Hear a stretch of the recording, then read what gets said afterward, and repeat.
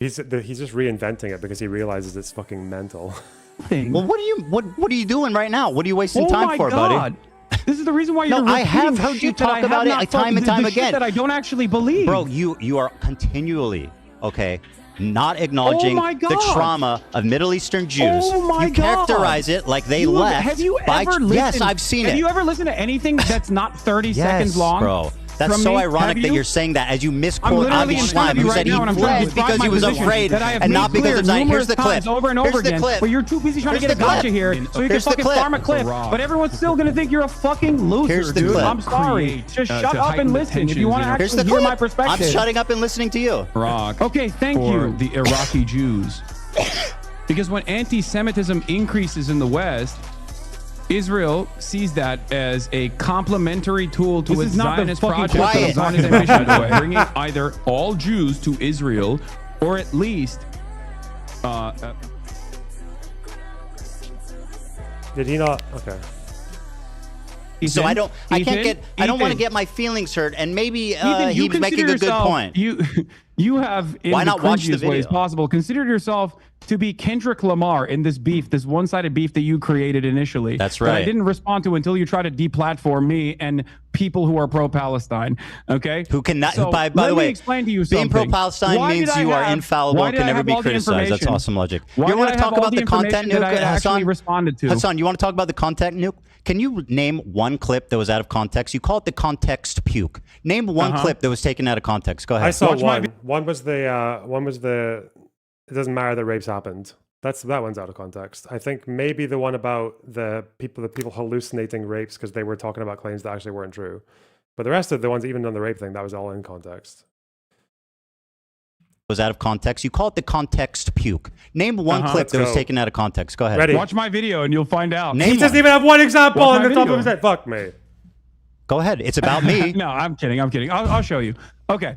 So one of the best examples that we were initially going to get to, and then we went on a long drawn out sequence over what's out of context sexual assaults, is that one of the clips that you used,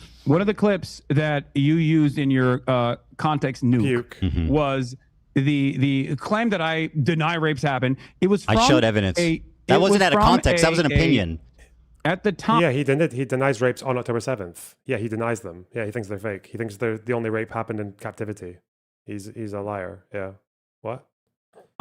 At the time, that thing that you clipped, were me being like, rapes happening do not change the dynamic for me, clip, which was about. We talked about this, bro. Can we please talk about something else? It's exhausting. That argument, quite literally, why are we going over this again? Defending the likelihood of rapes happening, Ethan. I want to do you feel like that was an appropriate way to show that I was a rape denier? Bro, it literally wasn't out of context. What else do you have? I showed. Do you feel like? Wait, what do you mean? You can't just say that wasn't out of context. How was it out of context? How was it out of context? Because that was an argument that I was having with a chatter who was saying, "Why don't you deny that rapes have happened?" And I was saying there is a likelihood that they might have happened because rapes are actually. What about all the other ones? Yeah, he thinks there's a high likelihood, but just there's no hard evidence. That's a problem, though. That's retarded. We've had this discussion a million times, dude. If you think the evidence is not sufficient, then you deny most rapes that have happened in most wars in human history. That's it. Sorry. Whoop. Commonplace. Sexual assault is commonplace in conflicts in general. So without evidence, I am not going to immediately dismiss. But there was evidence. You just don't think it's good enough because you've invented your own standard, like a fucking frat cunt. What? Okay, so here forensics. Dig out the bodies. I can't believe he said dig out the bodies. Dig out the bodies and give them to a third party because that's fucking normal. That I was actually at that moment saying, I think I showed sufficient evidence, yes. But the video's an hour and 40 minutes long. It's very long. Wait, that's one example. That's one small. Was out of context. What else is out of context? Go on. Okay, great. All right. Let me give you the master list, okay? If you want to watch the context of it, we can also go through these videos as well, or you can just take my word for it, up to you. What do you want to do? You want to go through the videos one by one, or do you want to... Give me examples that was out of context. Okay. One of the other things that you've consistently done, aside from also the dude that you claimed was my fan, who now you admit wasn't my fan, that you falsely said was my fan. Jiminy fucking cricket. Okay, was the usage of the term inbred. I use inbred as a wait. What? Because I have that. Because I knew you were going to do this, and I have the clip pulled. Let's play it, and then you can play it. The Jewish KKK brigades out there, just a bunch of fucking inbred hicks. Imagine the most inbred white supremacist guy you can imagine. Okay, every week there was another fucking psychopathic settler, inbred fucking douchebag. Oh, these inbred fucking douchebags in the background, dude. The thing is, like, this would be fine. Like, I don't think people care about calling specific extremists from a country like inbreds, because whatever.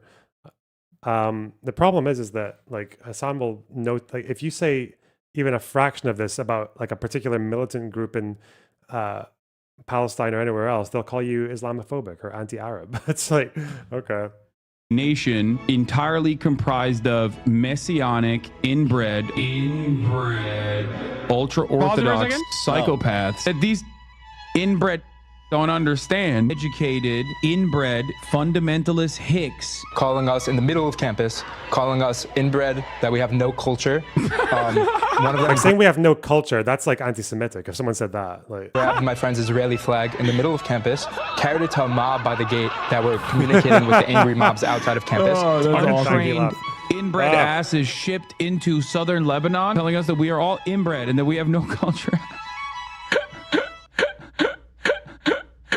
You want to? You gotta watch these clips too. Inbred, inbred. Happy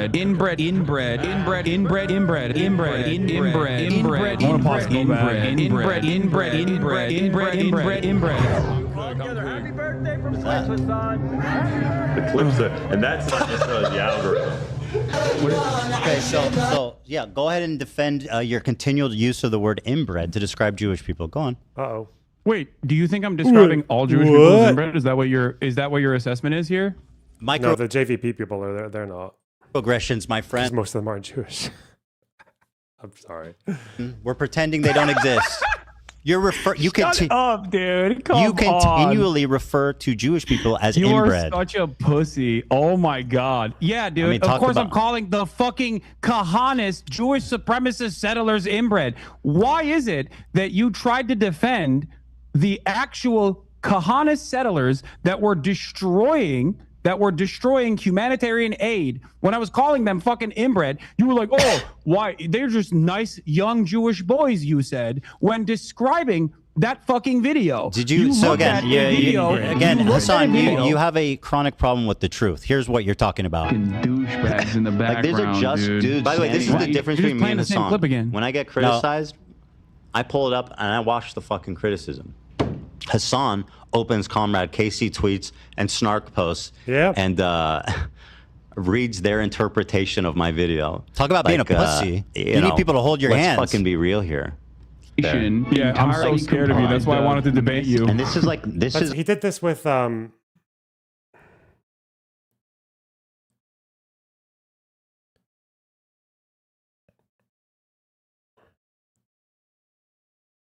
he did this with fucking with my tweets as well, because he's reading my tweet here. ISIS. Gilani saying institutions and diversity. They've actually been doing. He reads my tweet here, but then he immediately just goes to ISIS equivalents in the region have absolutely collaborated with the Israeli government. Oh yeah. And then he just goes down to he just goes down to the responses and just grabs from there. He's so incompetent. He can't do this by himself. And every time he does, every time he tries to like think on his feet about these issues, he just like fumbles and makes no sense.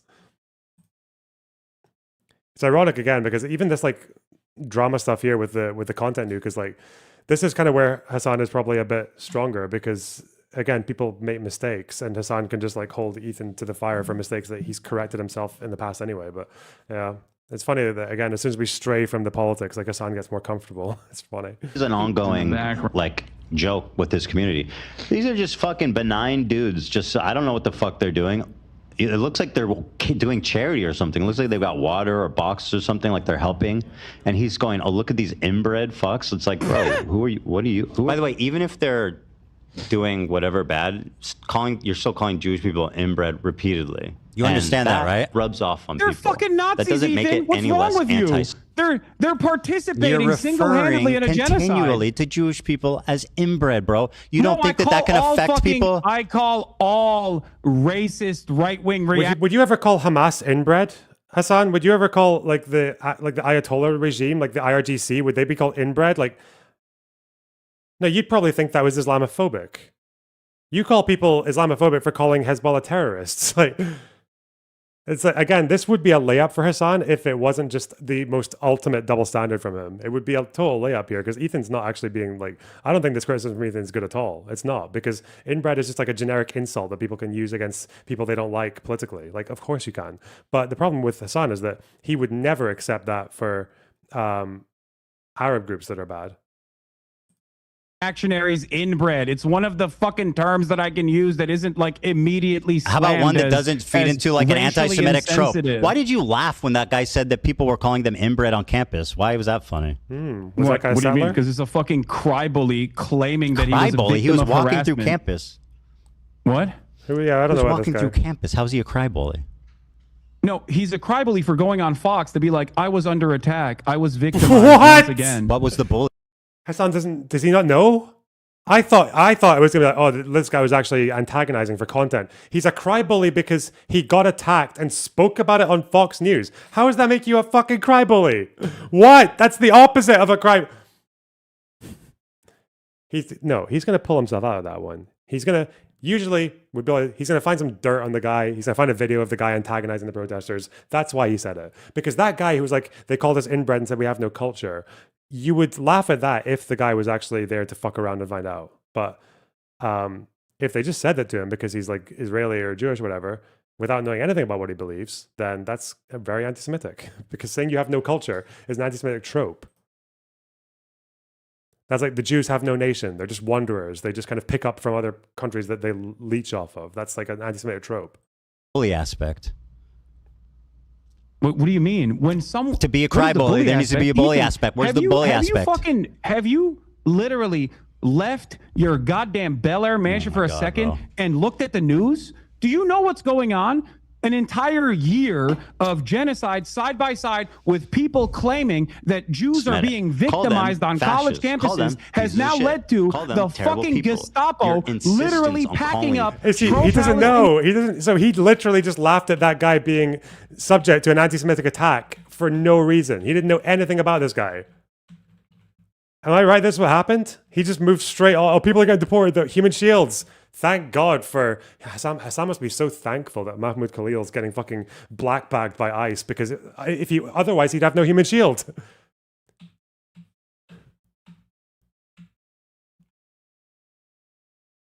Where is this clip? How long ago was it?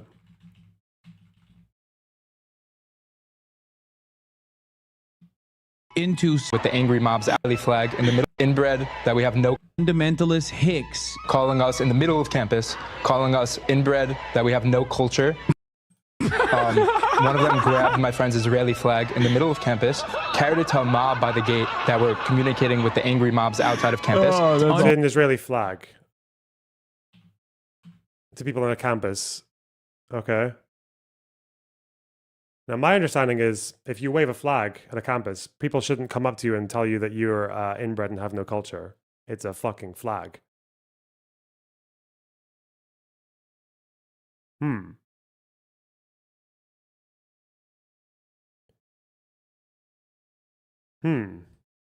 What campus? Apparently this was Yale. So this guy's a crybully because he went on Fox to talk about getting attacked.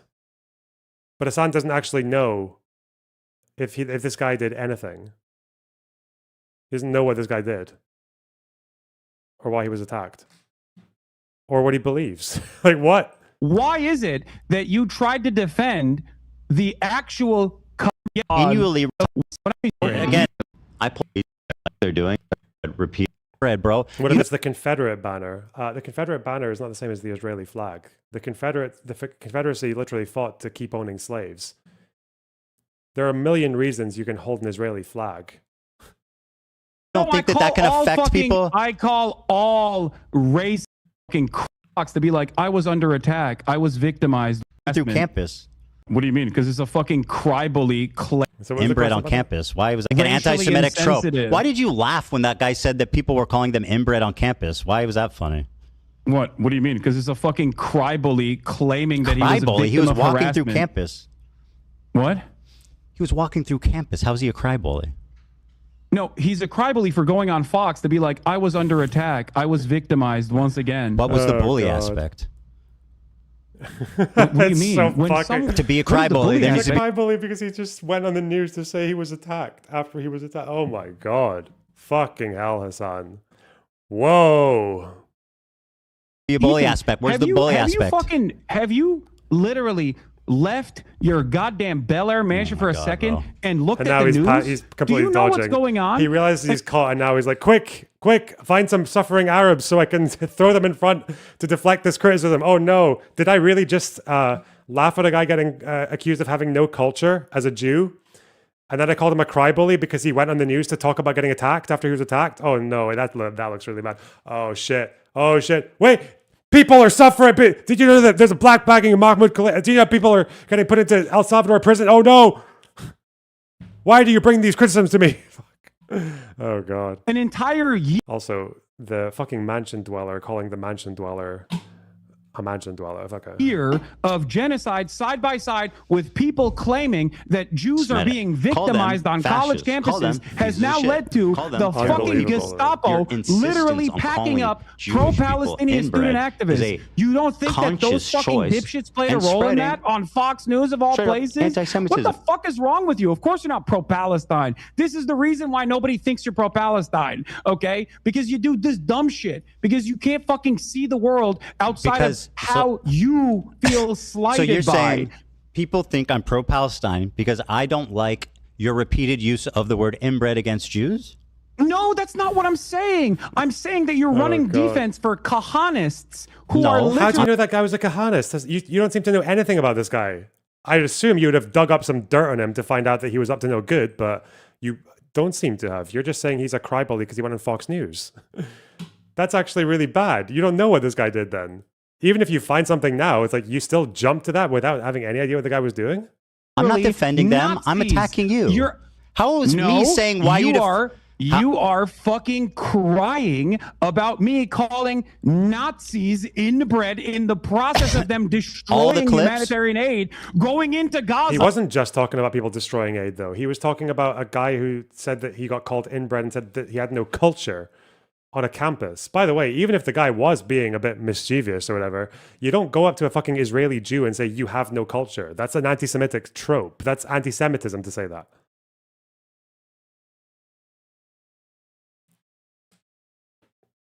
The student was destroying aid. Oh, maybe he was destroying the fucking Yale protesters' Five Guys deliveries. I don't know. Maybe they were doing that. Yeah. all the clips. And then you're going, they look like kind boys. Yeah, I took it back they immediately. look like nice boys that were just holding the humanitarian aid. How do you assume that people I literally won't see took that it and go, back what immediately. the fuck is wrong with you? I admit I was wrong and took it back immediately when I learned the context. Do you know how that Oh works? my God, there's have a you lot ever, more. Do you want to keep going? Have you piece by ever? piece? No, it's fucking boring. Now it's boring. Because I went Oh. because you're a chronic liar. Well, I this went is- back. Maybe I wasn't afraid of the context nuke. Okay, I went back. Maybe I wasn't afraid of it, but See, I was this- worried that you were Context going to puke. fucking clip shit out of context and keep chirping to your audience This and lie con- to them. And now you can't lie to them. And all of a sudden, lo and behold, half of the fucking shit that we've talked All right, about, here, you let's do this. backtracked on. Maybe that's the reason why people think you're fucking pro-Israel at a time when you say that they're doing a genocide. You said that the Houthi Luffy was not a pirate. He's not. Or I'm sorry, not Houthi affiliated. He's not. But even if he was, I wouldn't care. I hope you understand that. Because that's I do rewriting not history. think- Yeah. I'm gonna say this No, very no, clearly it's not that to you cared, it's that I'm gonna you say this fucking very glazed clearly them to up. you right now, 10 toes down. Are you ready for this? Go ahead. I believe what the Houthis are doing in terms of stopping Israel doing a genocide to Excuse me, what are they doing to stop Israel's genocide again? They're doing fuck all. That's what they're doing. They're kidnapping Filipino sailors and blowing up random ships because they think they might have some connection to Israel. Just so you know, unless Houthis have really good intel, which they apparently fucking don't, you can't just go onto a website and be like, oh, this ship is like flagged at like Israel or the whatever, United Kingdom, Germany, US, or whatever other country we hold equally accountable. Because ships change ownership all the fucking time. They change the flagging, they change their like registration country. They change this constantly, which is why sometimes they've attacked these ships because they thought one was British, but actually it had changed like 5 months earlier. So they're just indiscriminately attacking ships. That's what they're doing. And just hoping they get lucky. To implement a blockade on the Red Sea is a good thing. 10 toes fucking down. They are on the morally right side. Don't you also think they're on the morally right side? What have they done? You're supposed to. Hold on. You're saying that it's a genocide. What have they done? What the fuck are they supposed to do? They hijacked a boat that had nothing to do with Israel. Like fucking That's bravo. not true. That's not true. Really? What was that? What did it have to do with Israel? It was one of the co-owners was Israeli, even though the company was British. How does that even work? Like an one Israeli taxpayer is going to kidnap a bunch of Filipinos to hurt one Israeli taxpayer. Literally owned by an Israeli. It was partially owned. Island. Is a big multi-conglomerate company that was partially owned by an Israeli. Yes. It was bound for fucking This is unbelievable that he's still defending this. This is so fucking dense. Oh God. For Turkey from matter. India. What do you mean? There was what do they you think kidnapped BDS 5 is, dude? What do you think totally BDS unrelated Filipino fucking prisoners and kept owned by an them Israeli, prisoners by for the a way, year. in your fucking video. Are you going to take that back too now? Now you admit that you were wrong on that Take part what too? back? I didn't hear Wow, you. what are we on? 4? 5? How many points have you actually backtracked I don't know on I don't know what you're accusing me of. What was I wrong about? You said in your video that it had nothing to do with Israel. You claimed that it wasn't owned by an Israeli owned by an Israeli guy? You were wrong. Hey, it's not. What does Hasan think a conglomerate is? Sorry, hang on.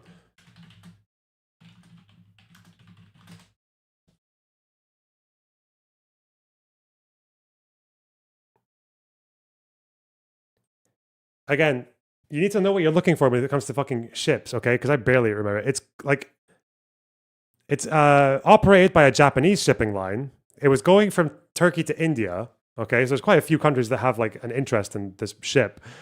Owned by Galaxy Maritime Limited, which is registered in the Isle of Man, which is owned by Ray Car Carriers, which is co-owned by Abraham Ungar.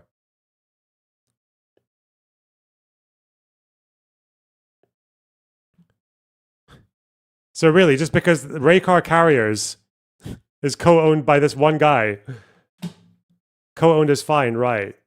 No, you fucking moron.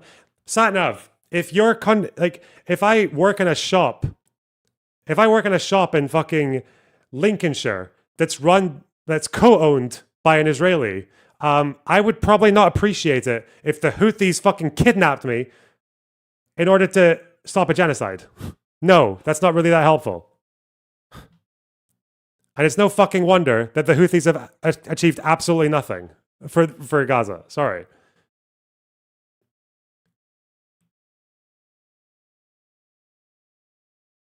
It's like literally doing the one drop rule to a ship. It's so stupid. Oh God. Partially owned by an Israeli guy?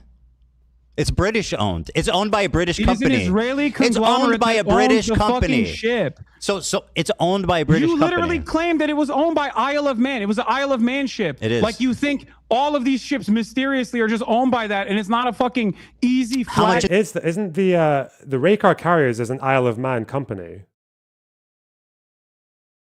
Also, they're just leasing out the ship. Like they're not the one. Like, do you know how many parties are involved when it comes to like a ship moving cargo from? It's the companies that put stuff onto the ship. It's the country that takes the ship from one country to the other. Neither of which was Israel. Holy shit! Fuck.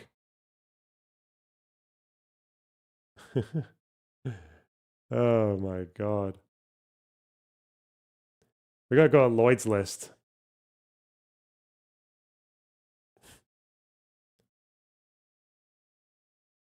Fuck me.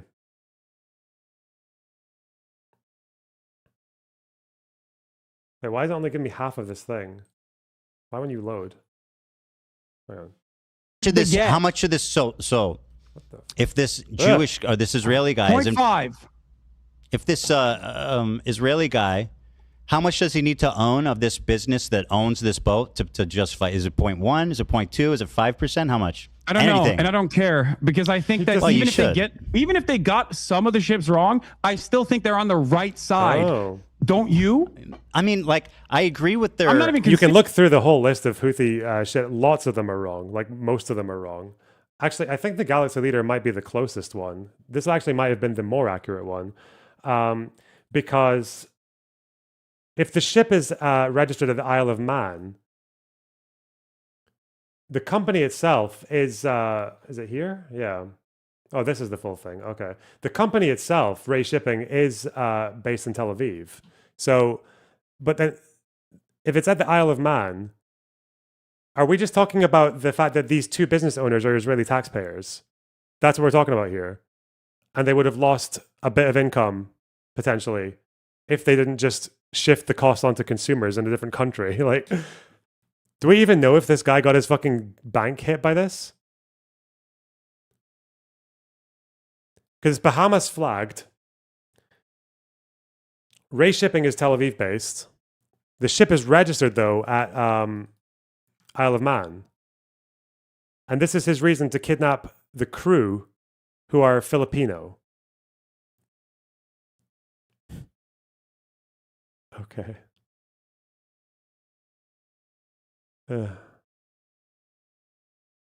Fascinating.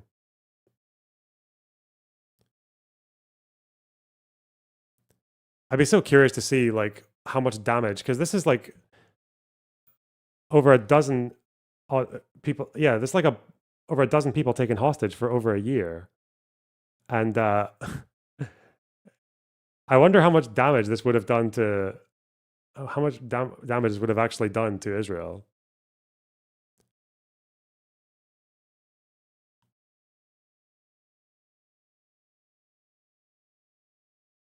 God. On that front, by the way, because I do think that once again that was owned by an Israeli conglomerate. No, it wasn't. That's an outright lie. You're lying. It's not owned by an Israeli conglomerate. You're fucking lying. That's an outright pathetic lie. And you're basically running defense for a terrorist organization. Now, do I defend? It was flagged at the Bahamas, although flagging doesn't really mean all that much, I think.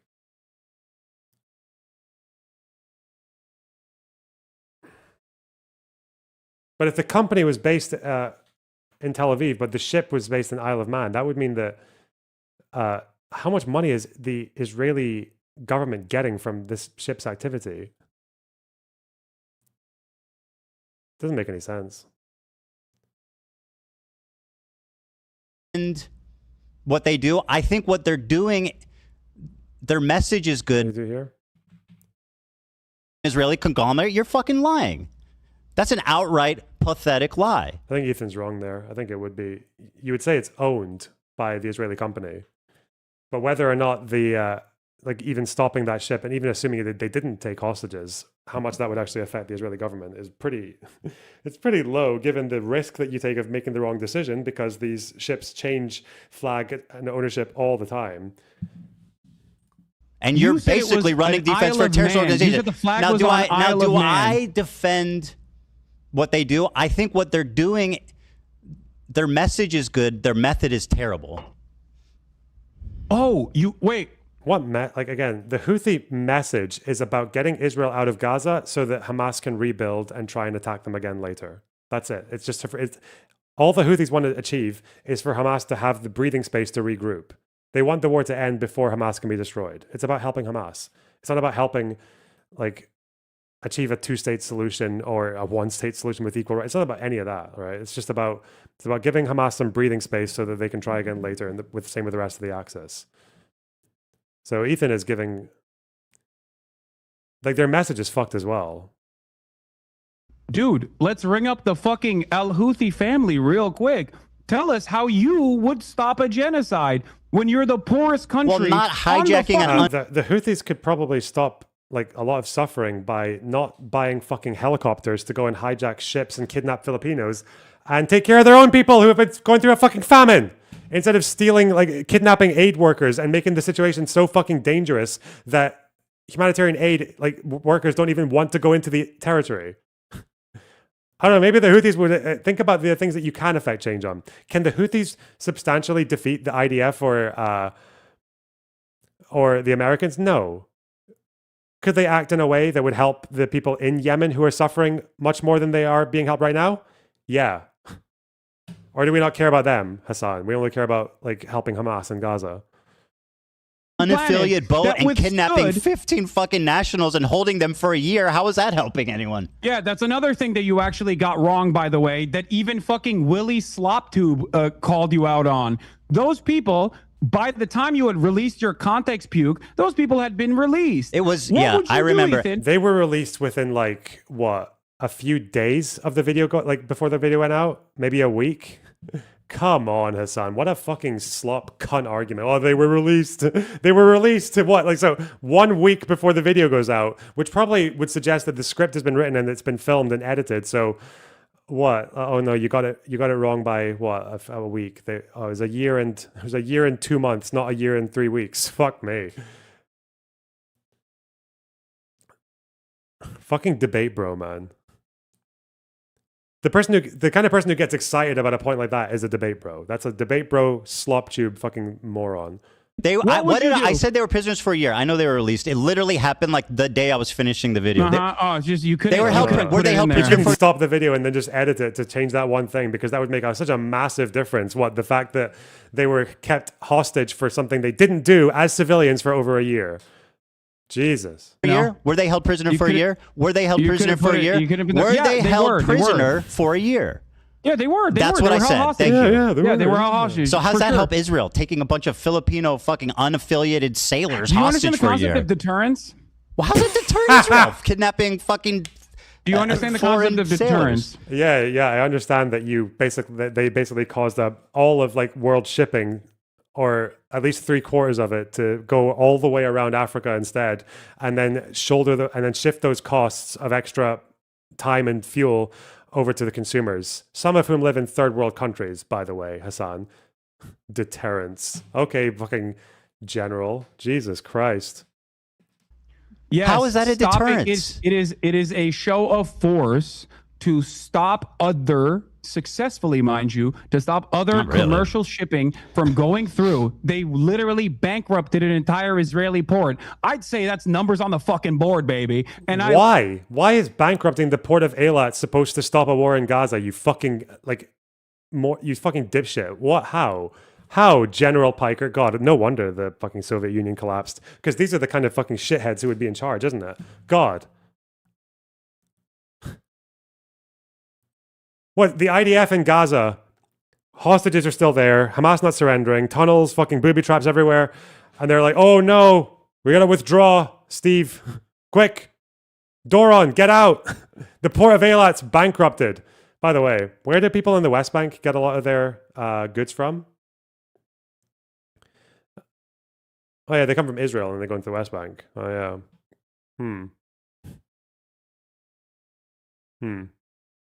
Uh-oh. Oh no. A show of force. Meanwhile, the Houthis are just sitting there like, yes, we fired 20 drones at the American ships. And America's like, yeah, we intercepted all of them. Sorry. Show of force. Bro, the Houthis could feed their own people. They need to take care of their own people. They could actually do that and achieve something, rather than bankrupt the port of Eilat. I'm sure the Gazans are sitting there like, yay, port of Eilat's bankrupt. Ooh. like I said, 10 toes down, support that initiative. Because if you believe it's a genocide, what the fuck are they supposed to do? Should they allow their coastline to continue having commerce as though nothing is going on? Actually, yes. I don't like what's happening between Russia and Ukraine. That doesn't mean I get to just go into the North Sea and kidnap a bunch of fucking Norwegian sailors.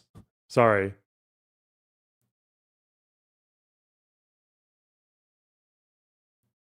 Because there's a Russian making money off of one of the ships. Like, what the fuck? No, there are better things that you can do. Sorry, it's international water. Yes. It affects, you're literally hurting poor people all around the fucking world by increasing costs of goods, which did happen, by the way.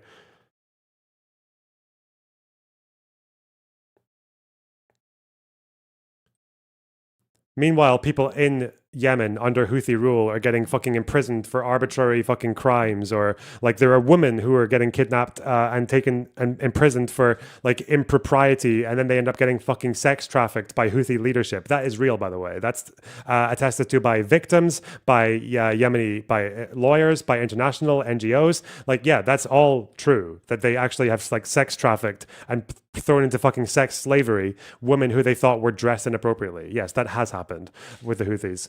They also kidnap fucking migrants from Ethiopia who are trying to get to Saudi Arabia, and they conscript them and force them to go to the front lines. Like, and they take child soldiers, people who are not even like teenagers, but like 14, 13, 12 and lower, and send them into the fucking front lines. They put them in the military frequently, and they put their pictures up all over Sana. Yeah, the Houthis could probably deal with that rather than kidnapping Filipinos. You know, life gives you a hand, life gives you some fucking resources. You figure out what you can, the best you can do with them. I know it's less entertaining for this fucking frat boy general dipshit, but it's probably better for like maximizing the well-being of Arabs as much as you can in the region. Yeah, maybe release some of the fucking UN aid workers that they've kidnapped. Up there in Palestine, where Israel is doing a genocide in Palestine, how do you think the Yemeni population should have responded to the Israeli genocide? Should they have sat back and just Yemeni let it is happen? not Houthi, by the way. And also, they can't say, obviously, they fucking can't say from the river to the sea, Palestine, because that scares you, Ethan. So obviously, they can't do that either. So scares. I mean, it doesn't. It's what Norman Finkelstein said. How can people be pro-Palestine in a way that you think is appropriate? Where your example is hijacking an unaffiliated. Why is Hasan acting as if like Palestine is the only Arab group that needs help? It's so stupid. And kidnapping 15 sailors? Not unaffiliated. It's not unaffiliated. But even if it was unaffiliated, as I've said already, you'd have still supported it. Was unaffiliated. Again, most of the ships were unaffiliated, by the way, because Houthi intel, not great, and ships change ownership quite a lot. That wasn't unaffiliated. You lied about that, and you recognize that you lied about that for the record. Okay. But if it was, people can look into it. It wasn't. Even if it. Even Why if did it was they didn't need to kidnap random people. That's like terrorist shit. Why are they kidnapping random unaffiliated sailors? How are you defending Ethan, that? You know what's You're defending them kidnapping these unrelated foreign sailors? You know what's terrorist shit? Israel fucking blowing up a humanitarian aid When did flotilla. I defend that? Pivot. Oh God, he's got Hasan in his head. Thank God that flotilla got struck. Yeah, thank God that flotilla got attacked. And no one got fucking injured or died or anything. Thank God that happened, so I can hold up that flotilla. To please, I can hold up that flotilla, because now I can divert from the fact that the Houthis kidnapped a bunch of fucking civilians for no reason. 1,002. No, I'm not saying you're defending that. I'm just explaining to you what actual terrorism looks like. Well, you are defending terrorism, as though. Of this conversation and taking place, you've done it many Israel times last during this night conversation. Literally drone striked a fucking humanitarian aid ship that was headed for Gaza off the coastline of Malta. That's real fucking terrorism. What the Houthis are doing, on the other hand, is resistance. Wait, why is that? So this is terrorism, but the Houthis literally bombed ships that had nothing to do with Israel. So what? They literally did the same thing that you're screeching about, Hasan. If we're going to say, oh, well, they released the hostages after a year, well, I don't think anyone on this boat fucking died or got hurt. Like, so I guess this is like the same as what the Houthis do, but why are you so upset about this, but not about what the Houthis did to unaffiliated ships? And it's not only moral, but it's just very good. Actual fucking, it's so like just knuckle dragging shit for brains fucking logic. Oh God. Right, you're so righteous. If justice is served, do you think that the Filipino hostages who were held there for a year agree that that was an awesome, that was an awesome act of resistance? Not. Probably not. Right? Probably not. Can you explain to me what you would do? But it's a sacrifice we're willing to make. What would you do? I think Ethan, don't concede this. I think he will, because he said that thing earlier about the message. But well, first of all, I think that like there's something to be said for stopping the cargo in that strait, but they're doing it insanely. No, there's not. Why? What the fuck? Do you know how many countries use the Red Sea? It's international waters. Fucking stupid. They're stopping unaffiliated ships and they're kidnapping unaffiliated people. How is that good? They're doing it bad. It's not an unaffiliated ship, by the way. But even then, you won't explain how it's affiliated. You said it's owned by an Israeli conglomerate. That is an outright lie. Hold on, you're doing disinformation right now. It was not owned by an Israeli conglomerate. You said that. Yes, it was a lie. Are they going to look this up? Galaxy Leader is a vehicle carrier that was owned by a British company, operated by a company connected. It was connected. It wasn't even. He didn't even own it. It was connected to an Israeli businessman. It was co-owned by a business that this Israeli guy was involved. Is that why have I got something different here? Is this because these ships change ownership all the time? Is that why? The registered owner of the ship is Galaxy Maritime, which is registered in the Isle of Man. But they're talking about ultimate ownership, which is Raycar Carriers. But Raycar Carriers... Oh, God. Okay. If anyone works in maritime, I might need help. If it works the same way as other corporations, then Raycar Carriers, which owns Galaxy Maritime would be the one that owns the ship then. And they're Isle of Man. So yeah, really, it's just the money. It's just the tax. It's the connection here to Israel is the fact that this businessman, Abraham Ungar, is an Israeli taxpayer. That's it. And we don't even know.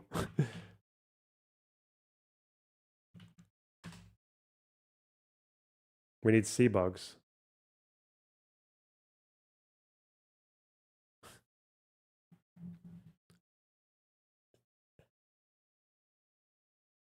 Involved in. Yeah, co-owned by Abraham Ungar. So what? You know his name. What do you mean? It's co-owned by an Israeli. What are we talking about? No, it's co-owned by a company that has an Israeli dude affiliated with it. Well, you asked me how it's connected. It's owned by a British company. You asked me how it's connected. I'm telling you how it's connected. Well, you're lying. And now you don't like that connection. No, you're lying. That's what I don't like. What do you? I'm not lying. The ship info is readily available, Ethan. Yeah, I agree. You know what I mean? It doesn't matter anyway. The problem for me, really, it doesn't. Oh, it doesn't matter. Well, okay, so that's the point number 5 that you also. It should be that it doesn't matter. Even if it was co-owned, even if it's an Israeli ship going to Israel, you don't get to attack random fucking civilian sailors because you don't like the outcome of a war that's happening between Israel and Gaza, especially if you're a non-state actor. It's not your responsibility. Especially when you are overseeing a civilian population that's suffering in large part because of your actions. Presented falsely on your context puke. The problem is more the kidnapped sailors. I just don't understand you can justify kidnapping a bunch of unaffiliated sailors. I don't, Ethan. You are. You go. Ethan, have you ever heard of Deterrent? Yeah, walk with me through this carefully. Yeah, please explain to me how it's justifiable to kidnap 15 sailors. What would you do? Ethan, what would you do? You have a better way to do it, I think. We're going to figure it out. Well, like I said, you can do it without kidnapping unaffiliated, holding them for a year. There were militancy, resistance, okay, that cut off supply lines, okay? Supply lines for the Nazis or even... Nazi supply lines. Nazi supply lines. This is them destroying fucking train tracks. By the way, trains that are being used to either ship weapons or worse, to ship Jews to fucking gas chambers. This was a ship that was going from Turkey to India to bring goods from however many countries that were in Turkey to send those goods towards India. Sometimes supply lines that actually impacted the civilians, okay? Impact the civilians. Do you feel like that kind of resistance was unwarranted? It's completely irrelevant. Why did they hold them for a year? I don't know. Okay, because they're terrorists. I don't know. It's a deterrence. Because they're terrorists. Yeah, they're terrorists. They kidnap innocent civilians. Are they? So the Filipino guys? The people that are resisting against the Israeli genocide that you call a genocide are actually terrorists because you don't agree with kidnapping their innocents fucking methods. But you have no way. Kidnapping innocents. No alternative. You have no alternative. That's not true. I say just don't kidnap innocent people. Around. Nothing else. It's easy. Just don't kidnap innocent people. They could have done that, right? They could have taken the boat. They could have commandeered the boat and not kidnapped people, right? Oh, is that possible? Okay, why is he laughing at that? Do you think that warrants the standard of saying that one of the only groups that is doing militancy against and resisting against Israel's genocide, which they stopped, by the way. They literally stopped when Israel actually followed through on a ceasefire. If they were just, you know, erroneously and randomly fucking trying to claim ships because they're pirates, they want to live the pirate life, then obviously they wouldn't have stopped doing that, don't you think? And they only started their blockade after Israel started starving Gaza again, and then that's also great. turned what does around. that have to do with innocent sailors? Ethan, I don't think you want to go down this route. Why is again? There's no critical thought. Why does Hasan just think like any military action is okay? Like why? He's just acting like, oh, because as long as you say it's against the genocide, even though it's not doing anything to stop the actions that you claim they're stopping, we still have to defend it. Why? Why? I'm ready. Kidnapping what do you mean? Innocent people is terrorism. Is Israel terrorist? Is the IDF terrorist? I mean, you could characterize it that way. Is the IDF terrorist? I mean, it's an army, so it's a different thing. It's like why is it a different thing? You think because terrorists are non-state actors, but okay. The Houthi movement doesn't have a standing army? They have an army. The Houthis are to like a hostile takeover of like a portion of Yemen. They're at odds with the government. It's different. They also own slaves, by the way. We're going to talk about the Ansar Allah movement's history. I'll say yeah. Israel, the IDF is terrorist. Yes, the IDF is terrorism. Hold on. Talk to me about how the Ansar Allah movement actually came to power without getting any notes from your Discord or anything like that. Explain to me the process in which Ansar Allah actually came to power. I don't know. What? I do not know. Oh, you don't know? Yeah, you should That's try saying that sometimes. Because in your video, you also used a lot of Saudi outlets to be like, these guys are actually doing slavery. Give me one. And it turned out that actually, give me the Saudi outlets. The videos that you used did not even suggest that it was Ansar Allah that was doing slavery in the fucking poorest country on the planet. Okay? The Houthis have slaves. That's not even contested. They weren't the ones that were doing the slavery according to your own fucking video, but you still used it. The Houthis have slaves. Is Hasan just like, okay, hang on. Let's see. Maybe he doesn't like Saudi reports. I don't know if like Yemeni NGOs, I don't know if they matter, like human rights organizations. There are entire documents about the Houthis engaging in practices that Hasan would easily consider slavery. Remember, bear in mind, Hasan thinks the American prison system is slavery, right? Because 13th Amendment or whatever the fuck. Look.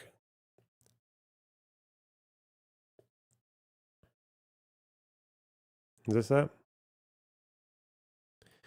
According to information gathered by Muwatana, the Ansar Allah Houthi group forcibly recruits African migrants and deploys them to the front lines of the conflict, exploiting their financial desperation. They promise to pay them, which often does not happen, or threaten them during their detention in Sada Governorate. So, forcibly conscripting refugees who are trying to flee to Saudi Arabia and sending them to the front lines, is that not a form of slavery? Like war slaves?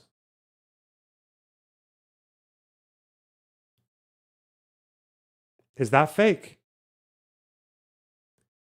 Are survivors and like Yemeni fucking lawyers and human rights organizations lying when they talk about women who get kidnapped and then fucking trafficked forcibly, sex trafficked amongst Houthi leaders?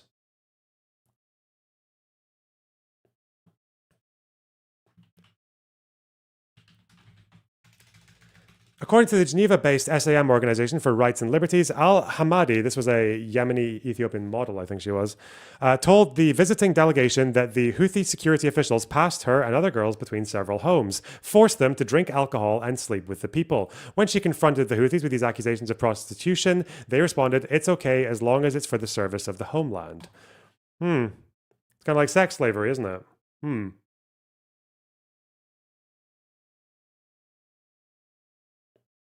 These are the guys Hasan supports and thinks they have good intentions to stop genocide. Okay, dude. They also support Assad. They're aligned with Assad because they're part of the Axis. Okay. Propaganda papers that at a time when Saudi Arabia was doing a fucking genocide. Wait, is Hasan not going to tell us how the Houthis came to power? Because they teamed up with the deposed president. That's what they did. The president who was deposed in the Arab Spring teamed up with the Houthis and launched a coup in Sana'a. But slaves and kidnapping innocents. It's just so unnecessary. What are you talking Just about? acknowledge dude? that they do terrible shit. The Saudi-backed government was the one that was actually doing slavery. No, well, if they did, then the Houthis also have slaves. That's just a statement of fact. No, the Houthis don't have shit. Okay, it's they don't have shit. They don't have slaves. They don't even have slaves. They don't even have food. Like, what are you talking about? That's not the point I'm making. They are the poorest country on the planet that just came out of a and how's that famine blockade, by the way, helping the country? Saudi Arabia. How is and the blockade UAE? helping the famine in Yemen?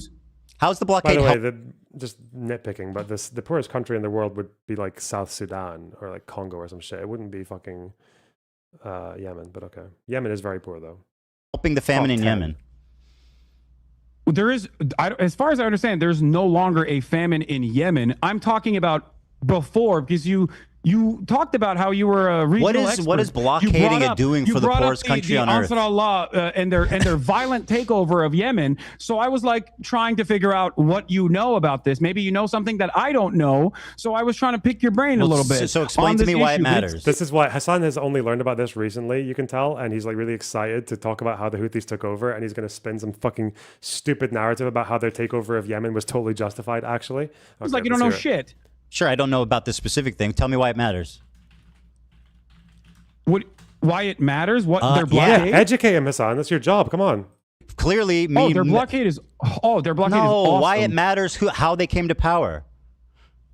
Oh, because you used Saudi newspapers in the time when Saudi Arabia, according to Human Rights Watch, Amnesty International, all fucking NGOs, was doing a Western-backed blockade that was killing hundreds of thousands of people. And the Houthis exacerbated it by stealing aid and kidnapping aid workers and making it so dangerous within their own territory that aid workers didn't want to go there anymore. By the way, the headlines that you used in your context cube were from Al Arabiya and numerous other outlets that had their own personal investment in vilifying the Ansar Allah movement. Having said that, of course, I also think that there are plenty to criticize about the Ansar Allah movement. I don't agree with everything that they're fucking doing, as I've said time and time again, like their banner, right? Their banner says "First the Jews," which you also presented in your video. Except, remember when you talked about Norm Finkelstein and how Norm Finkelstein doesn't agree with "From the River to the Sea"? You agree with kidnapping civilians? Can we play the clip of Norm Finkelstein talking about the curse the Jews and how what he thinks about that? Let's do that. Let's pull up the clip of Norm Finkelstein's thoughts. How is that relevant? These actions and the blockade against these. How is that relevant? You used him as a primary source earlier because you thought, he's not. Norman Finkelstein is not going to say that Houthis only hate Jews because they're so angered by Israel's actions. That would be if Norman Finkelstein says that, that's because he's never read what the Houthis actually put out. But okay, we'll see. A reputable guy, which he said something that I've said that I've been criticized for. What does that have to do with every other take he's taken? It doesn't mean that I support that, like, we're aligned with every other take in the world. Dan, can you play this clip real quick? Sorry, this is 50 seconds. It's irrelevant. I passed it along. It's totally irrelevant. What do you mean it's irrelevant? Because who gives a fuck what he said about it? Wait, what do you mean? You want to talk about his, listen, you used his perspective on From the River to the Sea to imply that he agrees with you. He does. I want to see if you agree with him on this. Just play it. All right, I'll play it. Thank you. So here, I'm going to play it, okay? And then when this is done, let's move on to something I know we both want to talk about. You claimed, I'm going to play it. I just want to set this up. You claimed that the worst thing I said in the context, puke, is that I wrongfully portrayed Jewish people fleeing from their countries. Wait, Hasan didn't tell us. Hasan's not telling us how the Houthis came to power. Why? Why not? Okay. And I denied the Nakba somehow, which is crazy. So let's talk about that after this clip. Okay, perfect. Yeah, perfect. The Houthis, and by the way, you're not going to scare us. You're not going to. I'll just say up front, we can end on that point. You know. Oh, I can keep going all day sure if you want to. Yeah, I know. No one sent the squirrel tweet. I know you go to bed tonight in a cool race car bed, but I have family. Okay, kids. no, that's fine. Grumble. Why are you thinking about what my bedroom looks like? It's kind of weird, man. Yeah. No, you're right. You fucking badass fucking sports car bed. It's a meme. Very odd. Here it is. As long as the people in Gaza are subjected to a genocide, we won't stop. Do you know all the praise that's given to the Danish government because it helped evacuate Jews during World War II? But is there a case where a totally distant people did that for the people of Gaza? If I were to give a Nobel Peace Prize, I would divide it between three. South African delegation. Such a Number fucking two, psycho, man. those doctors who volunteered good, to go to Gaza, the Doctors Without Borders and others. Okay, agree. One doctor, he was Palestinian. Why don't you leave? Because he had the option. He was able to go. He said, I didn't go to medical school for 30 years to abandon my people. He was killed. And the third, it's the Houthis. If genocide is a Nobel Peace Prize for people who do actually kidnap and make sex slaves or fucking war slaves out of their own people or out of Ethiopian migrants. The Houthis, who prioritize dumb fuck useless attacks on Israel and on the Red Sea that don't achieve anything for Gazans and just divert resources away from their own people, who are still actually suffering from hunger and malnutrition, by the way. The Houthis who kidnap aid workers and make the place so dangerous for aid workers that no one wants to go and deliver aid to people who need it desperately and we're dying of famine. Yeah, those guys, Nobel Peace Prize. Because they stole a ship. Okay. Because they bankrupted a port. Wow. They bankrupted a port, guys. Woo. Get them. the crime of crimes. The Houthis are the hero of heroes. Yeah, I mean, the first two examples, I definitely agree. I think it's psychotic to give the Houthis a peace prize. That's nuts. Of just ignoring context like Hasan does. Hey, thanks for the €10, Patty P. Really appreciate that. Oh. Why? Because what the fuck have they done for peace other than kidnap innocent civilians? What have they done for their own populace? This is, as you said, the poorest country on earth. Port. That is what a are they doing direct for material. peace? The Houthis have. What does this have to do with the river to the sea? Material consequences for Israel as it has implemented a genocide. All right, let's give them a peace prize. Whatever, I don't care. Let's give them a peace prize. I think they deserve it. Yes, absolutely, without a doubt. Yeah, they deserve a peace prize if your first principle is hurting Israel. That's it. But it's not even your first principle, but your only one. Your only principle. If you want to help Gazans, well, fuck, what did they do to help Gaza? Nothing. What did they do to help their own people? Nothing. The Houthis have kept the last Yemeni Jew in prison since 2016. Didn't know that. Okay, I'll look it up. I don't believe you. Or I just wouldn't verify without chat. Wait, also, don't ask the unaffiliated prisoners who were held for a year, though, if they do. No, I don't. I think you're missing the broader point here. You're missing the forest of the trees. Right. Here, I'll give you a great example of this, by the way, because you spent a lot of time being like, the Houthis are bad. They're homophobic. I'm like, I'm sure they are. Holy shit. They are, also, Dan, it keeps switching back to me on my end. Sorry. Let's talk about the issue of the Nakba and stuff. Okay. Hold on. I know you keep saying, "Oh, it doesn't matter. This is boring." Whenever you come across a it's irrelevant, you have to admit and is you wrong. just talk but and listen, talk and talk. It makes the video unwatchable. These are the Houthis. You said the Houthis are barbaric. They're homophobic. They hate women. All this shit, right? Broadly speaking, what do you think about the phrase "the ends justify the means"? No, I don't like that. No. I think you should probably think about moral means to achieve moral ends. Yeah. The thing is with military action, and Hasan will never think about this because he's a LARPer, fucking uncritical, low IQ, whatever. But the fact is that when you're taking military action, you have to think, what is the end and what are the means? And are the means moral? Is the end moral? How will the means achieve the end? For the Houthis, they don't seem to pass anything. So the means are engaging in a practice that will hurt civilians primarily. Either people who depend on goods that are shipped through the Red Sea to be a certain price, like people in the third world who don't want to see their prices go up. The companies, obviously, well, Hasan doesn't care about that. The civilians who are in the ships, who have to have their entire fucking, who are either going to get taken hostage or at risk of dying or like sinking in the sea or being kidnapped. It affects the people in Yemen because they're Houthis who are kind of like governing 2/3 of the people should probably be helping them, right? And they're not getting help because they're getting much needed resources diverted away from them. So the means are shit. They're useless. Well, all the ends are what? Bankrupt the port of Eilat. To do what? To stop the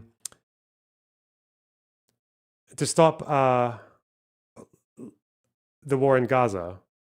But that's not really, it's not to stop the war, first of all. It's just to get a ceasefire. It's just to get a ceasefire that's long enough for Hamas to regroup and try again. It's not to end the conflict. It's just to buy Hamas some time. Could be 5 years, 10 years, but it's just to buy time.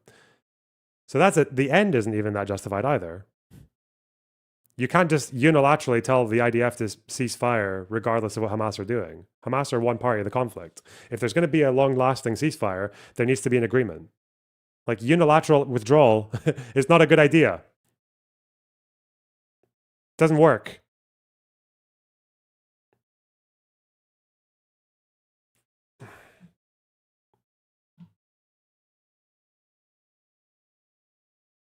So the Houthis don't really cross any threshold. They don't really meet any of the tests. They don't meet moral means. They don't meet a moral end. Shit. Right? And I'm sure a lot of that is correct. Of course it is. It is the fucking poorest nation on the planet. And all it is known is fucking death and destruction. This doesn't justify having that sort of opinion, of course, but it certainly understands, don't you think? Certainly is part of the point, part of the problem. Again, if you he's so naive. Hasan thinks that Houthis are mad at Jews just because they because of the suffering that they see Israel committing against Palestinians. If that's true, if it is all just born out of empathy for the suffering of Arabs, why do the Houthis support Assad? Why do they treat their own population, which is Arab, by the way? Why do they treat their own population the way that they do? Like, horribly. And the best possible way they hate Jews because they're anti-Semitic.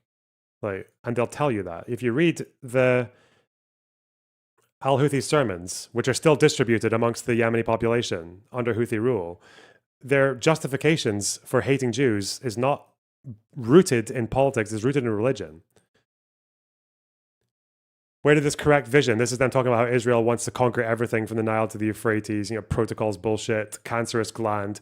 But it's true because of the Holy Quran. That's why they say, or at least the Ayatollah's understanding of the Quran. It's because of religious fundamentalism. That's like the root of their opinion. And they'll tell you that about Christians as well. They hate Christians as much as they hate Jews in a lot of ways. Yemeni Christians got fucked up by the Houthis as well. And Baha'is and whatever else. Probably get them to have a civil rights movement to give gays rights would probably be to stop fucking bombing them as Joe Biden did and as Donald Trump has done. Hey, they're only homophobic because they're getting bombed. Woohoo. Apart from all the countries that don't get bombed, they're still homophobic, even wealthy ones. Okay. Yeah, that wasn't my chief criticism. Man, again, my criticism is that they are kidnapping civilians. Yeah, I know. You don't like their methods, but you have no alternative method. I said just do it without kidnapping civilians, dude. It's not rocket science. Let's get back to the IDF. You said the IDF. That's a pretty cuck position, but okay, whatever. IDF is maybe not a terror organization, but the IDF is a terror organization. I didn't say that. Wrong. Through and through. Wrong. Again, a liar. Okay, so you think the IDF is a terror organization? I said yes. You believe the IDF is a terror? I think it's fair to characterize them that way. Okay. Your wife was in the IDF. Yeah. Do you believe your wife is a terrorist? Of course not. You have considered a 19-year-old Yemeni TikToker who is not even a part of the al-Houthi family with no Houthi al-Houthi family. What the fuck? Okay, brilliant. A person that says he stands with the Houthis, and I do too, a terrorist over and over again because he has a gun in the second highest gun ownership density per capita. He's in like full fucking military gear. I don't know what. Okay. And because he responded to a fucking Instagram. And because he said he's a soldier. Comment saying he's a soldier. A dude who doesn't even speak English. Let's watch this. It's translated from Arabic, bro. I don't what? Okay. Claiming that he was a terrorist over and over again. He is. His name is Rashid al-Haddad. He is not even a fucking Zaidi Shia. He's not even a part of the Houthi family. Let's watch the evidence. How naive to think that Houthis govern 2/3 of the Yemeni population. What the fuck? Okay. He's not part of the Houthi family. Are all is 2/3 of Yemen called Al Houthi? Fucking loser. He's such he's such an Orientalist. He doesn't think Arabs are real. But they're just this kind of concept that he fantasizes around. God. His last name would be Al Houthi, not Al Haddad. Okay. Let's watch the evidence. This person you have, He's not even made. You looked at a 19-year-old fucking teenager who's a TikToker, terrorist, in the poorest country on the planet, who's only known death and destruction, and spent countless fucking hours looking through whatever his social media was to be like, this guy is bad. Let's look at it. Yeah, of course he's fucked up. He lives in goddamn Yemen. Do you know what the bigotry of low expectations is? Bel-Air like you, dumbass. Do you know what the bigotry of low expectations? Even if that's all true, Hasan, you glaze him. You uncritically support everything he says and does. Like, but now you're saying he's fucked up. Okay. Expectations is? You're saying because he's poor, he hates Jewish people? Let's watch. Ready? No, let me show you. It's not because he's poor that he hates Jewish people. It's because he lives in fucking Yemen. And in that part of the world, the only thing that people see is the dangerous conflation. Why doesn't he hate Saudis, Hasan? He went to Saudi. Why doesn't he not hate Why doesn't he hate Saudis?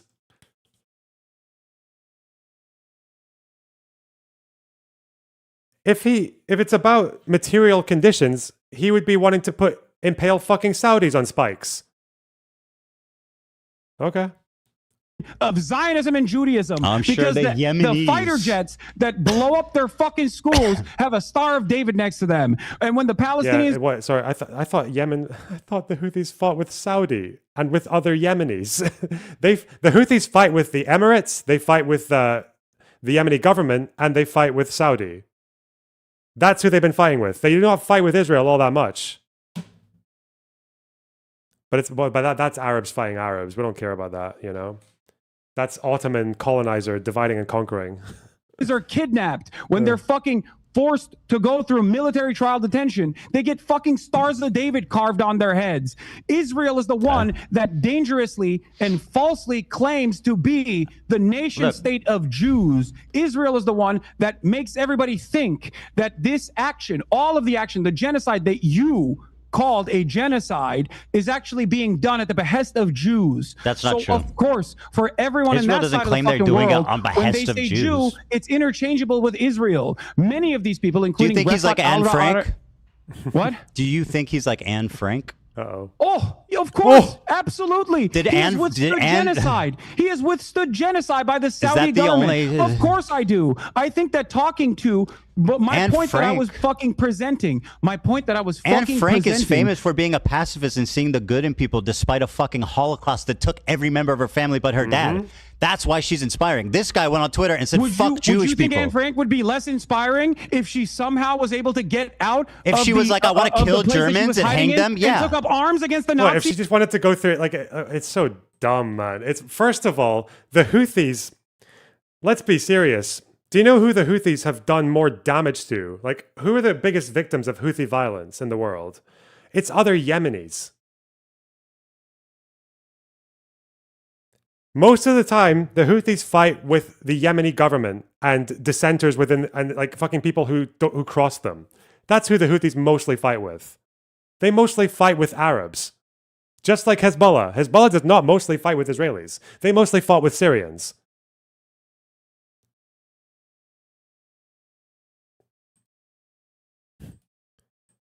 How fucking stupid is this person? He's actually insane. He's so dumb. I can totally, because you would just have to ask Hasan, okay, Houthis, who do they mostly kill? Who do they mostly fight with? They don't mostly fight with Israel. Like, what? Or he's saying what? Because they see Israel's actions and they get the Star of David planes bombing them. Again, I thought it was Saudis that were doing that. I thought it was Saudis, Emiratis, and the Yemeni government. But he's wrong about that as well. Fuck me. Would you he's say like he's flailing. It's like incoherent fucking flailing. This he's just getting mogged now. I'm sorry. Ethan doesn't even need to say anything. He just needs to say some really basic shit. Like, he's kidnapping civilians. What, Anne Frank? What, the pacifist? It would be like if Anne Frank set up, like, overthrew the fucking government of a Jewish country and started stealing aid from other Jews.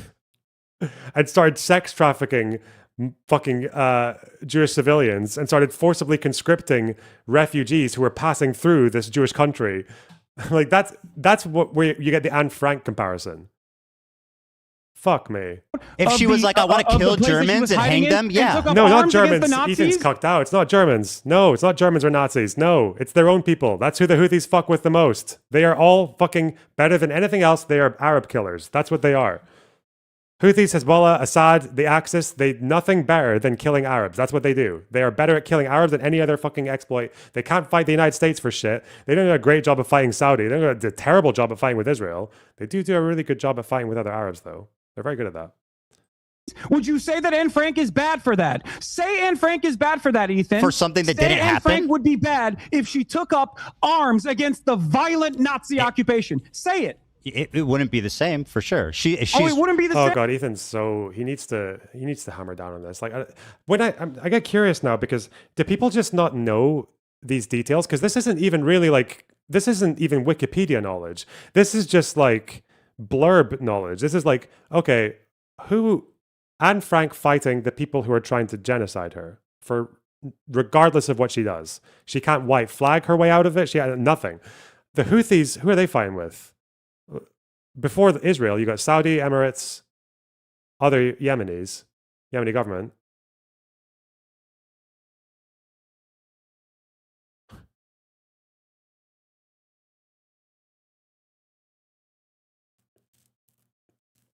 I don't get it.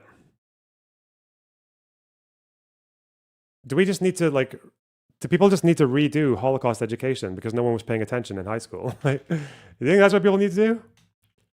Or we should, alongside Holocaust education, we should just compare it to current affairs just so people stop comparing it? I don't know.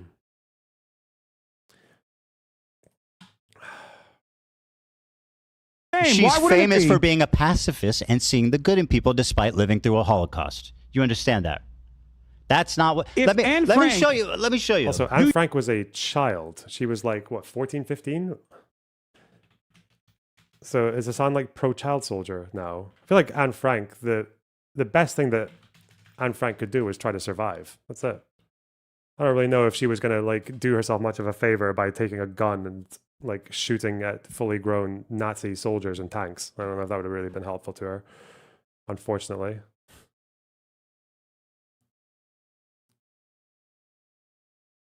Do you think that if Anne Frank... Do you think that if Anne Frank took up arms against the Nazi occupation, Israel you would isn't call her occupying a bad Yemen person? anyway? What? Yeah, they're not. Israel's not occupying Yemen. Israel isn't. But for every single country in this region, American imperialism is all... You say now it's Americans? I thought they hated Jews.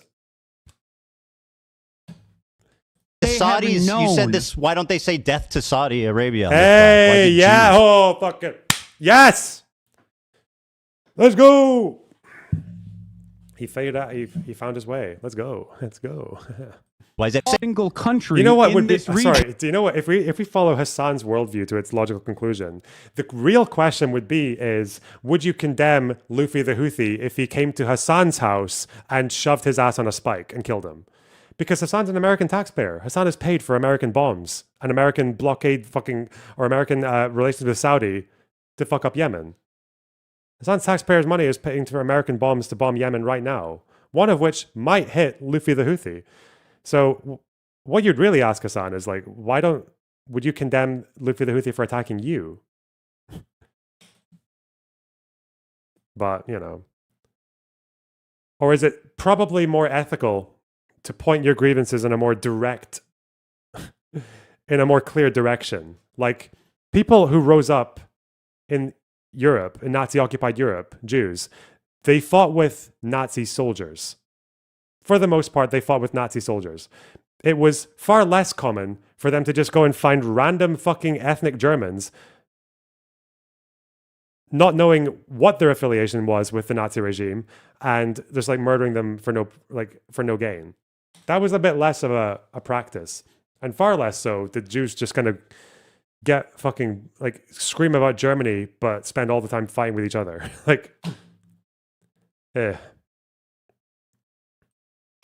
American Israel isn't. But for every single country in this region, American imperialism is You all say the they have Saudis. known. You said this. Why don't they say death to Saudi Arabia on their flag? Why is it Jews? Why is it damn because the they're directly Jews? fighting Saudi Arabia. Oh, but what I thought, are you talking you see about? the Star of David. Of But course they fight with hate Israel, Jews. though. They what about launch why rockets does their flag say death to fucking Israel and damn the Jews?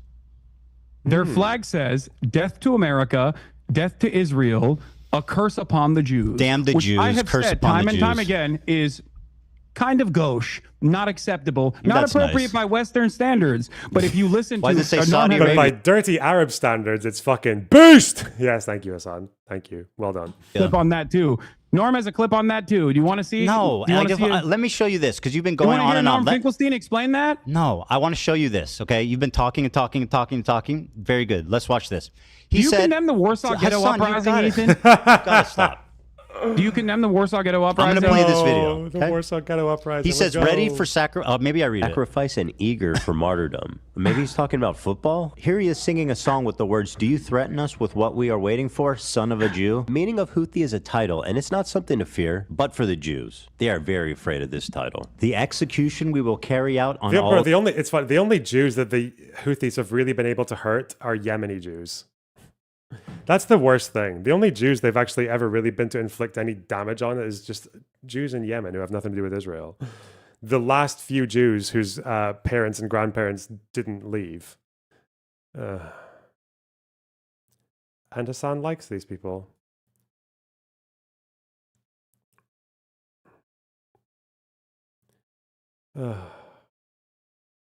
Like the Warsaw Ghetto Uprising, there were no German civilians, just combatants.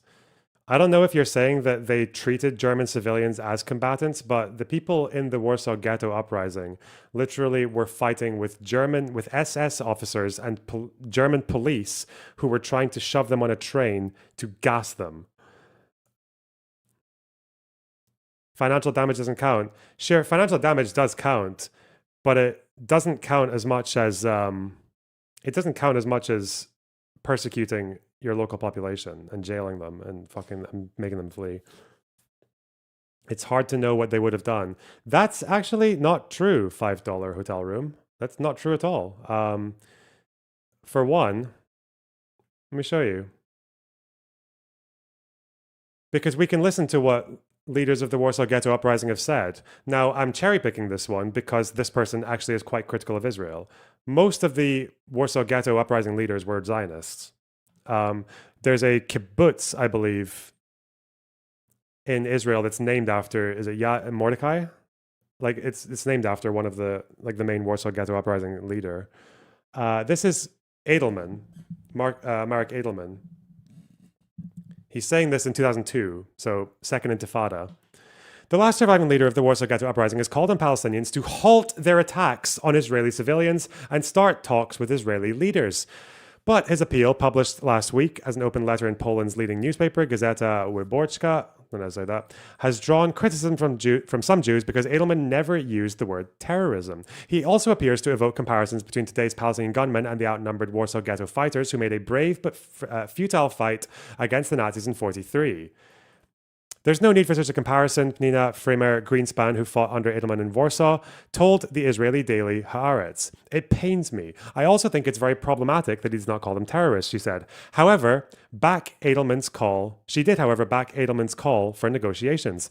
Edelman, 81, addressed his letter not to Palestinian politicians, but to all the commanders of Palestinian military, paramilitary, and guerrilla organizations, to all the soldiers in the Palestinian combatant organizations. My name is, so this is the guy who did compare his actions to, this is the one Warsaw Ghetto Uprising leader that we know that actually did compare Palestinians to himself. Now, my name is Mark Edelman. I am the former vice commander of the Jewish Fighting Organization. I am one of the leaders of the Warsaw Ghetto Uprising. He went on, establishing his credentials both as a Jew and as a guerrilla fighter. To some observers, Edelman appeared to fault the Palestinians on their tactics rather than their goals or their ideals. He recalled how, in 1943, we fought for the life of Jewish society in Warsaw. We fought solely for life, not for territory, and not for national identity. Our weapons were never aimed at a defenseless civilian population. We did not not kill women and children.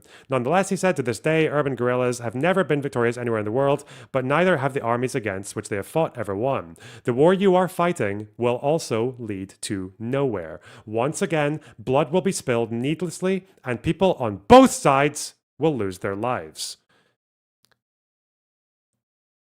Edelman obliquely criticized Palestinian use of suicide bombers, saying that the ghetto fighters never gambled with our lives. We never sent our soldiers to a certain death. After all, you only live once. A man must not take another's life. It is time for everyone to understand that. This is the one leader of the Warsaw Ghetto Uprising who actually did empathize with the Palestinian cause and wasn't like a full-on Zionist. And this is what he's saying.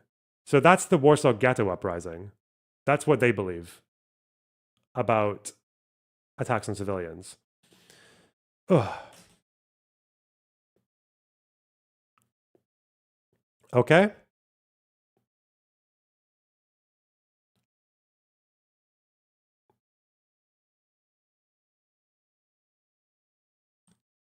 Not all violent resistance is the same.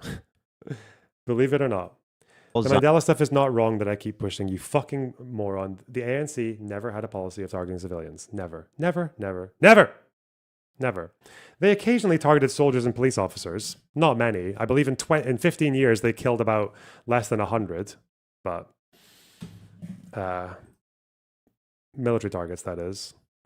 They supported the PLO. Yes, they supported the PLO after Arafat had recognized Israel and renounced terrorism. Okay, hang on. Receipts. Receipts! Arafat, UN, because these Mandela speeches supporting the PLO very vocally, they come from generally 1990s, right? 1990, 91, 92, 93. We agree with that? Arafat in 1988, the PLO decided to renounce terrorism in order to resolve the Israeli-Palestinian conflict. Oh, really? Mandela supporting the guys who renounced terrorism. Okay. Cope. Zionists, with the lovely depiction of a man impaled through his asshole and out of his mouth with a pike, or how Hasan likes to say it, a pike for a cut.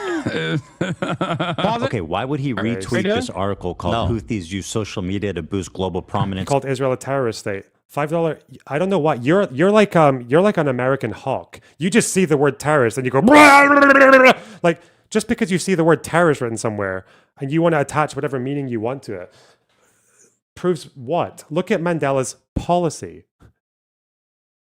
Mandela supported Israel's right to exist as a Jewish state.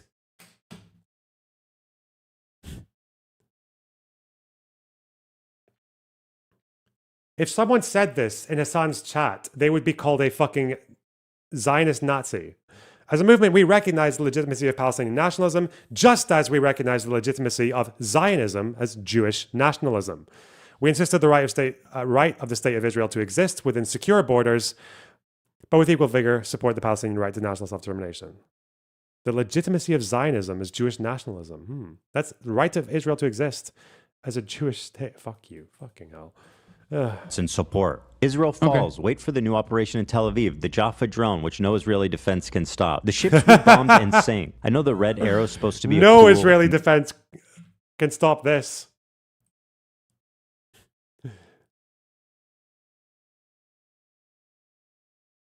Why would you gas people up like this? It's miserable. No Israeli defense can stop. The ships we bombed and sank. I know the red arrow is supposed to be a cool military Hamas thing. This is a butt plug. Just saying. To every Zionist, I will put this into your stomach. And let me state the obvious. Jew and Zionist is clearly interchangeable to this guy. Okay, but hating Jews doesn't make you a Houthi. Are you a soldier? Yes. Hey. That seems pretty definitive. Why did he say yes to "Are you a soldier"? Bro, he doesn't even fucking speak English. You're like, oh, he's a soldier. Wait, even if he doesn't know yes and no in English? Even if he is, I'm going to ask you a question very clearly and very deliberately. Yeah. Warsaw if Ghetto. Anne Frank, Just like Anne Frank, by the way. if Anne Frank lived, if we had the internet during the time of the Holocaust, and Anne Frank posted about this is what we're going to do to the Nazis, would your analysis of Anne Frank change even a little bit, even an iota? Yes, of course it would, because she's famous for being a pacifist, not tweeting out death to all Zionists. She's famous for seeing the good in people, not fucking tweeting out that we want to nuke Israel. What do you mean? That one, because I would not give a fuck. I would be loud and proud going, hey, that's what she said. That's what we're going to do to the Nazis. Fuck yeah, girl. So after watching that compilation, you still... That's an elephant. You shouldn't let Hasan get away with this. Like, it's not just that if Anne Frank said we're going to kill Nazis, that is not the same as the Houthis, who Israel is not trying to destroy Yemen. Like, Israel only attacks Yemen because the Houthis attack them. That's why Israel attacks the Houthis.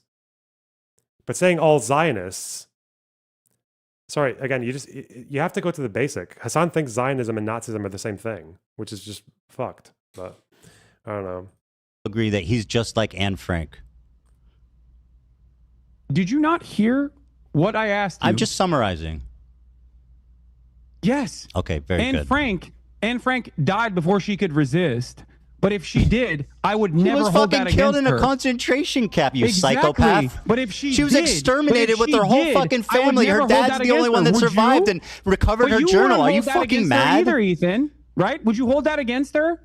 Would you hold that against? I wouldn't hold it against her, but she wouldn't be the same historical figure that said, despite my family. The question is rather if, let's say the war ends, or even before the war ends, but if Anne Frank's objective was to bypass the fucking German military so that they could go into Germany and just find some civilians, not even figure out whether or not they're pro-Nazi and just kill them, then that would probably make her a slightly different figure, yeah. But I don't know. Being killed in concentration camp and everyone being murdered, I'm still a pacifist that sees the good in people. What the fuck what's so confusing about that? Not kill Zionists, not nuke Israel, not a pike through Zionist assholes. I can't believe we're once again discussing the posts of a dude in Yemen who really like to do 19 that. fucking years old. Well, you said he's not a Houthi. I mean, you went on and on and on and on about how he's just some random fucking innocent kid that you platformed and glazed the fuck up, by the way. Which is, by the way, just terrible journalism. Like, you have KFC in Yemen? Is that the fucking best question you have for someone who's apparently surviving a genocide in Yemen, who's been with the crew of kidnapped hostages, who has apparently partied with the captains? That wasn't even correct. You say, is there KFC in Yemen? Are you fucking kidding me? Just insane. Here's some clips but hold that you on, haven't besides shown. being wrong, it's insanely incompetent. We're going clip for clip. We're going clip for clip. Can you please play this? It's from my subreddit. Sure. Give me a sec. Dan's got to pass it to me. Okay, after this, please, we got to move on to the Why did Mandela endorse the PFLP in 2006? I don't know, probably because he just changed his mind on everything he believed about targeting civilians. Yeah, actually, Mandela, he would have probably supported Hamas right now. What are you trying to say? What the fuck was the PFLP doing in 2006? The PFLP were fucking irrelevant in 2006. You're turning me into Hasan. Stop trying to act like Mandela can be compared. I don't know why people do this. It's like, I'm talking about the bulk of ANC policy, right? I'm talking about their targeting procedures. I'm talking about what they did after they found out that too many civilians were dying. I think, with landmines, I think they placed landmines in 1985. They killed 22 people, and they're like, whoa, that's too much. Whoa, back the fuck up. And then they stop using them 2 years later because they killed 21 people. And I'm looking at their policies and their practices, and you're like, oh, but they did a ceremony with the PFLP. Fuck off. You're such a retard. What a useless comparison. I'm talking about ANC policy, what they did, what they tried to avoid. The fact that they literally sent, how they dispatched fucking all the commanders out to the different units when too many civilians were dying in accidents or poor intel or anything else like that. And then when civilian deaths were going too high, their peak was at 70 people died in 86. And then they got rid of their political leader of the military wing. Then they fucked off then they got all the commanders to go all the way around the different units and got them to reaffirm ANC policy to stop them doing that. And then the year after, The death rates just plummet. It worked. And you're trying to lump these guys in with Palestinian militant groups who target civilians. I don't know why. Why do you do that? Why?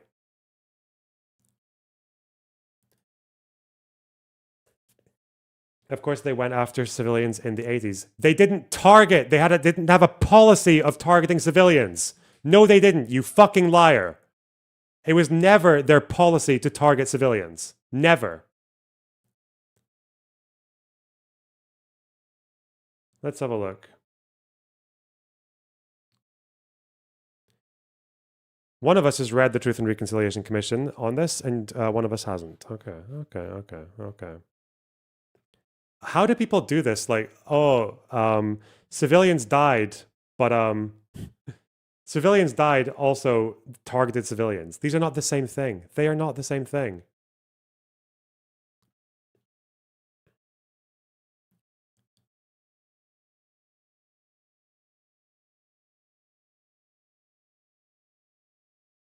Early signs that the ANC was concerned about the nature of certain attacks made by operatives emerged in late 1987.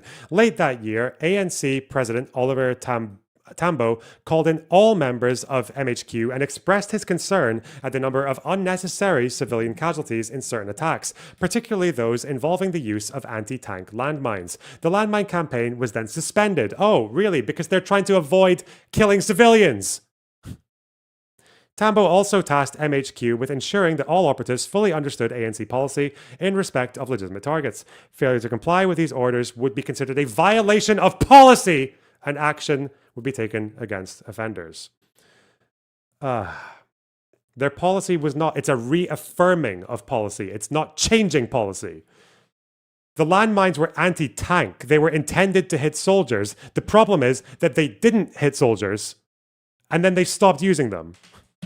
Because 21 out of the 22 people who were killed were not soldiers. And then they were like, okay, that's not really doing what it's supposed to. So let's stop. You're just inventing things on the spot now. Now you're saying, oh, actually, they did target civilians in 85, but then they stopped. No, they didn't. They reaffirmed their policy.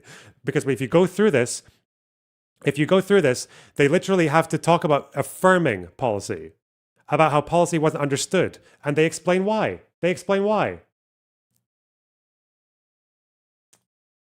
Why was bombing a shopping mall targeting civilians? You haven't read the commission report. I don't know why you're asking that question. If you read this report, you would know the answer to that question. I don't know why you're doing that. The ANC was a leadership in exile. They were in exile, which meant it was very difficult to discipline their soldiers and to communicate policy effectively. So there were times when people took part in revenge killings, where people targeted civilians because of poor intel, where people just went rogue, because that happens in every fucking military. There are all these reasons, and when it happened and when it got too far for them, 70 deaths in a year was too far for them, by the way.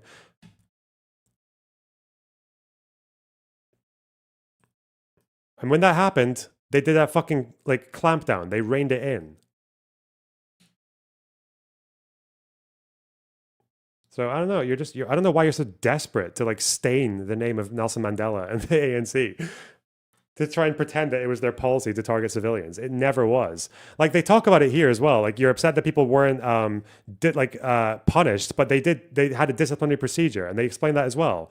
So they talk about how people were not censored or punished for improper action or unauthorized operations. However, they talk about how it was more of a concept of re-education. So they assert maintaining discipline in guerrilla and conventional armed forces is fundamentally different. In the case of a guerrilla force, discipline flows from a thorough understanding of political objectives or in struggle, not from the threats of court-martial or punishment, because they didn't have the institutions.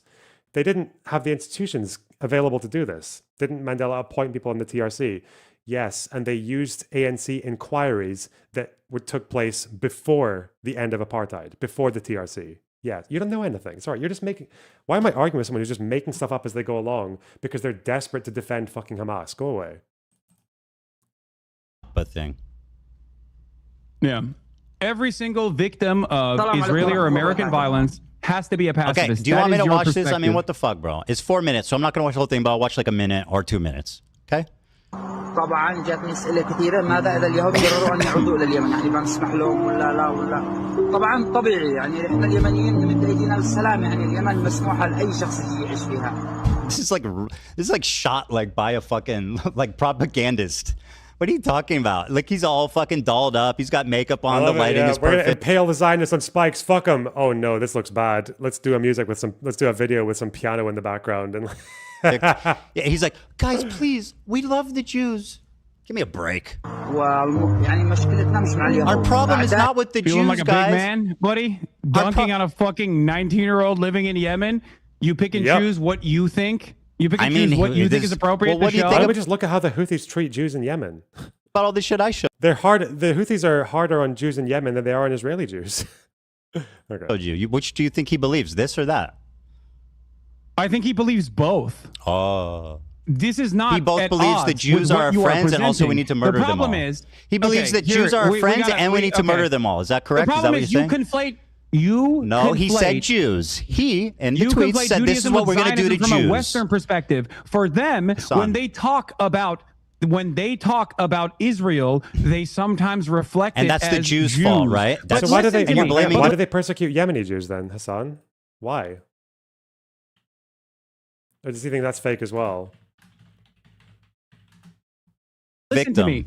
Because in that interview that I conducted with him, I asked him about how he felt about Jews, anti-Zionist Jews specifically. I remember. And he said he loves them. That is such a lie. You're such a liar. You don't know this person, I Ethan. watched it. That's not what he said, though. He has no reason He said to if they support Palestine, then I like them. He's a propagandist. Hasan said he was media trained. He has no reason to lie. Fuck off. He could be dead by You're now. lying. You're just lying. You're lying about what he said. You're lying. I've seen that interview. You're lying. He didn't say that. He said if they support Palestine, then that's good. What? That's what he said. It's a fucking materially way different than I love Jews. What the fuck you said? No, you didn't hear you just repeated what I said. Go ahead. What'd you say? I said love, but I think he didn't. I guess he didn't say love. What did he say? Hold on a second. What did you say he said? I said that I don't care what anyone's background is. I love them. Jew, Christian, Muslim, doesn't matter. If you are against Israel, I love them. That's what I said. He has no problem with Jews who are pro-Palestine. That's nowhere close to what you said. Dude. Well, you realize you were wrong. You got caught in a lie, so you're revising. It's fine. All right, let's move on to the Nakba thing. Dude, I don't care. We got to move on, bro. Ethan, listen to my words very carefully. If he had told me, okay, I hate all Jews unconditionally. I am an anti-Semitic. That's what you need to hear. That's what you need to hear. Person. He did tweet stuff like that. The conversation would go very differently. But even then, I probably wouldn't be as vicious as you assume I would. He literally said that on social media or you want me to be. Because I understand the material conditions and what plays a role in people's recognition of the world. Nobody needs to fear but Jews, he said. I'm going to shove my gun and kill Jews. What? No, he didn't say that. I'll play it again. You want me to play it again? Oh, God. Okay, dude. You just play the fucking clip then. God damn it. Just play the clip. He said Zionist, but play the fucking clip, Ethan. Yeah. I'll play it. Play the clip I sent you without fucking complaining. No, he's too dolled up. Wait, you want me to watch your clip? I thought, no, we're going to watch my clip. No, play the fucking clip I sent you. By the way, is this, I don't know if this music's claimed, by the way. We can. It doesn't. It does matter, unfortunately. You're on Twitch where stealing content is fucking regular, but on YouTube there's standards. Yeah. Yeah. God forbid someone might copy strike you. And then their lawyers might demand erroneous, which you admitted is sometimes warranted. Where's the link Mr. Fair Use? Mr. Fair Use. Yeah, do you know what fair use is? You fucking moron. It's using it fairly. There's a big difference between. No, I know. Fair use is when you get mad at Redditors criticizing you, so you fucking get. Of course, your I care about stealing paywalled content, but okay. About my monetization status. Sued them. and make demands about how they Just have do to fair use, man. release information about their all right. about their Let me allegiances play to this Reddit. for a minute, and then we'll move on. إلى اليمن All right, play it. فوق رؤوسنا وما في عندنا أي مشكلة وهذه رسالتي إلى اليهود أتمنى أن توصل وطبعا وأشكر الأجانب. This is the most pathetic terrorist propaganda bullshit I have ever seen. And the fact that you actually think this is credible is so hilarious to me. Dude, wow. Let's look, keep it going. man, No, I love look. this. This is great. Let him. All right, just keep playing it. Keep playing it. Yeah. Sorry. I'm Wait, trying. I thought he didn't speak English. Where are all these English tweets? Why has he got these? Why does he have this tweets in perfect if he doesn't speak any English? What the fuck? I don't know where the audio went. Oh, why was it? Sorry, hold on. We're having. I pulled it back up. Taylor Lorenz tweeted, "What's so crazy is that we tried to nab an interview with Rashad, the Yemeni teen who went viral for WAPO before Hasan the Hun got the scoop. Ethan continues to chastise Hasan for legitimate journalism and an interview that half the MSM was chasing." Well, first of all, Taylor Lorenz is a fucking hack loser who's obsessed with you. Hey, Okay? hey, hey, of course, she would hey. say that. She, by the way, True. what was legitimate? Name one question you asked him that represents legitimate journalism. Okay. One question. Great question. What do you feel about anti-Zionist Jews leading many of the anti-Israel protests in the United States of America? That's your most important journalistic question, which he basically said they're No, cool. you asked me one. I gave you one. I don't think that. I mean, I find that to be insignificant, especially considering his answer. No follow-up questions. Why don't you ask him if he? Why don't you ask a follow-up question like, Ethan, do you not care if they're Zionist Jews?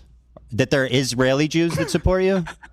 I don't give a fuck if he cares if there's Zionist Jews or not. What about The what? Do you Israeli think? Jews, what are you What talking was the about? hard-hitting part about asking if he likes One Piece? Was that hard-hitting journalism? No, it was called humanizing. That was called cringe as fuck, glazing, pathetic. Yeah, because you don't like when a fucking brown person gets a little bit of airspace Is that and right? they look like a human being. So you're resorting to and not calling a me fucking racist now. barbaric By the way, this monster. dude's white as Because you're fuck. What are you talking Islamophobic, about? Ethan. This dude's whiter than I am. What the fuck are you All talking right, about, let's get back to dipshit? the IDF. Hold on, you So accuse said me of the being IDF to racist. be Are you talking about declared this a guy? terrorist organization, Are you talking about and this your guy? wife is a part of the IDF. Give Do me a you think break, it's dude. appropriate to call your wife a terrorist? I think you do. No, I don't. You don't think it's appropriate? No. Okay. You have stated time and time again that you believe, to show how pro-Palestine you are, that you believe settlers are valid military targets. Right. Who do you think is protecting the settlers who you claim The are IDF valid is military protecting them, and targets? it's fucking insane. In the Yeah, it's process, horrible. in the process Was of my their wife out there pogroms that they're protecting? doing. Sorry, was Ela out there protecting settlers? No, she was doing a night raid, as a matter of fact, and I didn't know any of this until recently. For the record, She until was a couple fucking, months ago. Yeah, you're gonna do She was the out there Raider of doing Ramallah night snark raids. bullshit. Do Go you on. think- Yeah, your community doesn't harass anyone. She was 18 years old. She went on a ride along to Ramallah for some kind of fucking mission. She stayed in the car, and then they went back, and that's all that happened. She's She 18 years described old, bro. the She's a process secretary. of taking someone hostage. You called him it, by the way. That person was a Palestinian living in Yeah, his maybe- own, living in his own fucking home. And your wife Can they not went commit on crimes? a raid to Ramallah, which you have called a terror city. Yeah, that was There's an old clip. inconsistency here. I don't think Ramallah's a Is your terror wife city. a valid military target in that process? Because you've said How do you know, Hasan? Like, you have no idea who this person. I thought, didn't Hila say that there was like fucking gunfight? Okay, just because they're in Ramallah. When did this happen? Does he have the does he know the operational details? Again, W. Halot's husband. But can we stop with the professor smears? Highly problematic. If anything, Hasan is turning the vile stereotype of the vapid hottie who gets everything handed to them on its head. thanks for the €10.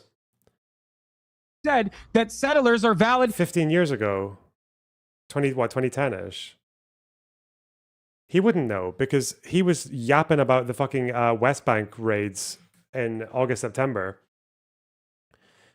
And just talking about indiscriminate violence, killing civilians, etc. Even though Hamas were literally saying, yeah, like pretty much everyone who's died here are our guys or Islamic Jihad. It's like, yeah, they don't give a fuck. Military targets. Do you think your wife is a valid military target? Do you think your She's wife not is a West Bank terrorist, Ethan? settler. She's not a West Bank settler. But she's in the Bad West Bank. Empanada Where's thinks she Ramallah, is. Ethan? Bad Empanada thinks she's valid. Your friends over at Second Thought think that she's a valid target. You Do think you? she's a valid military? Settlers are not the same as soldiers in the West Bank. Like, fuck. At the end of the day, even if like The problem with the West Bank is that it's Israeli occupied territory, and by international law, it stays occupied until there's a peace deal. Unfortunately, 2 peace deals in the last 25 years were rejected by Palestinian leaders, and they never counteroffered. So we have no fucking idea what they would have accepted in order for that occupation to end. That means that so long as the occupation exists, IDF soldiers, even if they don't like settlers and live in Israel proper, will occasionally have to protect Israeli dumbfuck civilians who go into the West Bank and decide to fuck around. Doesn't make them like bad people. Ugh. They didn't even counter. Yep, there's no Arafat counteroffer from Camp David. No. They replied to the Klein parameters with a saying that they accepted them, but also gave a very vague, indecipherable set of reservations. But there's never been a final settlement where they've said, this is what we accept on borders. We'll accept this on refugees. We'll accept this on Jerusalem. Yeah, they've never done that. Target. Do you think she's a valid military target? Do you think she's a valid military target? I do not, as a matter of fact. How great. I don't. Okay. Right. Can we please move on to this the Nakba thing? Listen to me. Hasan, you're making this unwatchable. Listen to me. Okay? We got to move on. How does this make sense in your mind? The thing I'm curious about is people are saying 2006-5. I'm very curious about whether or not this was during the Second Intifada.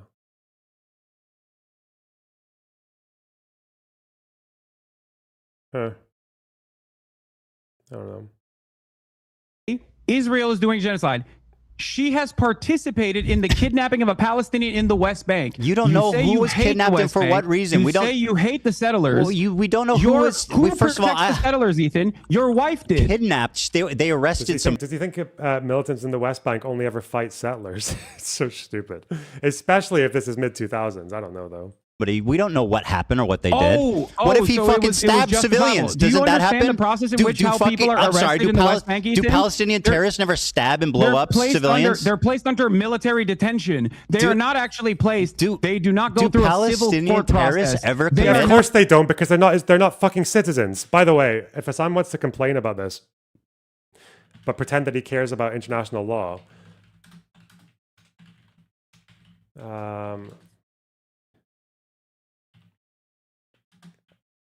is it Fourth Geneva Convention, Article 47? Is that right?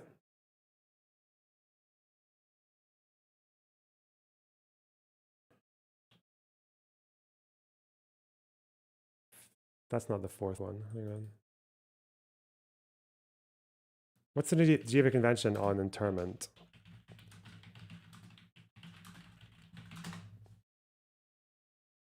Oh yeah, Art 78. That's what it is. Article 78. Fourth Geneva Convention, Article 78.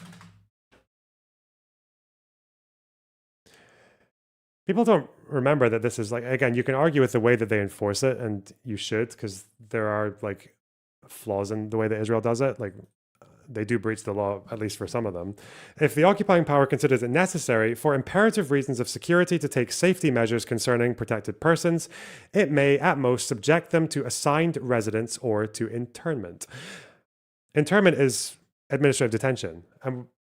They also even qualify, I think there's like an additional part here where it's about like, here.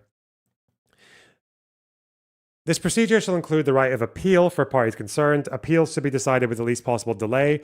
In the event of the decision being upheld, it shall be subjected to periodical review, if possible, every 6 months by a competent body set up by the paid power. So the action of administrative detention is not inherently illegal. The lack of appeals, I think, that is, but the 6-month review, Israel does that. Israel does a 6-month review for administrative detention. So they break one part of this, not the rest. Like, administrative detention is not inherently like illegal in the Geneva Conventions. Violence on civilians that would warrant them being arrested? They are not in the West Bank. You don't know anything about this person or this raid. In Ramallah, in Palestinian territory, your wife was an illegal occupier of a terrorist. So again, when he's using this language, illegal occupier, he's not giving a fuck about the law. Like, sorry, by international law, Resolution 242, if they are going to give up the West Bank, it has to be in exchange for safe and secure boundaries that are recognized by both sides. Until that happens, the occupation stays, and it does mean that the IDF does have a legal right to enforce, to take military action to protect their civilians, even if their civilians are settling in the West Bank. Yes, they are allowed to do that. But again, a terrorist in Ramallah is not necessarily just like focusing on settlers. West Bank terrorists also attack Israel proper. It just happened last year. They tried to do a suicide bombing in Israel proper from the West Bank. Organization, also known as the Israeli Occupying Force, Ethan. Now, I know... Why is he using like legal terminology but then calling it the IOF? Like he's trying to sound so fucking academic and professional, but he's just using like... It's like fucking... It's just like fan fiction. It's just like alternative...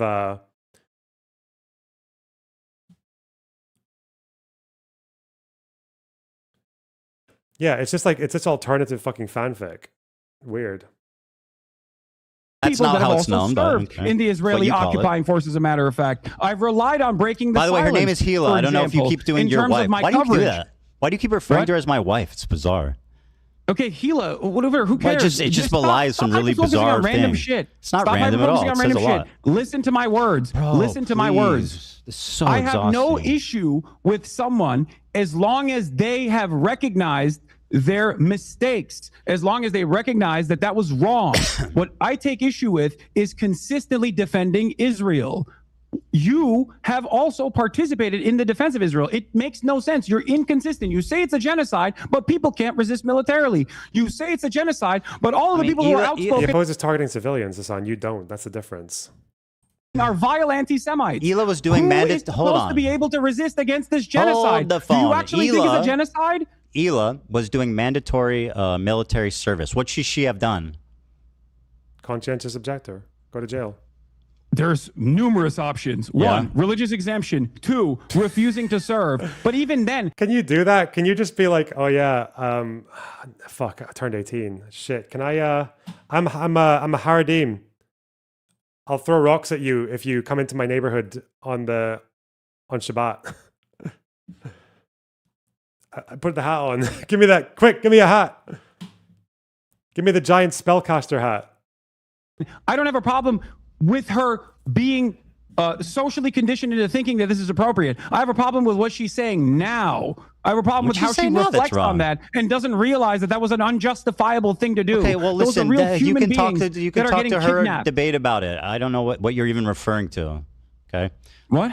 I don't even know what the fuck you're referring to. You're just calling my wife a terrorist. Like, give me a break, dude. No. She did mandatory... She has talked Let me ask you a question. Hassan, she's talked on your podcast gotta let me about talk. How she went on a raid. You have to let me talk. The fact that you're just talking over me and being louder does not mean you're right. I promise. What? Being louder and talking more does not mean you're right, okay? It's good to listen to what I have to say. She's part of mandatory conscription. Did Hila not volunteer... Did Hila not volunteer to go to the West Bank on a raid because she was bored? In Ramallah. Yeah, she's 18. It's understandable. We don't know what that guy did, though. We don't know what the raid was for. He could have been a vicious terrorist monster. He could have been a terrorist, you fucking retard. Yeah, what do you think happens in the West Bank, bro? What do you think, like... This is him doing the thing again. It's like, apparently if you think that the IDF sometimes fights with terrorists in the West Bank, that must be... Oh, God.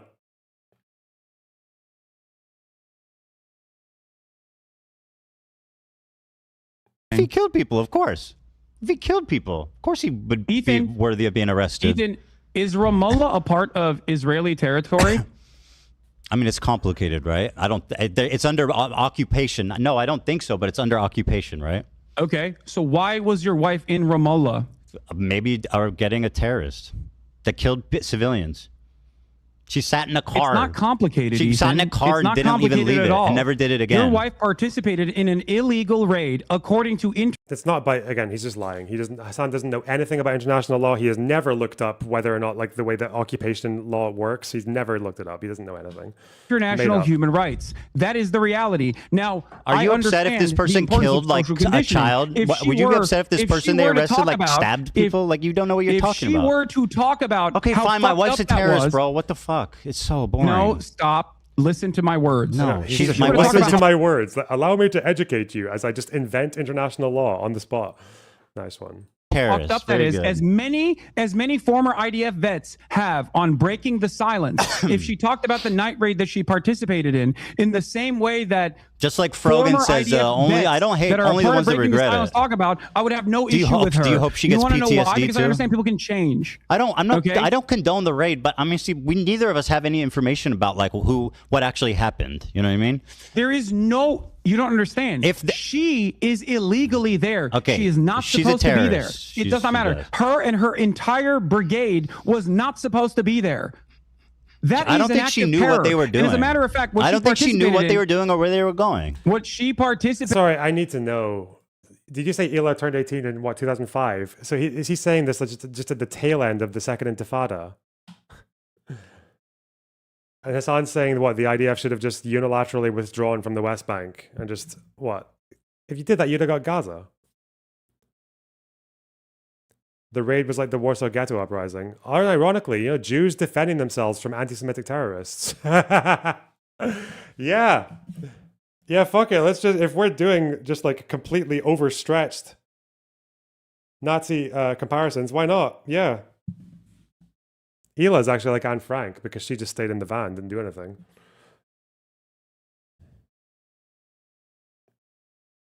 Which is kind of like Anne Frank hiding in the basement or the attic, bro, while other people defend her from anti-Semitism. Shit. I don't think she knew where they were going or what they were doing. I could be a brilliant Zionist Hasan. I could just do like just be like Hasan, but just for Israel instead. It would just be comparisons like that all fucking day. Participated in. Okay, she's a terrorist, bro. Raid. Please, we got to move on. This is the like reason why. The reason why the Israeli occupying force. Occupying force participates in these night raids in the West Bank. You're making this unwatchable. Is to create a constant feeling of terror. Hasan, talking more does not. Why is he? He's so stupid. He doesn't know. Oh God. Okay. Make you right. Okay. You got to understand the reason why the Israeli occupying force You're repeating yourself. participates in night raids. No, the reason why the Israeli occupying Nazi terror Wehrmacht force under illegal international law, the West, like he's just making shit up, is to deliberately enact a policy of terror upon the defenseless civilian population, and then like, oh yeah, maybe. How do you know they weren't attacking like a terrorist who was maybe trying to attack, like plan an attack into Israel proper? Oh, what? So they're like a savage? Like that's the absurd thing to say. God. Is to create a constant sense of terror. We don't condone it. She was 19. She was doing military conscription. She didn't know where they were going. Listen to my words. Okay. Listen to me. He actually thinks he's so fucking informed. It's just. I'm listening, but you just keep repeating yourself. This is what you do. The reason why you gotta move on. I want to have the reason why I know that. Do you want to know why I know that? Do you want this to be unwatchable? Is that what you want? What? Do you want this to be unwatchable? The reason why I know that, Ethan, I'm take that as a yes. Breaking the silence veterans who have come out and spoken out against this practice. That's why I know that. Hasan. Because ex-soldiers that you agree with said what you wanted to hear. Okay. I can just like fucking ask. Hang on. You say that Ila could have gone to jail and done a conscientious objection instead of joining the army. Why do you pay taxes? What? Why do you pay taxes to the United States government? This is your big argument, Ethan? Answer the question. That I pay taxes and I'm morally culpable? I know. That's why I try to fucking fight against this goddamn government doing this shit every day. Hold on. Why don't you stand up for your principles and go to jail for it? Because it would not actually stop, okay? It would not actually stop. Would it stop if Ila went to jail? She didn't even fire a shot.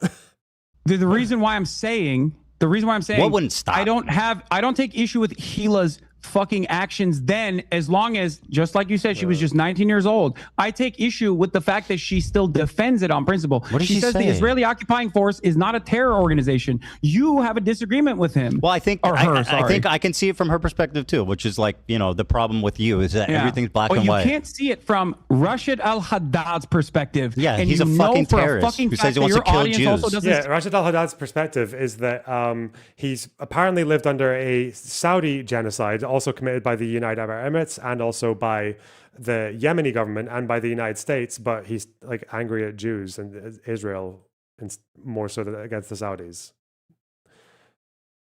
And that he supports a movement that has done more damage to the lives of Yemeni Jews than they ever will to Israeli Jews. Yeah, that's probably a good reason to hate him. Fuck. Or to at least dislike him strongly. That you said, and like that's Anne why Frank. you can fucking constantly claim that he is a terrorist. Oh my God, your bro! Wife, Please, well, I want this to be watchable. Okay, let's move on, please. Oh, Thank you. okay. You made your point. Okay. So specifically, you said this, which is you said in the context puke. There was more. You said this was the worst thing I did. So let me play it, okay, and then we can discuss. What was the worst thing you Jews did? Displaced than Palestinians. Let me go back to 1948 countries, just to give the whole context. Expelled them in massive amounts following the 1948 war. In fact, there was more Jews displaced than Palestinians. This was one of the worst pieces of misinformation I've seen in the fucking context puke. Why? You know what? You could actually argue the one thing that you could point at this, and Hasan's not allowed to, but you could, I could. You would say it's a false equivalency, right? Because in the Nakba, about 15% of those people were expelled forcibly, completely, as in like this army went to their village and shot bullets over their heads, and he actually even killed a few of them and told them to leave, and then blew up all their houses. And for the rest of them, most of them left because the military that was doing that in other villages was approaching and assaulting their village. So it was because of Israeli arms. Like they were mostly fleeing the Israeli military. That's why the Palestinians fled in the Nakba. The Jews who fled the Middle East fled for a more kind of complex web of reasons, which was like discrimination, persecution, like threats against property, threats of violence from the citizenry and everything. Like that's why they left. And also the fact that there was like quite a bit of propaganda from the Zionist movement as well. So you could argue false equivalency. These forms of displacement are not the same. One is more of an expulsion for the Palestinians, and because they were barred from coming back. But for the Jews, it was more like they were pushed out, like less directly. Hasan is not allowed to make that criticism, though, because he is okay comparing everything to the Warsaw Ghetto. He can compare Gaza to the Warsaw Ghetto. You can compare Houthis kidnapping Filipino sailors to the Warsaw Ghetto. Then you probably don't get to do the false equivalency argument. That's probably Hasan loses his license to do the false equivalency argument. Record, it was crazy. This specific. So Mike, again, nicely done. Let this guy hold your hand and formulate your opinions, but he's not here to help you. Okay. So you tell me what was wrong with what was misinformation about saying that 900,000 Jews were displaced? You make a comparison between Planned Dalit, which is a planned ethnic cleansing campaign, to one, horrify Palestinians inside of villages that had actually no arms whatsoever because they had specific... No arms whatsoever? He's never read Planned Dalit. Why would you say that? No arms whatsoever. That's not what Planned Dalit said.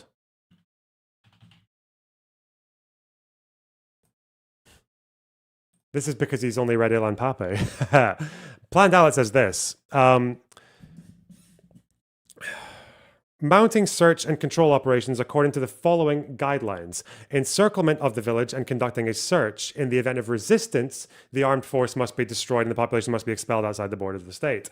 The villages which are emptied in the manner described above must be first included in the fixed defensive system and fortified as necessary. In the absence of resistance, garrison troops will enter the village, take up positions in it or in locations which enable complete tactical control. So, if they didn't have weapons, Planned Dalit said, leave a garrison there and then don't forcibly expel them. Which is why there are still today 2 million Palestinians living in Israel. And Planned Dalit, you can argue that because of the culture of the Haganah and the leadership, some people obviously took liberties. They did expel people even if they weren't posing a threat, or some people, like even in some villages where people were allowed to stay and they just garrisoned the place and they did stay and they got citizenship, like sometimes just like some soldiers like shot them anyway, like a few of them. So, but it's not how Hasan described it. That's not what Planned Dalit said. He's not describing it the right way. And Planned Dalit was focused on places within the Jewish aligned, or almost all. There's like one exception in the Northwest. But for most of Planned Dalit, it was applied in areas that were supposed to be allotted to the Jews under the partition plan. And the context of Plan Dalit coming around with the blowing up the villages and everything else was because when the 47 partition plan was rejected by the Arabs, by the Arab nations and by the Arab Power Committee with al-Husseini, the Jerusalem went under siege. Like the fighting started about just a week after when Arab irregulars started fighting in Haifa. And then by November was the partition plan. And I think in December to early January, Jerusalem went under siege. Like Jerusalem was supposed to be an international city under the UN plan, but the Arab Legion and the Arab irregulars decided to put it under siege. And lots of Jews lived in Jerusalem at the time, and they were denied food. They were at risk of starving. And the Zionists were the Haganah were trying to get supplies and food and aid and military assistance over to Jerusalem. And on the road from Tel Aviv to Jerusalem, they kept on getting attacked by militants from different villages. And they couldn't get their supplies over to Jerusalem. So eventually, they got very, very fucking frustrated and resolved to occupy some of these villages. And then occupying the villages was a risk because there was hostility when they were occupying, and they're still having to focus on the roads as well. So at one point, they expelled a village. And I think that was it was either late February or early March, they expelled a village. And the problem with that was that when they expelled a village and left it, then Arab irregulars came into that emptied village and used it as a post. So that's why they resorted to destroying them. Plan Dalit was not a targeted ethnic cleansing operation. Like that would be, if you're going to call it, like compare it to like an ethnic cleansing policy, that would be like the hunger plan, the Nazi general plan for the East. And since Hasan apparently is suddenly very picky about false equivalencies, okay, since he's decided to just completely adopt that position because of comparing the Jewish exodus to the Nakba, okay, well, the general plan for the East from the Nazis was, we are going to empty the populations of Latvia, Lithuania, Estonia, Poland by percentage numbers, like 64% of Ukraine or 80% of Latvia or 50% of Lithuania. That was the Nazi policy of ethnic expulsion and starvation. You see how they're different? You see how this one is a lot more muddy than what the Nazis did, which is why, again, lots of Palestinians who live in Israel could have been expelled, but weren't. Anyway. Just to clarify that Hasan, as soon as he goes into detail on anything, it's clearly he doesn't no fucking idea what he's talking about. Because Plan Dalit was a crime, by the way. It was a crime to expel and empty villages of people, regardless of whether or not they were militants, and then to bar their re-entry after the war. That's a crime. You shouldn't do that. That's like very not Geneva Convention behavior. But the way Hasan's phrased it is like, I don't know, he's upset with false equivalencies, but he's acting like it's an ethnic cleansing operation to telling soldiers to go and inspire terror against the population, even if their entire village was unarmed. No, that's not what Plan Dalit was. Sorry. Cleansing campaign to, one, horrify Palestinians inside of villages that had actually no arms whatsoever because they had specific peace agreements that they've done with Jewish villages. What was the exaggeration? By killing them, and no, this isn't a comparison by massacring them. What was and the then, fucking hell, and then bro? You are letting incapable survivors of tell the answering tale. anything. You asked me a question and I can't even fucking you're not answer it. What are we answering doing? it. You're not. You're just going on and on. I am answering it. What Ethan, was the exaggeration? Ethan, About sit the fuck down and listen historical to the fact history of lesson. Okay, you're gonna learn a little bit right now. Okay, Deir Yassin is Tantura. These are two very famous massacres that took place. The brigades, the militant brigades, the Zionist brigades that then formed the IDF, including some that personally called themselves terrorists, by the way, Lihi and Irgun, went in and did horrifying mass rape, kidnappings, throwing people in ovens. Mass rape? Throwing people in... I'm sorry, what? Who said mass rapes in Deir Yassin? What? Okay, I'm sorry. If we're doing it, if we're going to do like nitpicking now, because Hasan loves doing that for Israeli stuff, let's do it. Why not? The ethnic cleansing of Palestine. I know where you got this from. I don't know why it's wrong. Why is it okay to do this? Jesus Christ. Ilan Pape. Full.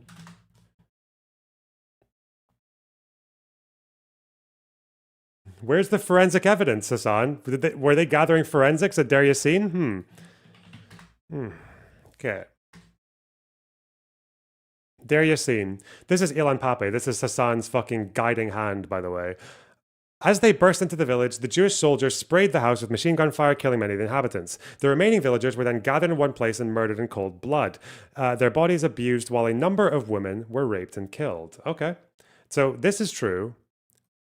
This is true for at least a dozen of them.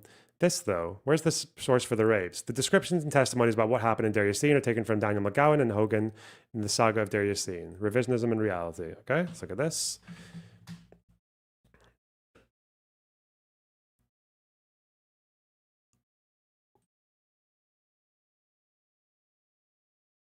Wasn't the oven story invented decades later? Yes, the story he tells about the ovens came from like 2010 or 11, which again is like... Hasan would never accept that from an Israeli. Like, historians don't usually accept brand new, never heard before witness testimony from like decades after the fact, because it's just not, it's generally not reliable. Especially if no one seems to have seen such a crime at the time. All right, so when this essay talks about rape, they mention it 3 times. So this is Matthew Hogan criticizing a Zionist piece for downplaying Deir Yassin.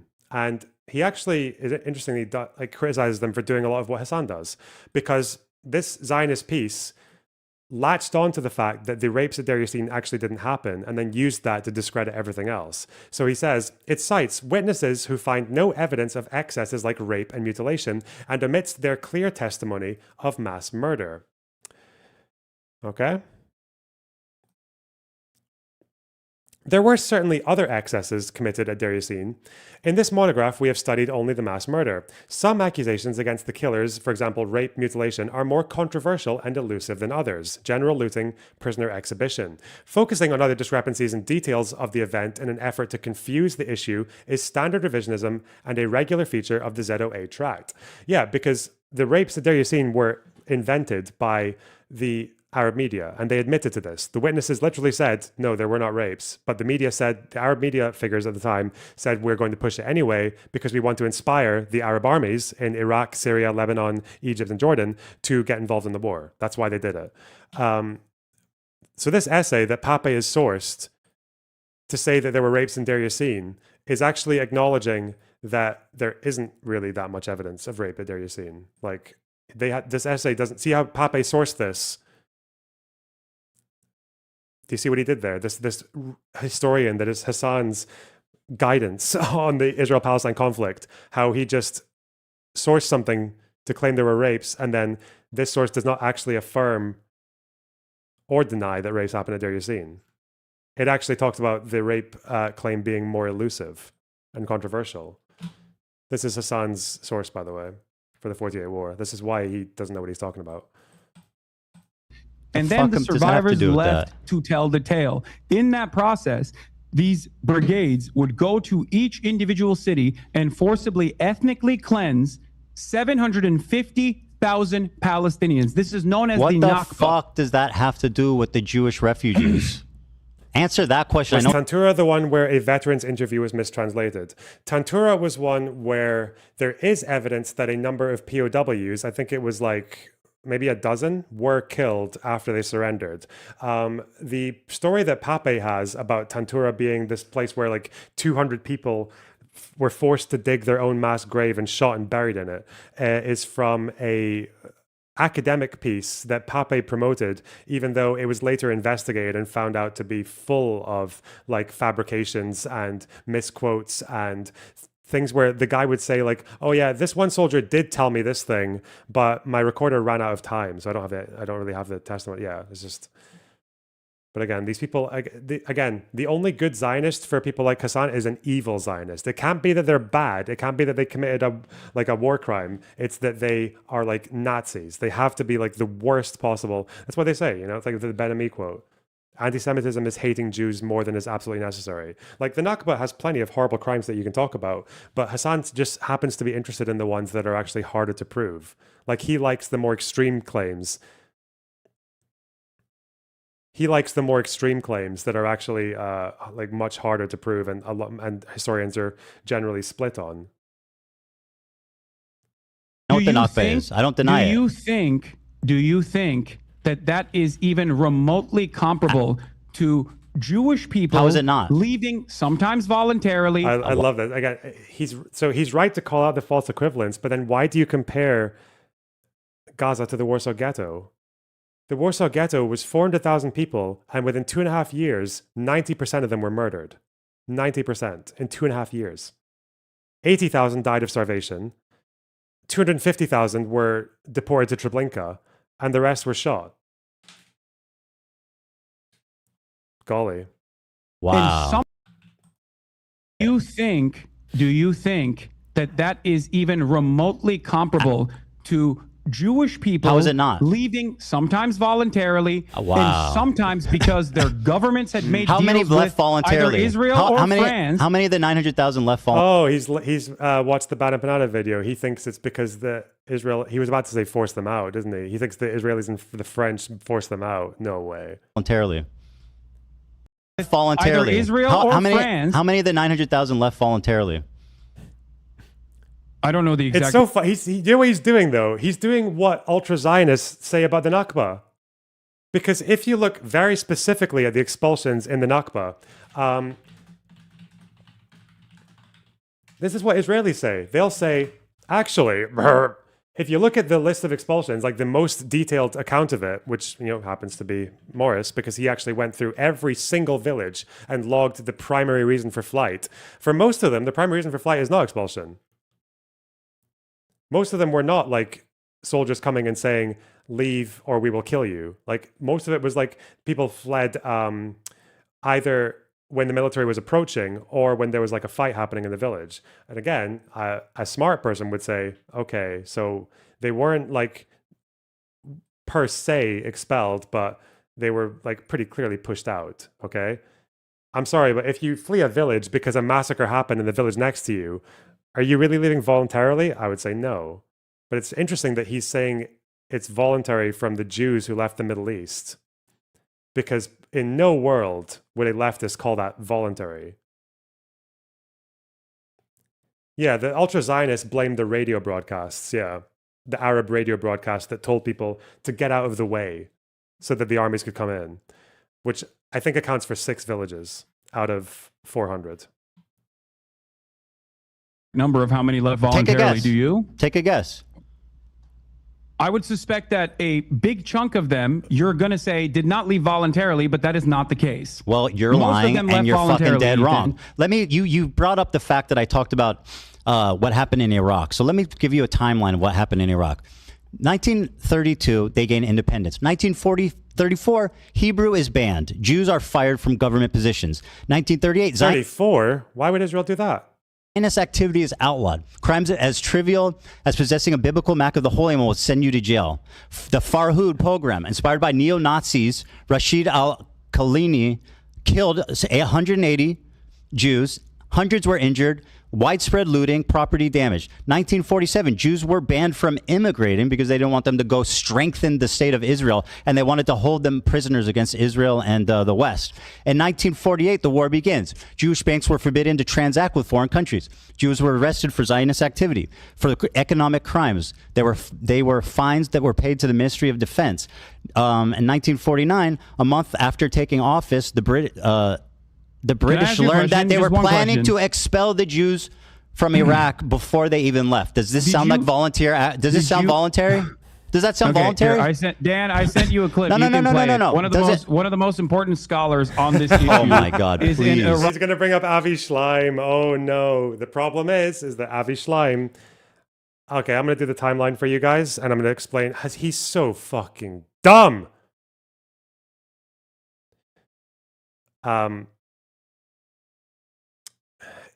In Iraq in 1950, in March 1950, the government agreed to open a 1-year window for Jews who wanted to leave. So they were banned from leaving, but in 1950, they say, you've got 1 year. If you want to leave, you've got 1 year. Let's just go through it. Okay. Iraqi Jew by the name of Avi Schleim. What does Avi Schleim say? I love this. Let's listen to him. Okay, let's listen to it. Yeah. Jews were convinced that Israel had a hand in uprooting them. After the 1948 war, there was mounting popular hostility towards the Jews in Iraq. 5 bombs exploded in Jewish sites. The series of bombs created a panic which led more and more Jews to register to leave the country. I met an elderly friend of my mother's, an Iraqi Jew. Now, just to be clear, it's very chopped, but yeah, some of the bombs were grenades. There were 5 bombings, okay? One of them happened quite shortly after the window for emigration had opened. The second one happened like 8 months into it. And then the last 3 bombs all took place after the emigration window had closed. Do you know which bombings Avi Shlaim attributes to Zionists? It's the 3 bombs that went off after the window had closed. And after the window had closed, I think Iraq had about 125,000 Jews. By the time the window for emigration had closed, 105,000 of them had registered to leave. 15,000 of them had left or were going to leave illegally.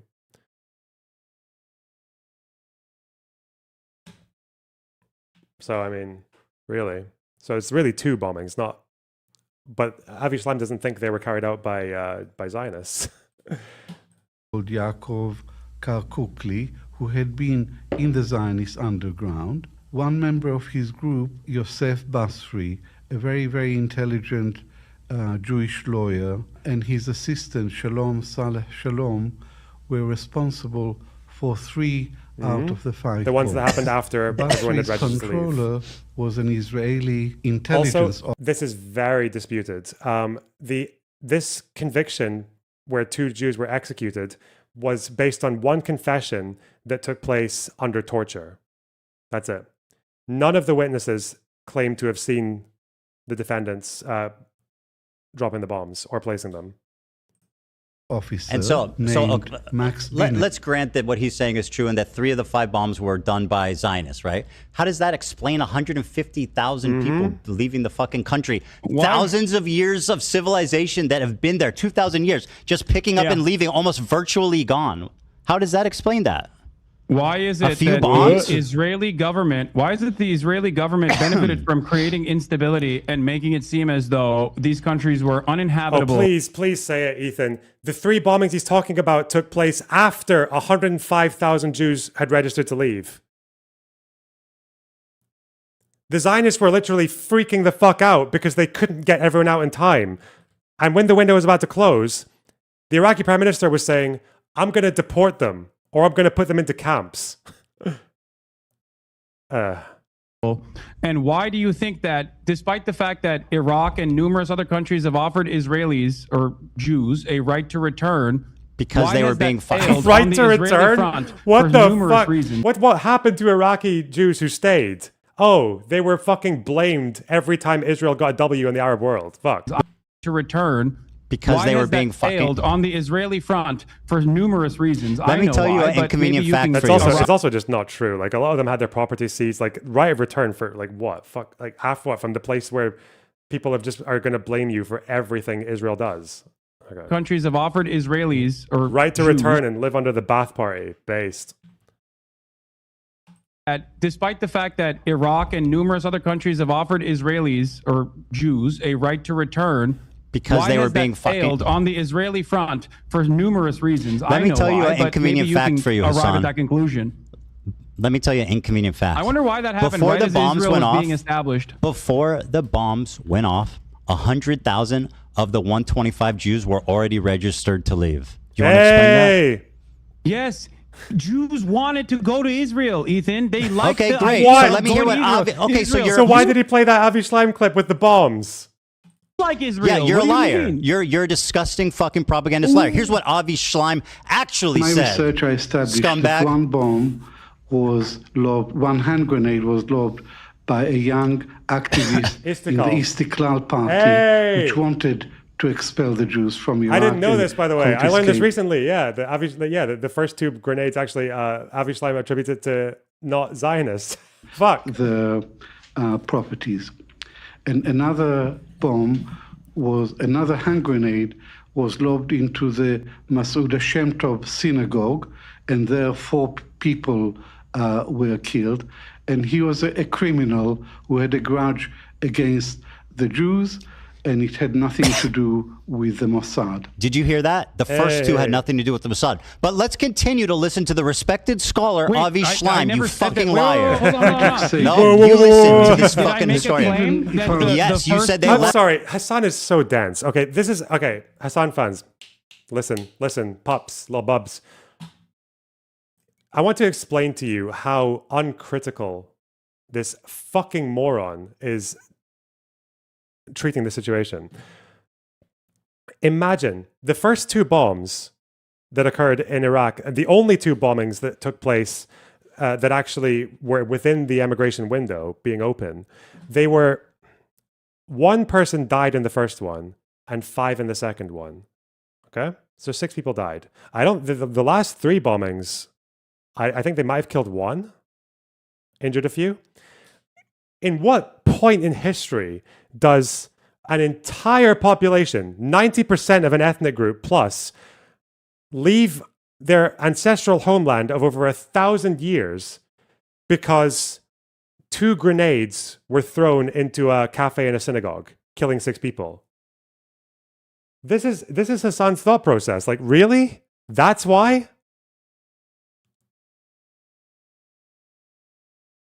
It's so illogical. It's just, it makes absolutely no fucking sense. Like, really, 120,000 out of 125,000 Jews decide to flee Iraq because 2 fucking grenade attacks killed 6 people. Because again, the reason Mr. Piker likes this story is because it's the only way he can get close to blaming Israel. He doesn't even stop to think. He doesn't even stop to think, wait, that's kind of illogical. Wait, really? Okay, so this version of the story is that like a handful of bombings that kill 6 people is what pushes everyone to leave. And I'm like, okay, that's odd. But he doesn't stop to think because it's more important to him. That's like, yes, this way we can blame the Jews. This is anti-Semitism in practice. He's lying about Jewish history to do what? To protect Palestine? What the fuck does the history of Iraqi Jews in the 40s have to do with fucking Palestinians? Like, it doesn't do anything to help them. This is about Iraq and their leadership. Also, Iraqi law of return. Thank you very much. I thought this was bullshit. Yeah, Iraqi law of return does not actually allow Jews. Believe it or not, these Middle Eastern countries are not actually asking for hundreds of thousands of Jews to come back home. After what? That none of them learn Arabic anymore. None of them speak Arabic anymore. They speak Hebrew and they fucking hate Arabs. So like, the most right-wing fuckers in Israel are the Mizrahi Jews, the Sephardic, the Middle Eastern North African ones. Yeah, he's just doing anti-Semitic historical revisionism. Left by choice. They left because of Zionism. They left because they were being threatened. They had a place to go, let's hear what your respected historian has to say, you liar. That's right. Wait, even listen. If all this is true, the main reason for the exodus was not the bombs. It was persecution by the government. And I concede that. It's not part of my argument that the bombs were the main reason for the liquidation of this community. But my answer to my Zionist... Damn! He dug into the Avi Schleim content. Hey! Holy shit. Says, even if I knew for certain that not a single Iraqi Jew left Iraq to go to Israel because of the bombs, I would still think this is a real indictment of the state of Israel, because Israel was created to provide a safe haven for Jews, not to be harassing. He came with receipts. Fucking hell, man.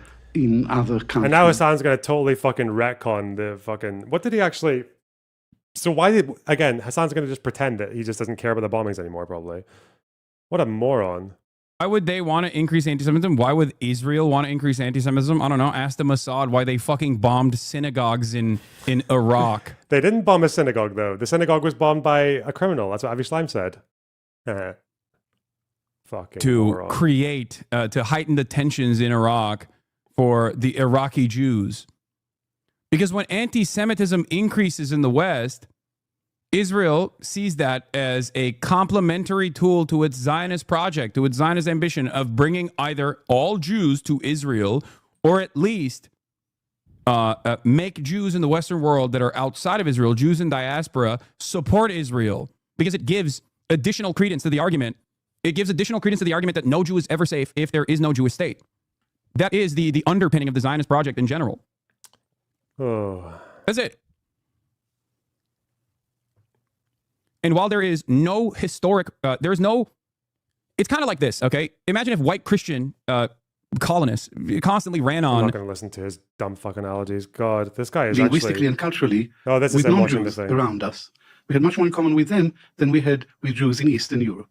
In March 1950, the Iraqi parliament passed a law which said any Jew who wants to leave the country is free to do so. They have a year to register to leave on a one-way visa. And not many in Baghdad and that registered to leave.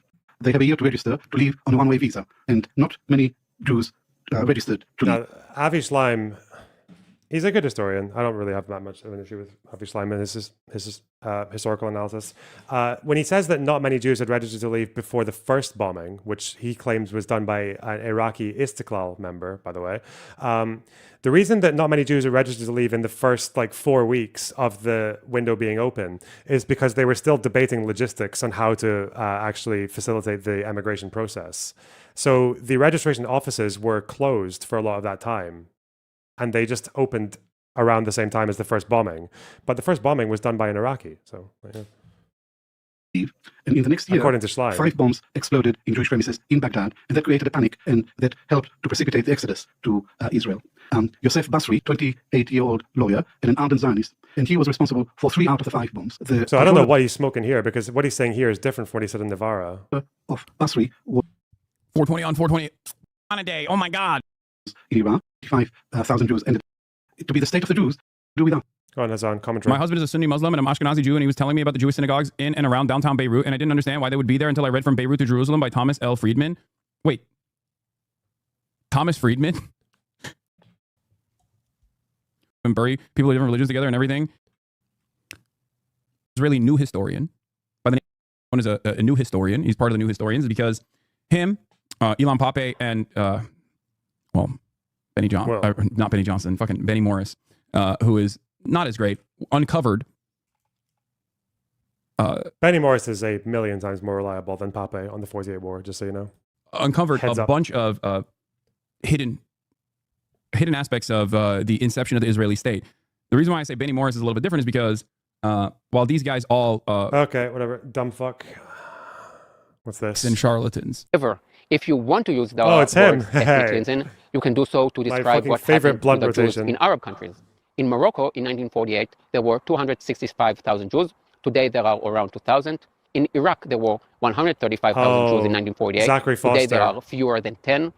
Algeria used to be 140,000 Jews. Yeah. Iraqi Jews are well integrated into Iraqi society, really, well into the 1940s. There's credible evidence that suggests that... Okay, fuck it. This guy... I'm not Jewish. This guy is actually a token Jew. Fuck this guy. This guy just fucking mauls about this shit all the time on Twitter, full of fucking disinformation about Zionism or Jews and everything else. No, Iraqi Jews were not well integrated into Iraqi society. They were well integrated in the sense that as what, second-class citizens, as people who just deal with fucking after Iraqi independence, again, Hebrew was outlawed. Iraqi Jews were not treated well in Iraq before the foundation of Israel. Fuck. It's actually Zionists that planted bombs in certain Iraqi synagogues that were placed in Iraqi synagogues to scare and blew up and killed a bunch of Jews that scared Jews into leaving Iraq. Yeah, again, but we know that according to Avi Schleim, the synagogue bombing, which actually killed 5 people, the synagogue bombing was not done by Mossad. It wasn't done by Zionists, nor was the cafe grenades. The 3 bombings that Schleim says were done by Zionists were after everyone had registered to leave.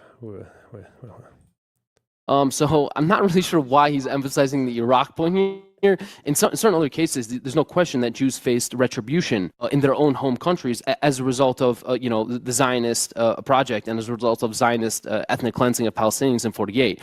But he's not really doing himself any favors by talking about the case of Iraq, which I think the evidence suggests was actually the Jews that did more so than the Iraqis to scare them into. Well, I mean, this guy disagrees with Avi Schleim, even though he's got that, seems to think he's got that claim from him. Yeah, this guy's a fucking lie. Again, it's inexcusable. You think that an entire 90% of these people ran away because of the bombings that killed 4 people, according to this source that's on this stream. 4 people get murdered and everyone flees. Jesus Christ. Can you imagine that happening in like say in the UK, there's like 2 fucking mosques get attacked within 8 months and 4 Muslims die. That would be quite shit. Yeah, fuck that. That'd be horrible. Would 90% of British Muslims flee the country? Did New Zealand's population of Muslims empty after Christchurch? It's so dumb. Like, how uncritical, how milked is your fucking brain? How flat is the activity between your ears that you think this is a good talking point and don't stop for 1 second to think something's not right there? Hello, Hutch. How's it going? Hi, Hutch. I'll talk to you. I'll deal with you later. Where's this debate? All right, sorry, tangent. When present. By the way, he said, and I'll quote it for you, "We did not leave Iraq because we were Zionists. We left because we were no longer safe." He wrote that in his book, 3 Worlds. Have you read that book? No, I have not read 3 Worlds. Okay, well, you're using a lot of source from it. It's a book that he wrote about his migration. That's not the only book he wrote about this. But go on. Have you read any of the other ones? Yes. Really? Which ones? The book that I'm referencing is from the Iron Wall. 3 Worlds. Hasan hasn't read any of these fucking books. He might have read The Ethnic Cleansing of Palestine, but Okay. He writes about his time in Iraq. He writes about his time in Israel. He writes about his time in the UK. In 3 Worlds, he writes about his own family, and he describes their departure from Iraq as traumatic, disorienting, and not voluntary. They were not proud Zionist migrations. They were leaving out of fear. Ethan. He said that himself. Ethan. He said, "We did not leave Iraq because we were Zionists. We left because we were no longer safe." My friend, you are failing to comprehend a very important reason why I brought up Avi Schleim, by the way. And yeah, because you think he supports your claim, but he absolutely does not. That's why, because you're a fucking liar. He absolutely contend does. with what I said. Hold on. No. Contend with what I'm saying. He said we did not leave Iraq because we were Zionists. We left because we were no longer safe. Do you want to explain what he meant by that? Explain what he meant by saying we didn't leave because we were Zionists. We left because we were no longer safe. Hell yeah. Okay. Explain to me. I can't wait to bring up Avi Schleim on the broadcast to make you fucking look like a dumbass. I can't wait to. And now explain what he means by that. We did not leave Iraq because we were Zionists. We left because we were no longer safe. Iraqis are not Palestinian. You fucking moron. You racist piece of shit. What? What? What does it have to do with them being Palestinian? It's about who's to blame for why Iraqi Jews fucked off. And it's because after the 48 war, the Iraqi government and a large portion of the population took out their frustrations on the Jewish population. Now, there's a word for that. It's called anti-Semitism. When you blame a bunch of Jews in one place for something that a bunch of Jews somewhere else did, you're anti-Semitic. That's what that is. You're racist. He's crashing out. He just got fucking annihilated. My God. This guy, this seasoned political veteran, the largest left-wing streamer on Twitch, the Turkish, Arab, authentic, Palestinian scarf-wearing, fucking academic scholar, all my opinions came from very intelligent people. I've read all these books, clearly. I pronounce all the words with an accent. Like, you're just getting mogged by a fucking drama streamer, bro. A comedy podcaster.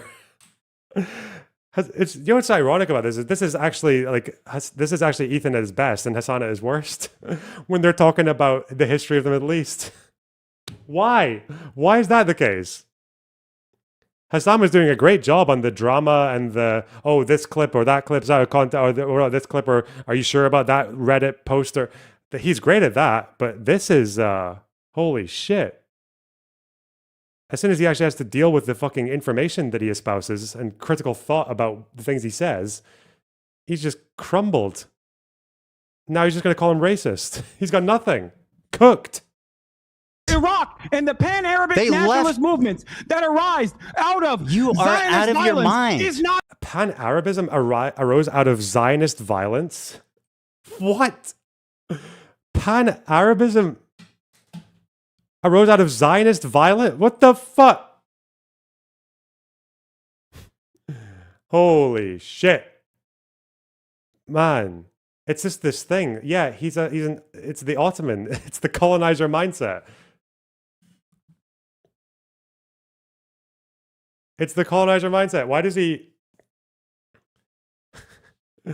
He just thinks Arabs are like these fucking bumbling buffoons just smacking into rakes. And they... not about Palestinians. Okay, so what did the Jews in Iraq have to do with fucking Israel, you bigot? You are so out of your mind. And then Iraqis... Dude, you scream. Yeah, Sundowner, you're right as well. Like, for Kilani and... the guy in the Farhud, and for Nuri Said, Kilani... The Farhud was more inspired by Nazism than by Pan-Arabism. But, okay. He just got caught with his fucking pants down because he's probably told this synagogue bombing story, and that's why they all left for like the last 5 years. And he's platformed other people who say it, and he thinks Avi Schleim says it, and he's just gotten got by the slop comedy podcaster. Well done, Ethan. Well done. Is not about Palestinians. Okay, so what did the Jews in Iraq have to do with fucking Israel, you bigot?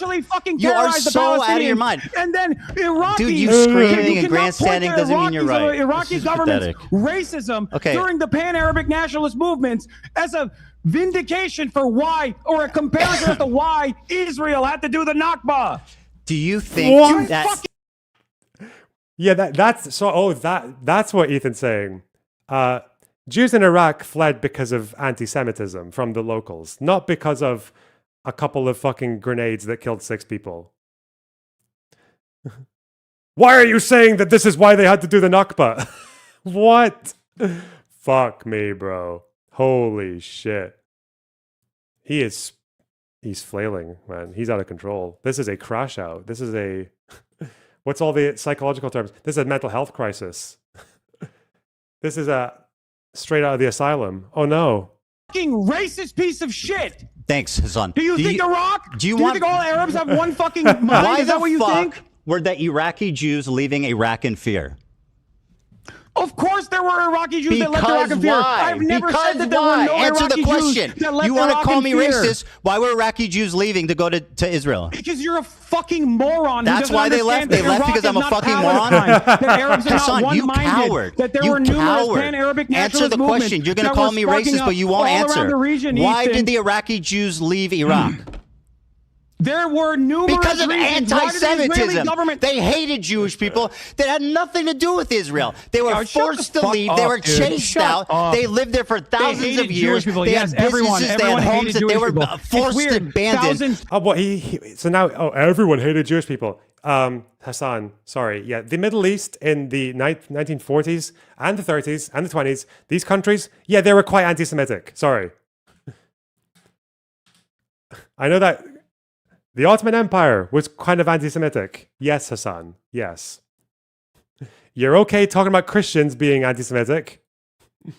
Yeah, Hasan's I don't know if he's an anti-Semite or if he's just such a Ottoman simp that he's become anti-Semitic. I just don't know. It's unbelievable. To go to Israel because it was the only fucking place they could. Why would Iraqis hate the Jews living there if they had nothing to do with Zionism or Israel? Why? Because settler colonialism that has nothing to do with them, you absolute fucking dumbass. Palestine, Ethan. What does that have to do with the Iraqi Jews? What? Do you think the Aliyahs were happening initially? So it was there. So you're blaming them? Are you blaming the Iraqi one... Jews who had nothing to do with it? What the fuck is your point? You call me racist. I'm not justifying the racism. I'm not justifying it. You're not. But you can't acknowledge that that's the reason most people left. You can't acknowledge that because you said they left voluntarily, right? Even though it becomes a bit less voluntary when someone is freezing your bank accounts, locking you out of a lot of economic opportunities, banning you from government jobs, banning you from speaking Hebrew, arbitrarily jailing you for Zionist activity, which even if you had a biblical copy of a map of the Holy Land, if you had a biblical map of the Holy Land, that could be Zionist activity. It only took a confession from 2 Muslims to convict you. And then they would find them and give their fucking money to the... and then they would give their money to the fucking... and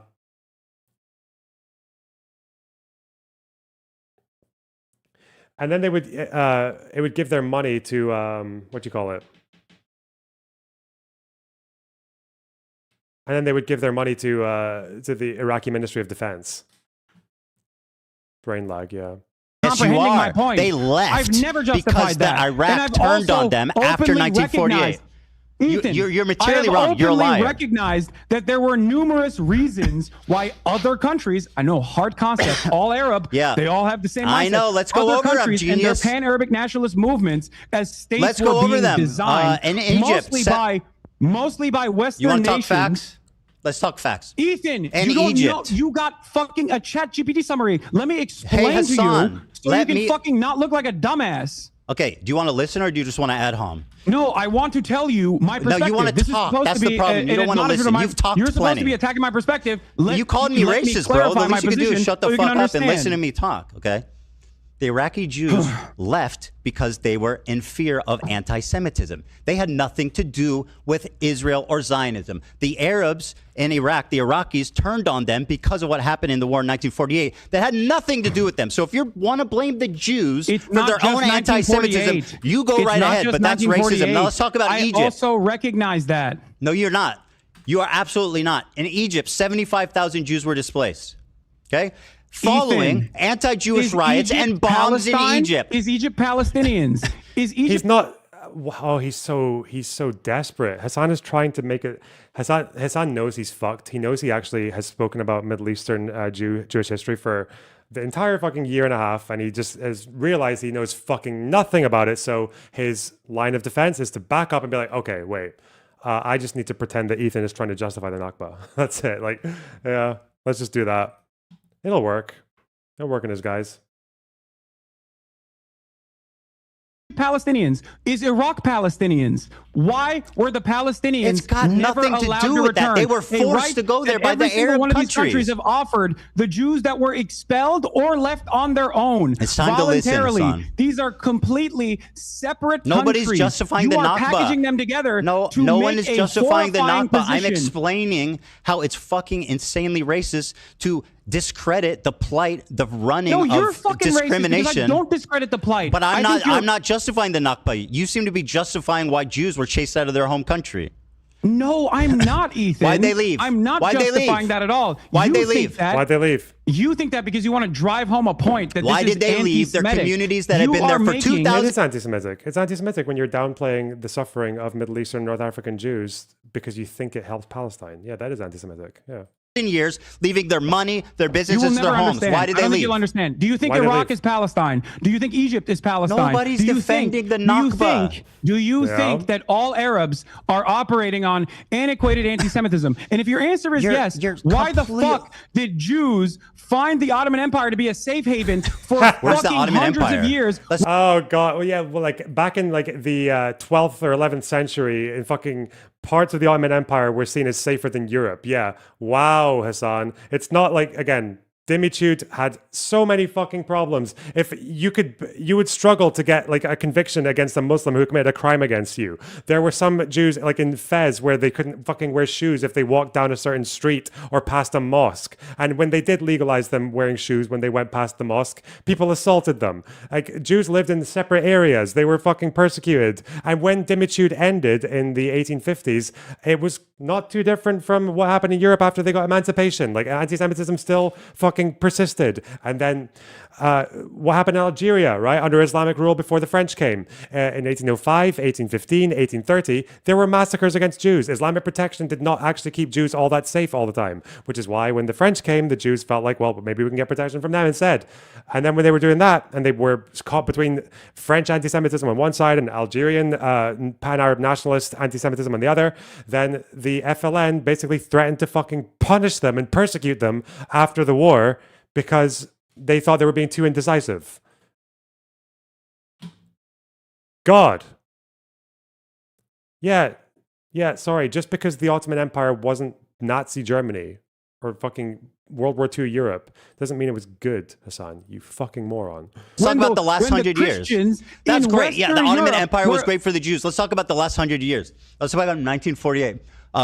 Anti-Jewish riots broke out after the war. Hasan, you need to shut the fuck up and listen, okay? After the war, okay, in 1948, there was anti-Jewish riots and bombs in Egypt.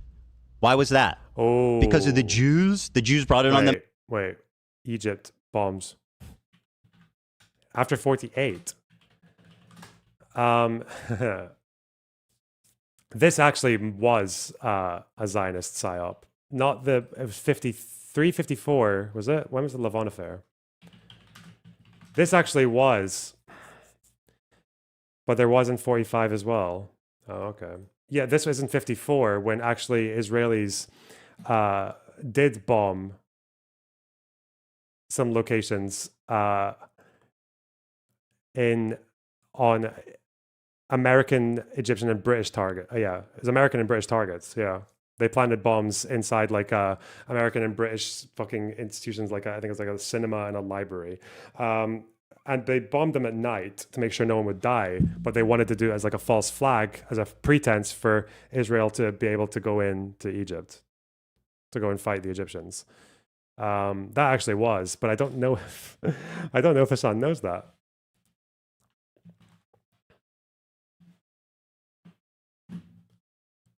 Oh no, but that was locals. It was Egyptian Jews who did that. They were recruited by the Israelis. Yeah.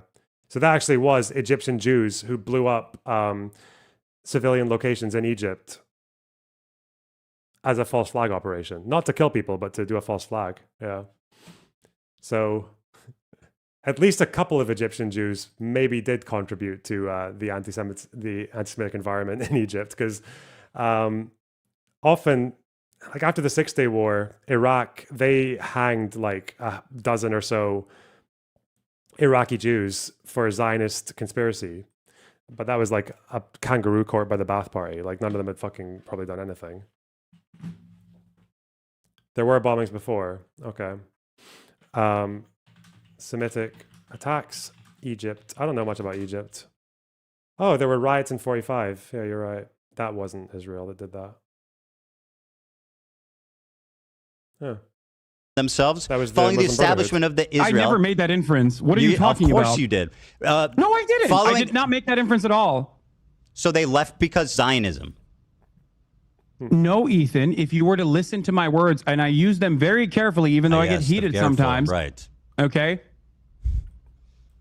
Egypt, Iraq, Morocco, each of these countries where Jews lived in the MENA region all the way to the Levant had different reasons. Some of them were direct pogroms. Others were the colonial. You are a tangibly, historically proven liar. Do you think that Jews, and I feel I just said that some of them were because of pogroms. You're not hearing anything I'm saying. You're so conditioned into saying liar the amount that you're undermining your own point. The amount that left because of Zionism was minute. They were chased out. They were forced to become Zionists by their oppressors because they had nowhere else to go. In Egypt, following the establishment of Israel in May 1948. Ethan, none of these countries are Palestine. That is an insanely irrelevant point. A series of bombs. When Palestine was led by a Nazi. Fuck it, I'm sorry. Oh, God. But we're not talking about Palestine, though. Again, Hasan's just going to keep pretending he's justifying the Nakba. Dude, are Palestine. That is an insanely irrelevant point. A series of bombs targeted Jewish areas in Cairo between June and September. The executions were in the 70s, Sundowner, but they were for the 6-Day War, I believe. Ba'ath Tribunal, Iraqis. Jews hanged. I think it was a 3-day tribunal. Campaign. They killed 70 Jews. That's my point. Injured 200. They confiscated Jewish-owned businesses and synagogues were attacked and destroyed. Okay? It was 69. Sorry. Cleansing campaign. They killed 70 Jews. That's my point. Injured 200. They confiscated Jewish-owned businesses and synagogues were attacked and destroyed. Okay? Ethan. In 1956, the Suez Crisis. One is the Suez Crisis. That was when the Suez Crisis was Israel being naughty. Actually, planned violence and an extermination campaign. Approximately 25,000 Jews were expelled from Egypt. Falsely misplaced hostility. 25,000. No, but Hasan doesn't know. He's too hung up. He probably does know. He's in too much of a crash out about being wrong about the Iraqi bombings. He's not even thinking straight. Jews were expelled from other countries. So are you blaming them? You don't understand. Hold on. Are you blaming the Jews for getting? Are you blaming the Jews for being expelled from Egypt? 25,000 of them? No, Ethan. Okay. If you listen to my words, you would understand. So what is it I exaggerated about? 900,000 Jews were displaced. Because you are making a comparison with different countries. No, I'm not. Versus one singular force that planned an extermination campaign, planned an ethnic cleansing campaign. Other countries and the reaction to it, or other countries and the previous hostility towards Jews have nothing to do with Palestinians. So of course not. That's why it's anti-Semitic. That's why it's anti-Semitic. That's why the regimes were anti-Semitic. Yes, Jesus. Russ, thanks for the $100. What a fucking champ. Hell yeah. Let's go. It's good because the goal was slacking today. Hell yeah. Well, yeah. My goat. Okay. To do with Palestine, but they still got kicked out for being Jewish. That's literally what anti-Semitism. I don't think you understand. 1,000 Jews in Egypt were arrested and detained without charges. The government seized 500 Jewish-owned businesses and froze bank accounts. It's like saying the Holocaust is similar to anything Israel's ever done. Yes, that would be stupid, Hasan. That would be very fucking dumb. It's like saying Gaza is like the Warsaw Ghetto, where 90% of the population was fucking liquidated in less than 2.5 years. It's like saying a Houthi kidnapping a fucking dozen or so Filipino sailors, civilians, is the same as the Warsaw Ghetto uprising, where they were killing soldiers who were trying to gas them. Fuck. Yes, false equivalencies are bad, Hasan. Why do you do them all the fucking time? The expelled Jews were compelled to sign a declaration. Is this by accident? He just hates Israel so much that he has to downplay the Holocaust, and now he has to downplay fucking the Jewish exodus in the Middle East. Like, he's just, what else? What else are we gonna fucking? Is Kristallnacht? Is he sure? Oh God, is there? God forbid. Donating their property to the Egyptian state and were allowed to take only minimal personal belongings. In Algeria, 130,000 Jews were expelled. Upon the independence, that's not Palestine. They're not. They're just Arabs. They're not the same fucking people. So my point is very simple. They were expelled from their homes because of anti-Semitism. Yes. Ethan, you used Egypt as an example. What is wrong about that? Half of these countries that you're pointing to in the time when Jews were leaving were literally Hasan, please, you've got to fucking answer a question. No, that's not true, Hasan. Most of these flights happened after colonial rule ended because they realized that once pan-Arab nationalism rose and these countries gained independence, they were actually more in trouble. So the Jews left Algeria because they were literally not going to get citizenship from the new regime after the French left. The first ever Algerian civil code for citizenship did not give citizenship to Jews. Morocco, most of those flights happened after the French left. Iraqi independence was in the fucking 30s, bro. Egypt was independent in the 20s. What are you talking about? It was because of colonial. Which country? Which country did? Was there any? Was there any country in the Middle East where most of the Jewish flight happened under colonial rule? Iraq, no. Yemen, oh, maybe Yemen. When did Yemen get independence? Because Yemen became 2 countries. Yemen was 67, but that's Aden. Maybe Yemen. Was northern Yemen independent, though? Yeah, northern Yemen was independent in 1918. South Yemen was under British rule. Did most Jews leave South Yemen or North? Where were they? Maybe Yemen. Okay. Libya? No.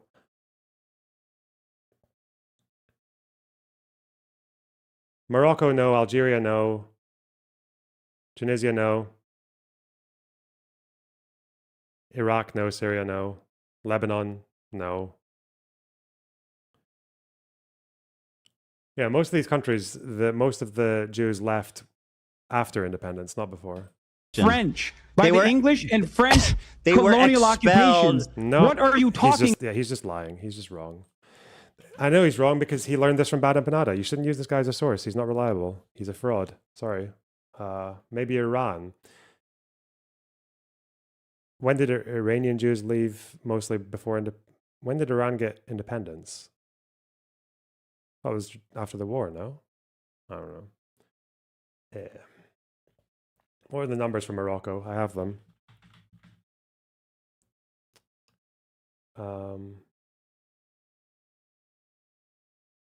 Yeah, it was in the 60s when it was when did Morocco become independent? Early 50s, right?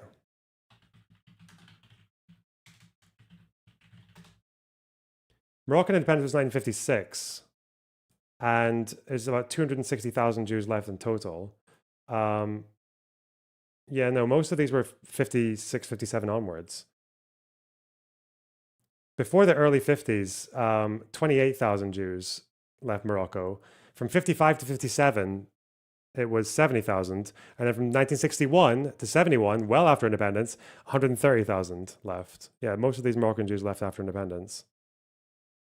They were expelled because of anti-Semitism. What did I say wrong? Go ahead. My God. Go ahead. Algeria was under French occupation. Yeah, and the Jews left after. You fucking prick. Yes. Because under French occupation, when the FLN was fighting with Algeria, the FLN were not particularly nice to Jews, but the French weren't either. Because of there was Vichy France, and there was also the backlash to Jews getting citizenship in Algeria. I don't know. Fuck. Oh, please, Ethan, does he know? Does he know that the Algerian government didn't actually give citizenship to Jews? It is the design where... Go ahead. Oh my God. Go ahead. Go ahead. Algeria was under French... Excuse me while I'm about to say something that's complete fucking bullshit. Occupation. Algeria was under French occupation. It is the design where the French occupied Algeria did not squash the attempts of expelling Jews. I'm not saying that there wasn't. Most Algerians were French citizens and went to France. That caused Jews to feel unsafe, Ethan. 95% of Algeria's 140,000 Jewish population. Individual, often, sometimes Western powers and what they allowed in those countries on the Palestinian plight when you make this comparison. That's what Islamic protection didn't help Algerian Jews either, motherfucker. Yeah, the French failed to protect them against Constantine, right? And other Islamic attacks. But you also understand that before French colonial rule, there were massacres against Jews. 3 in 25 years. Is it anti-Semitic for Jewish people to get kicked out of their home? The Armenian genocide, right? The Turkish, the Ottoman Empire and the forces and the Ottoman genocide that they conducted, a mass extermination campaign, is because other fucking random countries where Armenians Iraq happened after independence and as a equally dispelled, or Turks were getting dispelled in other countries. The pogrom happened as a direct thing that result that's the way of that the it was war, taught in the past. That it was a by the way, did you say necessary voluntary migration? By the way, did you? Because oh my God, bro! Did you say Anne Frank died before she could resist? I don't know if that was a fever dream. Wait, I'm saying that would you have an issue with Anne Frank if Russ, thanks for the 50 gifted subs. What a fucking champ. Hell yeah. Russ. If she actually was Sorry, able to I just thought it was an insane resist. thing to say. I'm not trying to litigate it. And Tripoli. Wait. Anti-Jewish riots broke out amid post-war unrest. Oh, he's so desperate. This is his rope. He's more confident on the Anne Frank thing because Ethan was weaker on that point. Get me out of this Jewish history excusing fucking... It's all voluntary. Get me out of this lying about Jewish history arc, please. He's so desperate. He just popped back to life. Fuck. Actually was Sorry, able to I just thought it was an insane thing to say. I'm not trying to litigate it. In Tripoli... Anti-Jewish riots broke out amid post-war unrest. Synagogues were burned. Jewish institutions were shut down. Please talk about Anne Frank. What's your point about Anne Frank? Ethan, please. Why are you trying to deflect away from what I'm saying here? No, I just think that statement was insane. The Six-Day War backlash. In 1967, another Israel victory. Jewish communities got mobbed. 6,000 Jews were evacuated. Homes were destroyed. Synagogues were burned. In Morocco, 250,000 Jews were expelled. Anti-Jewish riots broke out in 1948. You'll notice all of these, most of these pogroms are happening in 1948 as a direct result of the war. The Arabs turned on their Jewish populace out of anti-Semitism. Period. Point blank. June 7 to 8, 1948. In northeastern Morocco, following the declaration of the state of independence, the state of Israel on May 14, 1948. Anti-Jewish riots erupted in the town of Jarada. These towns were significant transit points for Moroccan Jews seeking to immigrate. 47 Jews were killed. Many were injured. Jewish homes and businesses were looted and damaged and destroyed. In 1950-1960, harassment and immigration. The year following 1948 riot, Moroccan Jews faced increased pressure. These factors contributed to a significant immigration of Jews from Morocco. Immigration to Israel was banned in 1959. But before that, 274,000 Moroccan Jews immigrated primarily to Israel. Yemen and Aden. Remember when you said you weren't a Zionist? 50,000. Remember when you said you weren't a Zionist? These are direct Zionist talking points. This is historical. You disgusting fucking prick. What? Talking about attacks on Jews in the Middle East is a Zionist talking point. None of that was false, Hasan. Jewish history is a Zionist talking point. Grumble, grumble, grumble. What a bumbling fucking buffoon. Jesus Christ. Listen, that's what I'm saying. Is it anti-Semitic for Jewish people to get kicked out of their home? The Armenian genocide, right? The Turkish... Where are we? We went way back. Because we were Zionists. Anti-Jewish riots broke out in 1948. You'll notice all of these, most of these pogroms are happening in 1948 as a direct result of the war. The Arab Israel My victory. Question for you was deflect away from what I'm saying. War backlash. In 1967, another Israel victory.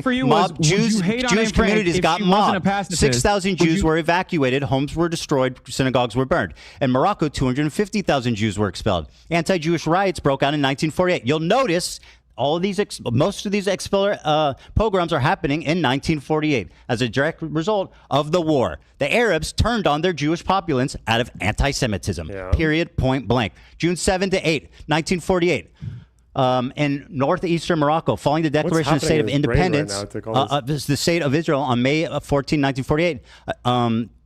Anti-Jewish riots erupted in the town of Jarada. These towns were significant transit points for Moroccan Jews seeking to immigrate. 47 Jews were killed. Many were injured. Jewish homes and businesses were looted and damaged and destroyed.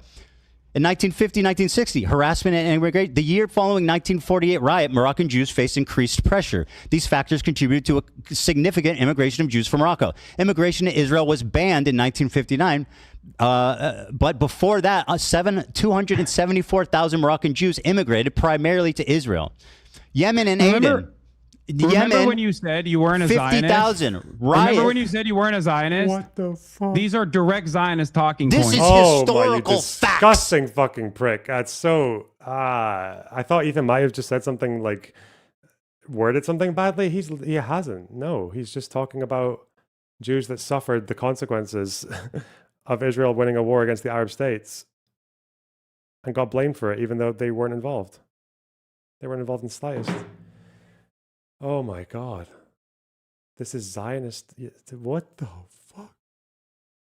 literally spread by your very own Avi Schleim, who, if I'll quote it back to you, said, we didn't leave because we were Zionists. We did not leave because we were Zionists. We left because we were afraid. Appropriate, Ethan. That's the difference. If you asked Avi Schleim whether it is comparable to say the Nakba and the 900,000 Jews that I'm not defending the Nakba. From separate countries, he would laugh at you. Your failure Do you not understand? to acknowledge Wait, what would Avi Schleim laugh for?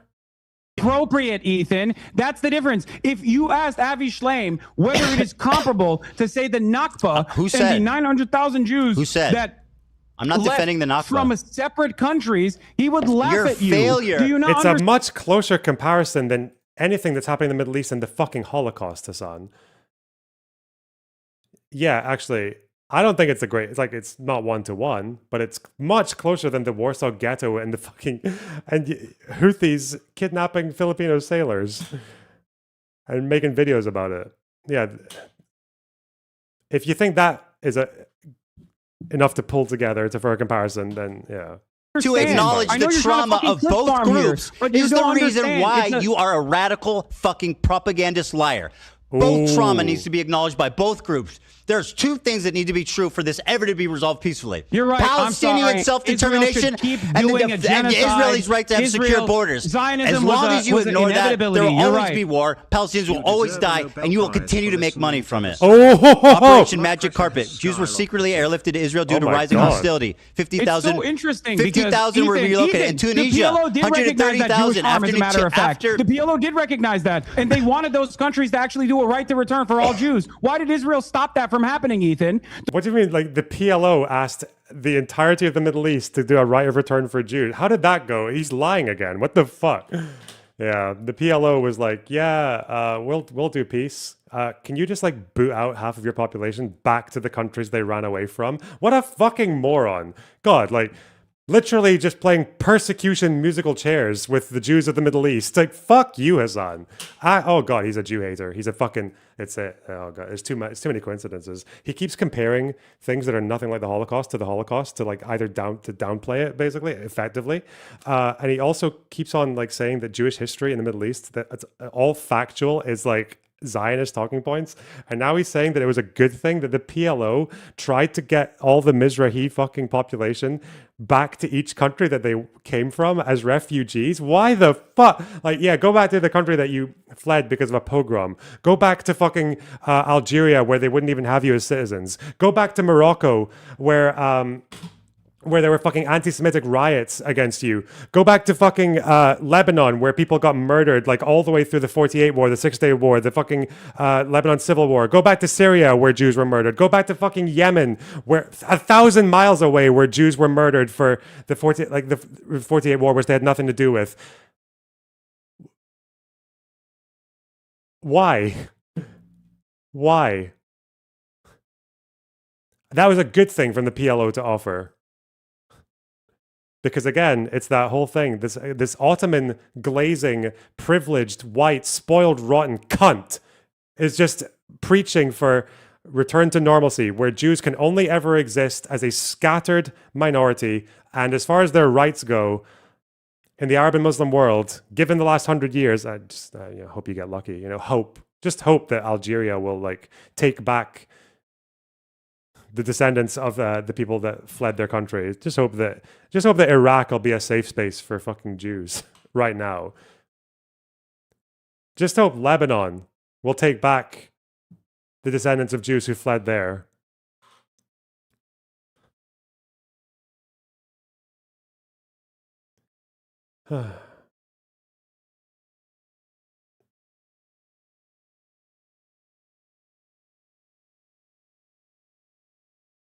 Don't you think that Zionism is the problem here? Avi Schleim said, quote, what happened? They didn't fucking send you that clip? They didn't send you that fucking piece of information? Dude, so the Avi PLO, Schleim, Yasser Arafat, the people that don't care about Jewish plight, actually did see the guy who oversaw the second Intifada. What the fuck are you on about? To be able to go back and do a right to return if they wanted to do so into their nation of origin. I'm talking about right of return to their nation of origin. Yeah. So, if they wanted to. Okay, sorry. We can do that right now, okay? Let's say, okay, I can do this arbitrarily because it doesn't make a fucking difference. If you opened every door to every Middle Eastern country for Mizrahi Jews to return, the number of people that would go back is probably 0.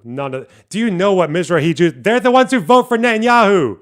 Like fucking, is Ben Gvir going to go back to Iraqi Kurdistan? Fuck me, man. Actually did see the guy who oversaw the second.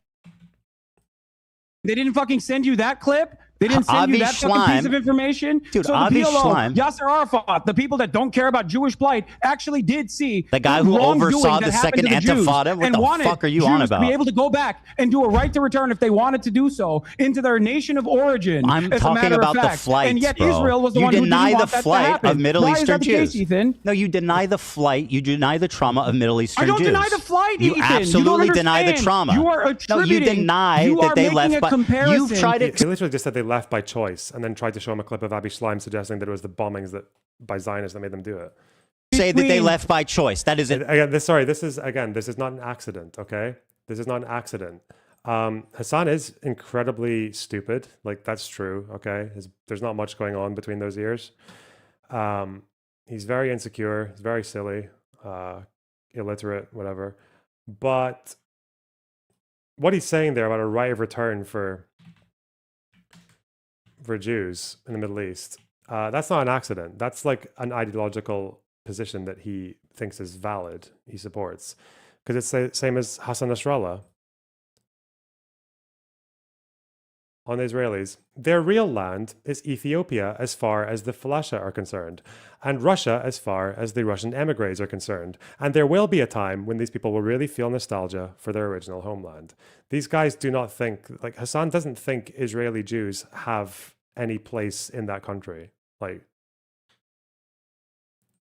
he doesn't like the way they got there, whether they came as refugees, whether they came as people who were trying to buy empty land, whether it was people who bought up fucking swampland and drained it and got rid of fucking malaria, or whether it was people who wanted to go there to evict people, whether it was people who wanted to go there for fucking ethnic cleansing, whether it was Holocaust survivors, whether it was people fleeing the Nazi occupation of North Africa, whether it's people who fled pogroms, all of them, most of whom went as refugees. He doesn't think they don't have a place there. They don't belong there. That's why he's acting like the PLO, suggesting Iraqi Jews go back to Iraq is like a noble proposal. Gross historical inaccuracy. There are Jews that left by choice. Yes, that is some true. did. Of the 900,000, the vast majority left because they were afraid. Because they were being discriminated against. That is a historical fact. 6-day war aftermath. Have you ever actually listened to a clip of me talking about this? Yeah, I did. You sound like a moron. Oh my God, you have no idea what my perspective on this is. You're just fucking yelling at me. He's just reinventing it because he realizes it's fucking mental. Well, what are you doing right now? What are you wasting time for, buddy?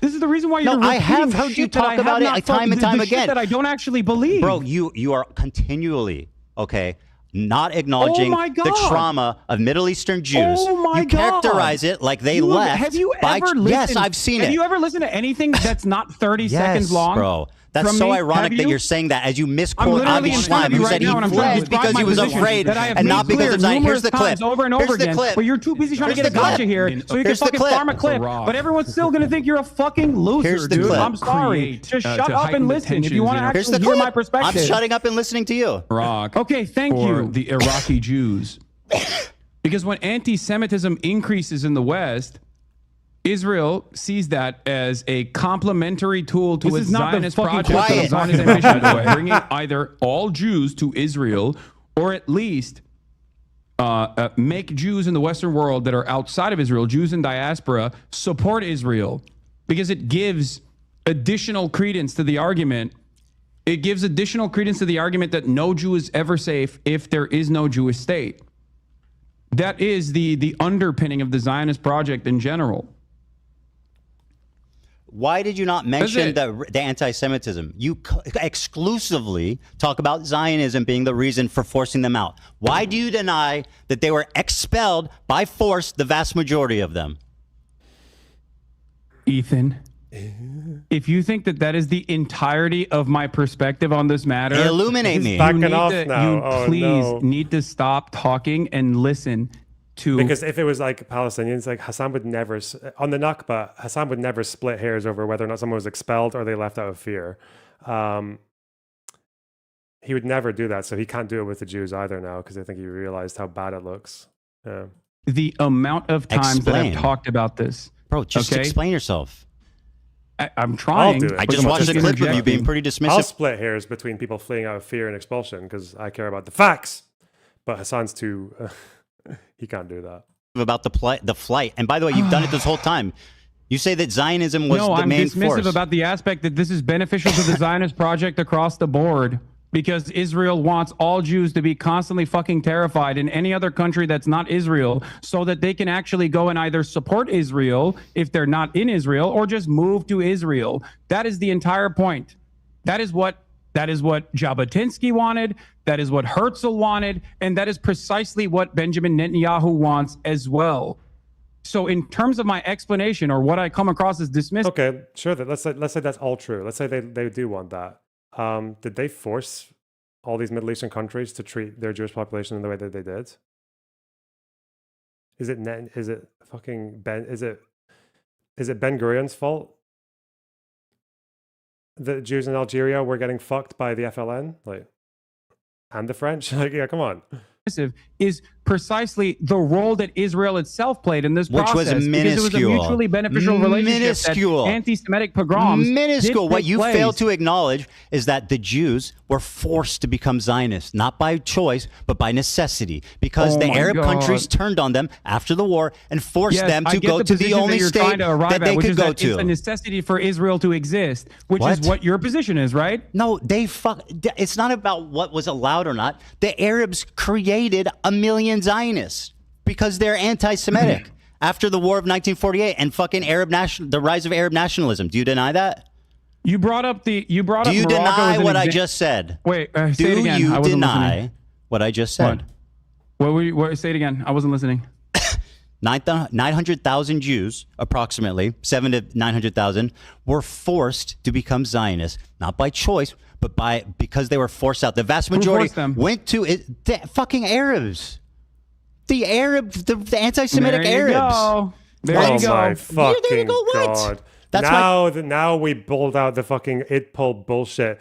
Yeah, because what Ethan actually said there is that all Arabs are barbarians, and Hasan's so happy that he thinks he got that. Oh my God. Imagine saying, if I was like, oh yeah, the Christians did Sabra Shatila. I'm sorry, wait, what? The who? The who? Yeah, it was the Christians. It must be that you think Christians are animals. He's such a fucking slime. Ugh. Actual just human trash. He's so happy. Look at him. Imagine being this much of a pathetic, uninformed, fucking incoherent, brain-damaged debate bro fanny that this is the kind of own that you want to grab. It's so fucking sad. Political commentator, by the way, getting fucking BTFO'd by a comedy podcaster. My point. Are you okay? I rest my case. Okay, well, I mean, no, you're too fucking delusional to realize what kind of racist nonsense you're fucking chirping on. That was my entire point. Historic. Thank you. I mean, it's historical. You don't know anything of what you're talking about. Avi Schleim, once again. The Christians in Europe were anti-Semitic for like 2,000 years. I'm sorry. The what? The what?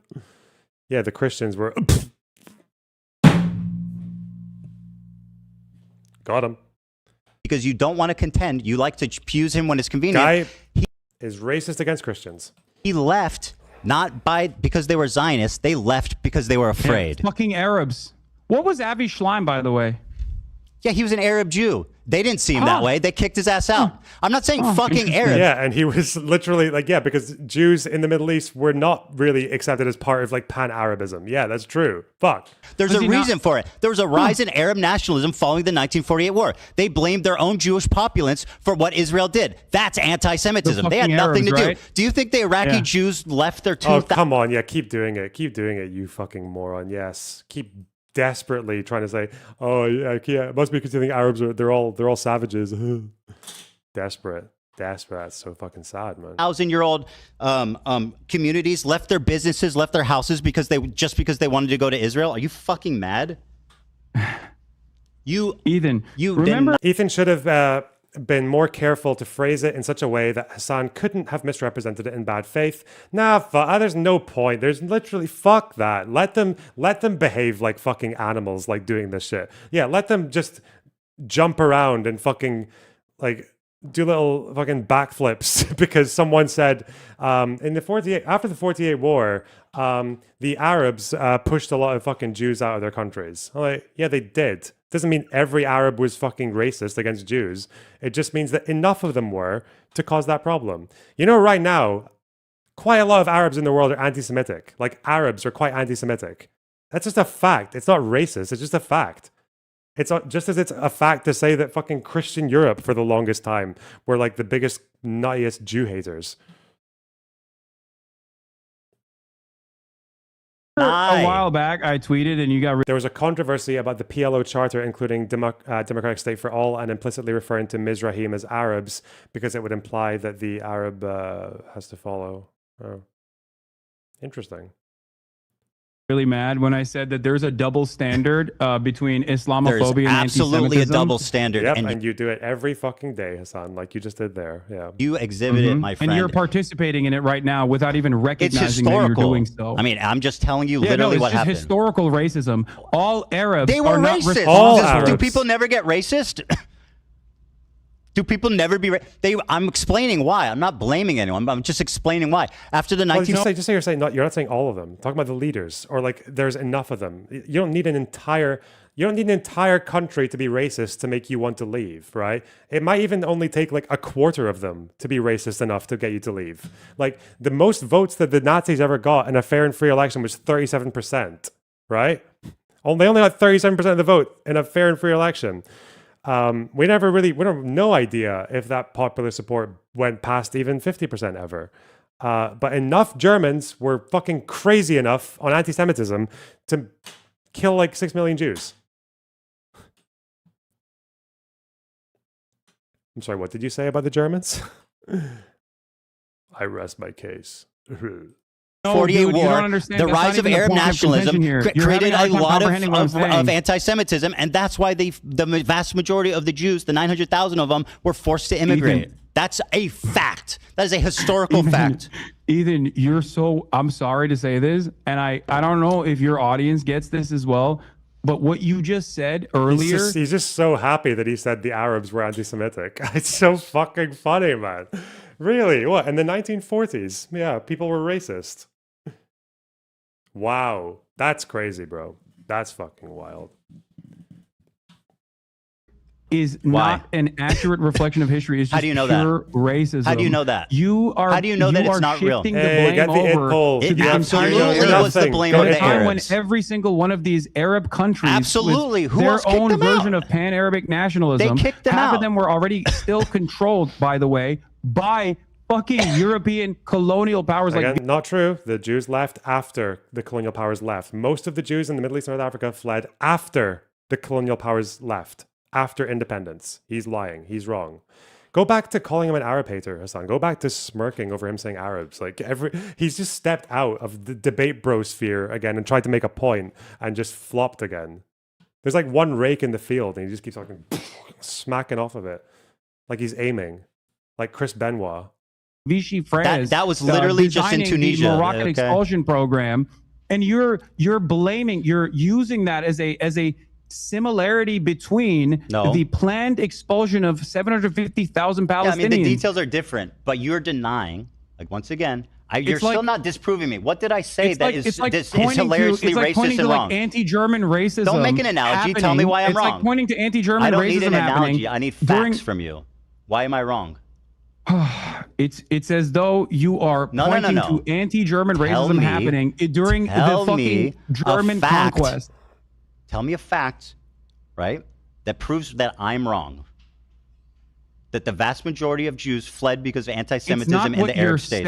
Oh, really? It's not what you're saying. So I didn't say anything wrong. How you're saying I didn't say anything wrong. Oh, no. I didn't say anything wrong. wrong. Out of his depth. It's how you're saying it. I'm Harrison, it's the idea that all Arabs are fucking one-minded and have something to do with Palestinians in general. Yes, I never said that there wasn't any fucking anti-Arab, anti-Jewish sentiment.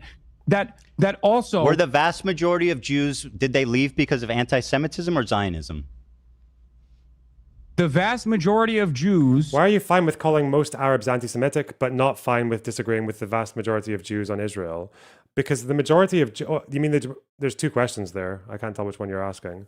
If you're asking why I'm not fine disagreeing with the majority of Jews on Israel, because the majority of Jews believing Israel has a right to exist is a acceptable position. Anti-Semitism isn't. Like, it's a good thing to think that Israel has a right to exist. We don't fucking abolish countries because they do bad things. There are countries that exist right now that have done much worse things than Israel ever has, and they're allowed to exist. We don't do that. Like, we don't challenge the legitimacy of any other nation in this way. If you're asking why I'm not fine with disagreeing with the majority of Jews in Israel, I don't know if you mean that. Then, I mean, I disagree with the majority of Jews in Israel all the time. I think the majority of Jews in Israel are kind of mental, so I don't know. Did they leave? Regardless of whether or not Zionism they left for anti-Semitism or anti-Semitism? Zionist purposes, is not comparable to the Nakba. You're not answering. Did they leave It is because not of anti? comparable to the Nakba. I don't care. That's got nothing to do with Fuck what I'm talking me. about. I need to tweet. Sorry, I'm not comparing that. I need to throw out some rage and see if anyone wants to defend this.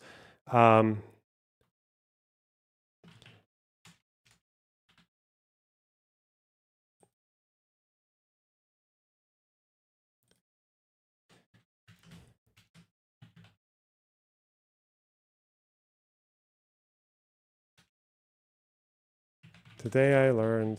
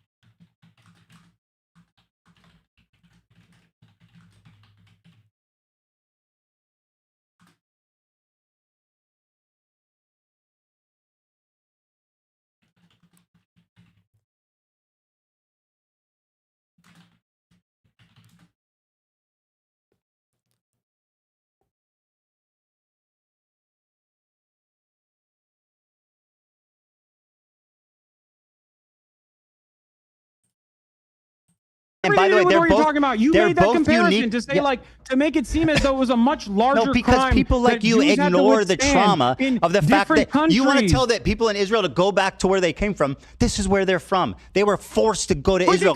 They could right now. They could go tomorrow. Really? Wait, what? Where? Oh, you fucking psycho. Why did I even pause? Man, this guy is a gift. He's a fucking slot machine. The slot machine's broken and it's just poof. What? Where's that context? Is not comparable to the Nakba. You're not answering. Did they leave It is because not of anti? comparable to the Nakba. I don't care. That's got nothing to do with what I'm talking about. I'm not comparing them. It has And by the way, everything to do with they're what both. you're talking about. You they're made that both comparison unique. to say to make it seem as though it was a much larger No, because crime people like that you Jews had to ignore the withstand trauma in of the fact that different you want to countries. tell that people in Israel to go back to where they came from. This is where they're from. They were forced to go to Israel. They could right now. They could go tomorrow. Really? The Iraqi Jews can go back to their home tomorrow. Don't answer. Please don't answer. Go live with the Houthis. Fuck me. Go live with the Houthis. Where they're from. They were forced to go to Israel. They could right now. They could go tomorrow. Really? The Iraqi Jews can go back to their home tomorrow. The Egyptian Jews can go back to their homes tomorrow. Absolutely. That is insane. You are fucking out of your mind. Yes, they can. Okay, they how? Tell me how. Can. How did they the Jews go back to their their... It's fucking... Bro, it's illegal. It is against... I'm pretty sure it's still against Iraqi law to...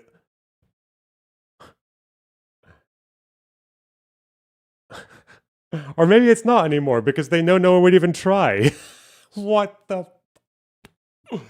Oh my God. Go back to... Listen, you know how all most Mizrahi Jews are Zionists? And go to the country where there's a guy talking about impaling you on a spike. Oh my God, Hasan Nasrallah channeling. Go back to Ethiopia.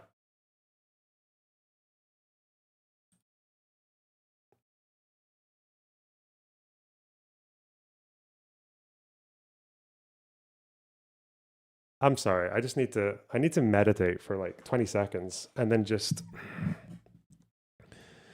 I need to meditate for like 20 seconds and then come back to it just to make sure that I heard what I heard. I want to do an alpha affirmation, okay? I need to strengthen myself. Okay, listen, sit with me, guys. Just give me a minute, okay?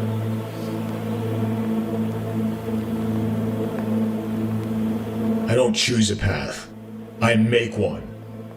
Yeah, okay, that's me, yeah. I make my own way. Hell yeah. I charge ahead. I bulldoze through. I aggress forward like a radiant champion. Born to win and literally the best at everything I do. 100%. I'm an epic champion. Yeah. I'm a legendary, all-out, and absolute magnificent champion. Okay. Okay, I feel better now. Okay, I'm a magnificent bulldozer. I bulldoze magnificent champions. Okay.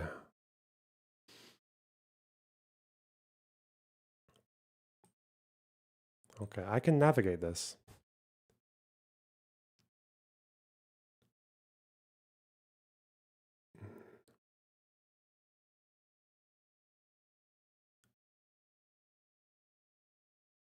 When's the, sorry, just double check. Okay. 2021. Okay, 2021.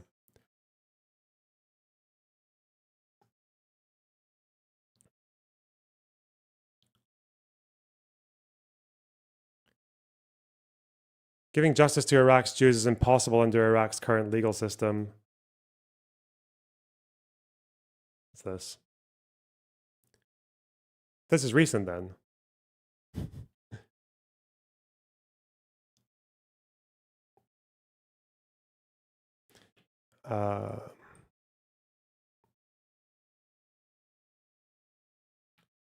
And from the code, it says,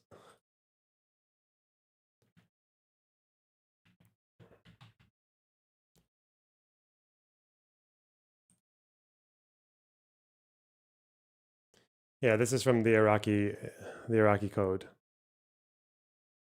If an Iraqi loses Iraqi nationality, his minor children should consequently lose that nationality.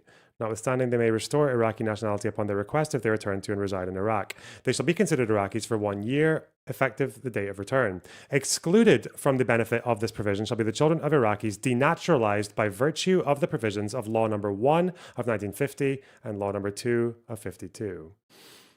Right. Law Number 1 is the denaturalization law. That's what that is, right?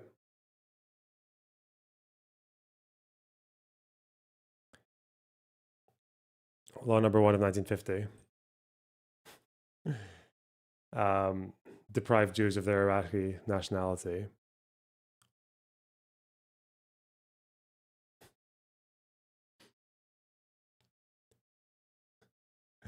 But that's okay, because I never actually heard Hasan saying that Iraqi Jews can go back to Iraq. I never actually heard him say that, you guys. It's fake news.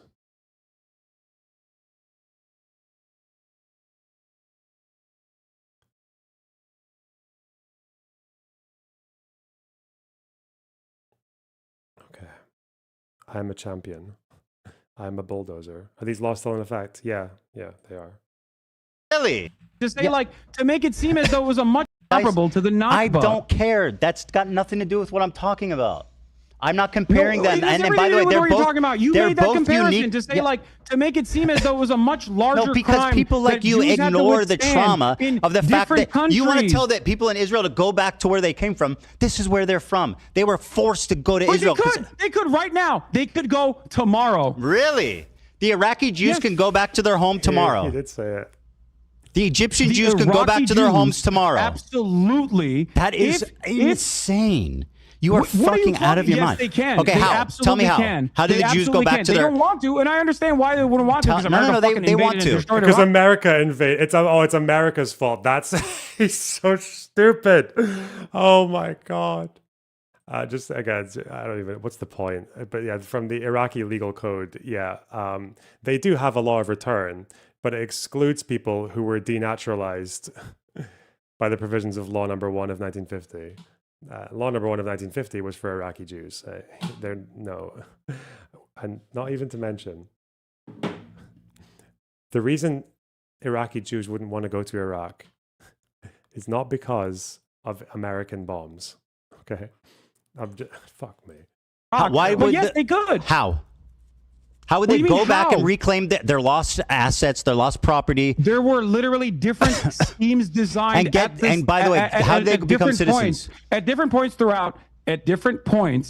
throughout this 76-year-long, drawn-out apartheid structure, there were numerous instances where, yes, there was a right to return offered to Jews and even restitution for the homes that they lost in the process. So yes, you're wrong. You simply don't know the facts. You are wrong. You won't say Where is he getting this from? What?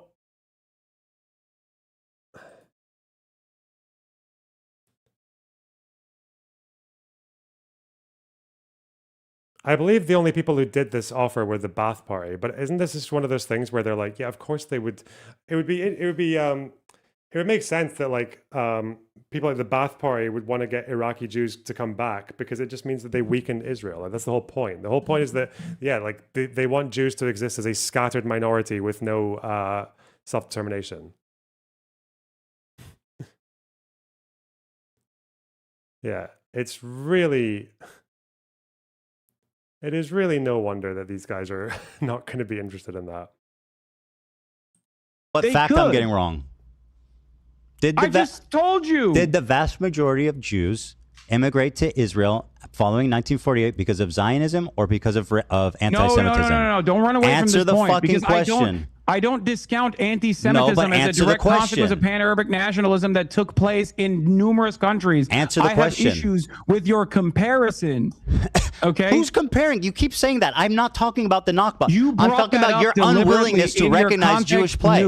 And you brought really that up deliberately to say more Jews were displaced than Palestinians I think that's were. an interesting fact that you clearly don't fucking ever want to mention because it really messes up your beautiful little narrative. Why would you? So what? Why did you bring that fact up right after you talked about the 1948 war? Because the point is that two people were traumatized. I think that comparison is disgusting. There was two people that were traumatized. There was two people that were displaced unfairly. It was the Palestinians and it was the Middle Eastern Jews. They both have trauma. You failed. Yeah, that comparison is disgusting. It would be much more. Hasan would prefer it so much more if Ethan was like, 6 million Jews were murdered in gas chambers in the Holocaust. You know what else happened? A bunch of them were kicked out of the Middle East because of persecution. He likes that one. That would make him happy.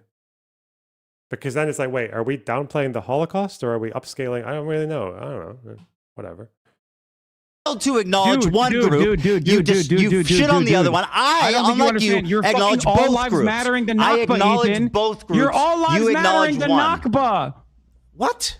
That isn't. That's what you're doing, and you're also attributing. How am I doing that? You're attributing anti-Semitic violence in different countries at the same time following 1948. Because the reason it's important is because some people think that Israel is just, they call it like it's just a settler colony made by random fucking white people who just wanted to go to this place for no good reason, so they could conquer, right? But then you think, okay, so the Ashkenazi Jews who went there, who actually started the Zionist project, were fleeing persecution. Most Israeli Jews are non-white, so it puts a huge fucking wedge into the Israel is white settler colonialism, like white Western colony. Well, no, the majority of Israeli Jews are non-white. They're from the Middle East and North Africa, and they also are in Israel because they were fleeing anti-Semitism. And then when you think about it from that perspective, it's like, oh, so Israel, like, notwithstanding the colonial actions, it's also functioned as a safe space for Jews who had nowhere else to go. Oh, that makes things a bit different. That's probably explains why it's a bit harder to get rid of all of them. pan-Arab nationalism. You said that yourself. These 5 Arab countries were defeated in 1948, and they turned super fucking anti-Semitic as a result. They became ultra-nationalist Arabs. It became popular. As Israel declared independence, they said, "Fuck no, we don't want this country here." And yeah, they all became anti-Semitic. That's a historical fact that you denied. You also failed to recognize that Iraqi Jews have been allowed to return to Iraq, and there have been numerous instances where Jews were. Wait, has this law actually ever been changed though? Let's have a look before we given an opportunity to return if they wanted to. How many Jews live in Iraq? What? How many Jewish I don't know. I think people? It's 0 right now, but they can. How many Jews live in the Middle East outside of Israel? They can. Why would it? Virtually none. Where'd they go? Why would Iraqi if it was Jews so not want to fucking go? great for Why them? would Iraqi Jews not want to go to Iraq? You think right now? 0. Because of fucking does he think it's just because of America? Is it just because of America? Why don't they go to Yemen? I thought that you like the Houthis, don't you? Why don't they go to Lebanon? They got a semi-functioning government now. Why don't they go to Morocco? Why don't the Moroccan Jews go back to Morocco? Morocco's not getting bombed. Jews, Blame almost virtually 0 Jews live outside of Israel in the Middle East. Why is if that? he's going to blame American bombs, then, okay, why didn't they go before? Why didn't they go before the first Gulf War? Hasan, when the Ba'ath Party was actually saying, yeah, you can come back here, no problem. You don't think that none of them wanted to fucking stay at home? I don't know. Maybe because there was a religious ethno-supremacist state that was backed by a lot of Western states as a direct destabilizer in the fucking region with mass migration happening, especially, of course, mass migration happening. And then in the aftermath of the Holocaust, with a shit ton more refugees coming in, was a much more viable state for them. Here's the problem. The viability of said state, of course, is partially a consequence of the other countries and the hostility that people felt towards Jewish people. You don't want to blame the Arabs. But this in and of itself, is the heart of the problem, because people conflate Zionism with Judaism, and that's what the Arabs did when they kicked them all out. I don't think it's appropriate. And so why are you blaming the Zionists and not the fucking Arabs for being racist? Why do you deny the Jewish trauma? Why do you deny the 900,000 traumatized Jews that were forced, including, by the way, what you keep ignoring, Avi Schleim. Avi Schleim said we didn't leave Iraq because we were Zionists. We left because we were afraid. Are you hearing that? Ethan, do you blame the English for the Holocaust? No. They played their role. They refused to let Jews flee there. Who did the Holocaust, Ethan? Just fucking make your point. I'm not playing this silly game. Come on, who did the Holocaust? Just say it. Make your point. Al-Husseini. Say Al-Husseini. Oh, God. It would be so funny. Just say it as a joke, and Hasan would think you were serious and, like, literally fucking... Dude, I'm not a fucking... Why not? I'm asking you a question. It's a super simple question. Avi Schleim said we left Iraq because... I asked you who was responsible for the Holocaust. Why would I answer such a stupid rhetorical question? Just make your point. What, you know the answer to this, right? Like, come on, what are you looking at on your fucking computer? Like, which country is... And now he's going to pretend. Is he pretending now that that Ethan doesn't know who did the Holocaust? Responsible for the Holocaust. Anytime you want to make your point. I would appreciate if What is happening? Dude, when you already, okay, here, whatever. You said I would appreciate if you would just listen to one thing I would say. You already said that it wasn't the English, right? It's not the responsibility of the British that the Holocaust happened, right?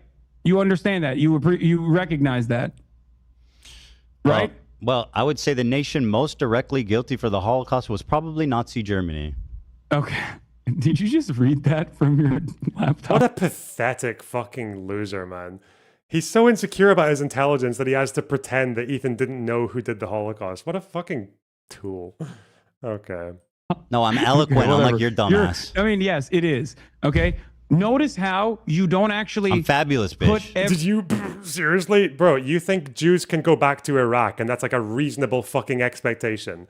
Oh my God.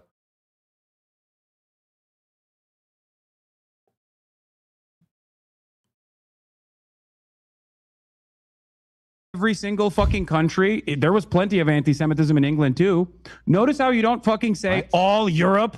All of Europe is responsible for the Holocaust. Actually, you know what? That's a good point from Hasan, because Ethan might not pick this up. Actually, a lot of Europe was kind of responsible for the Holocaust in a large way, because yeah, the perpetrators were the Nazis. They had a lot of fucking help from like the Romanians, in large part, like the Romanian government, as well as like smaller political opposition groups in Eastern European countries. It also made the Holocaust quite a bit easier with the fact that Jews had nowhere else to run away to. The Evian conference helped. Al-Husseini played a bit of a role because he recruited fucking Bosnians for the SS. Or was it Bosnians or was it Kosovars?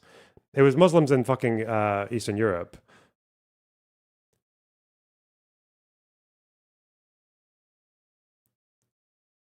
In the 30s, there was an anti-Semitic, like Nazi-inspired pogrom in Libya. Vichy France helped, yeah. Concentration camps in the UK? But you say all Arabs? Okay. He didn't say all Arabs. He said the Arabs. That which generally refers to leadership and to just an unsubstantiated number of the population. Fuck me. I'm sorry, if Ethan said the Germans did the Holocaust, like Hasan would not think he's saying all Germans. He's such a clown. Point is, there's no Jews in the Middle East. Anti-Semitic. Can you listen to one thing? I have one thing important to say that I really Ugh. want you just to listen to, okay? Avi Schleim said they did not leave Iraq because they were Zionists. They left because they were afraid. Yes. You are denying his family's trauma. You are blaming his family's trauma on Zionists. Will you talk to him? And Will you talk to him about this? Sure. I mean, he's going to agree with me. I read it from his fucking book. If you're so confident in everything, if you're so confident in all of this, okay, that would be great. All right. Perfect. Okay. So listen. I'll talk to debate him all and these Norm people instead of Finkelstein. you. I have time. Unfortunately, like I said, it's getting late, so I just want to make one last point before we go, which is that always remember, Hasan, that when people criticize me, I watch it on my stream by myself live, unlike a bitch-made coward like yourself who needs someone to hold your hand, make all the excuses in the world to avoid any single criticism, any response. You, my friend, are a coward, and I am the fucking legend that responded to it live with zero hesitation. But you know why? Because I'm not a liar. I don't have to think about the shit that I say and justify it. You lied. That's why you can't do it, because you'll get caught in those lies. Our endeavor made you look good, then congratulations. You don't think it was good that you don't think that it was a supreme confidence that I responded to it immediately live? Has Iraqi nationality law changed since 2006? Can anyone show me that, please, on Article 14 on nationality law? Ethan, it took you 4 months to actually entertain the notion of having a conversation with me. I don't give a fuck about watching YouTube videos. I don't know why you think that I'm afraid of watching your hate videos YouTube on your video. channel. 11 hate videos. I've watched 0 about you, Hasan. Do you want to actually discuss who's the coward? You made the hate videos, dumbass! Your fucking community is the hate community. Why the fuck would you have to watch hate videos or whatever? You are the one who's doing it. When criticism comes, I confront it. Well, thank you for When backtracking criticism on at comes least to 7 of the you, points. you Maybe we hide should from go it. through the context puke one more time so we can if you want to watch we can it, continue this conversation later. Okay. Listen, if you I'll want to hold your watch hand it, through all the other dumb shit that you said in it. It's not because I'm afraid. It's because you were crying. No, it is definitely because you're afraid. It. Why is it you didn't pull? Why is it you love Ban Empanada, but when he makes a video criticizing you, you say I'm not watching that? Because I think it's. You want to know why? Because I think it's fucking unproductive to watch criticism of me, you fucking coward. What are you saying? Because you're fucking presenting yourself and developing an audience that is literally, without even realizing it, because they are only drama obsessed. It's unproductive to hear criticisms from the person that I hold up as a excellent source, a person of meticulous character who brings very well sourced information, who I hold in high regard, and who I think their video essays are great, and I'm willing to forsake the fact that they're a fucking psycho Jew hater who wants to kill all the Israelis. I'm willing to forsake all of that. Because I think he's such a good scholar. I'm not gonna. It's unproductive to watch him criticizing me. What the? There's no way he's got anything useful to say about me. Fucking tool. Without realizing they're literally positioning themselves to be pro-Israel, to repeat pro-Israel talking points. Yes, that is the only reason why I started talking about you, because you went on a fucking deplatforming campaign. Why did you not watch Bad Empanada's video about you? You watched all of it? You did 110 Instagram stories on me, Ethan, since January 31st, 2025. 24 hours, bro. You didn't even recognize. You need to at least admit that it's reciprocal. I am not upset. You made 24 hours of nonstop content, bro. Ethan, 24 hours in the last 2 months, just on your own personal. We've talked about each other equally as much, bro. January 31st. 2025, 110 stories. It was so insane, you didn't believe it. Even if you don't even believe your own mania. Hello, Toby Smith. Please, for the love of God, Hasan, you talked about me 24 minutes a day, every day, 7 days a week for 60 days. Does that sound fucking reasonable? After you presented yourself as a fucking significant force trying to literally deplatform pro-Palestinian How much time do you voices. think it makes an Instagram story? That's why. And that's you literally. Why didn't you watch a Bad Empanada video about yourself? Your own producers were begging you to stop talking about me so much. Meticulous character is grammatically incorrect. No, it's not. A meticulous character would just be like a character who like holds themselves to a high standard. Oh, what? Okay. Much so that you had to set up a separate war room where you only talked about me. And that's what happened, right? Because you couldn't shut up about it. Your fans were fucking going, Ethan. It's just a segment. What are you talking about? Okay. We get it. My fans are fine, bro. Don't worry about my fans. And the entire time you frame this as though it's petty fucking drama. It's not petty drama. You are. So character is grammatically incorrect. It's the spelling's incorrect. You can't even spell Toby Smith. You should be fucking ashamed. Deeply anti-Semitic, hateful, fucking propagandist liar. That took place. And it only took you now to fucking openly say 10 toes down that it is a genocide, but also I've said that consistently for years, liar. Ethan, you don't want anyone to resist against genocide. It is a fucking untenable position. Oh, you mean kidnapping civilians? No You're so pathetic, bro. Please. And you constantly keep smearing me as a fucking anti-Semite at a time when the Trump administration, at a time when the Trump administration is blackbagging people. Yeah, that's bad happening. Don't call me out. That's bad happening. Don't call me out. That's what you're doing.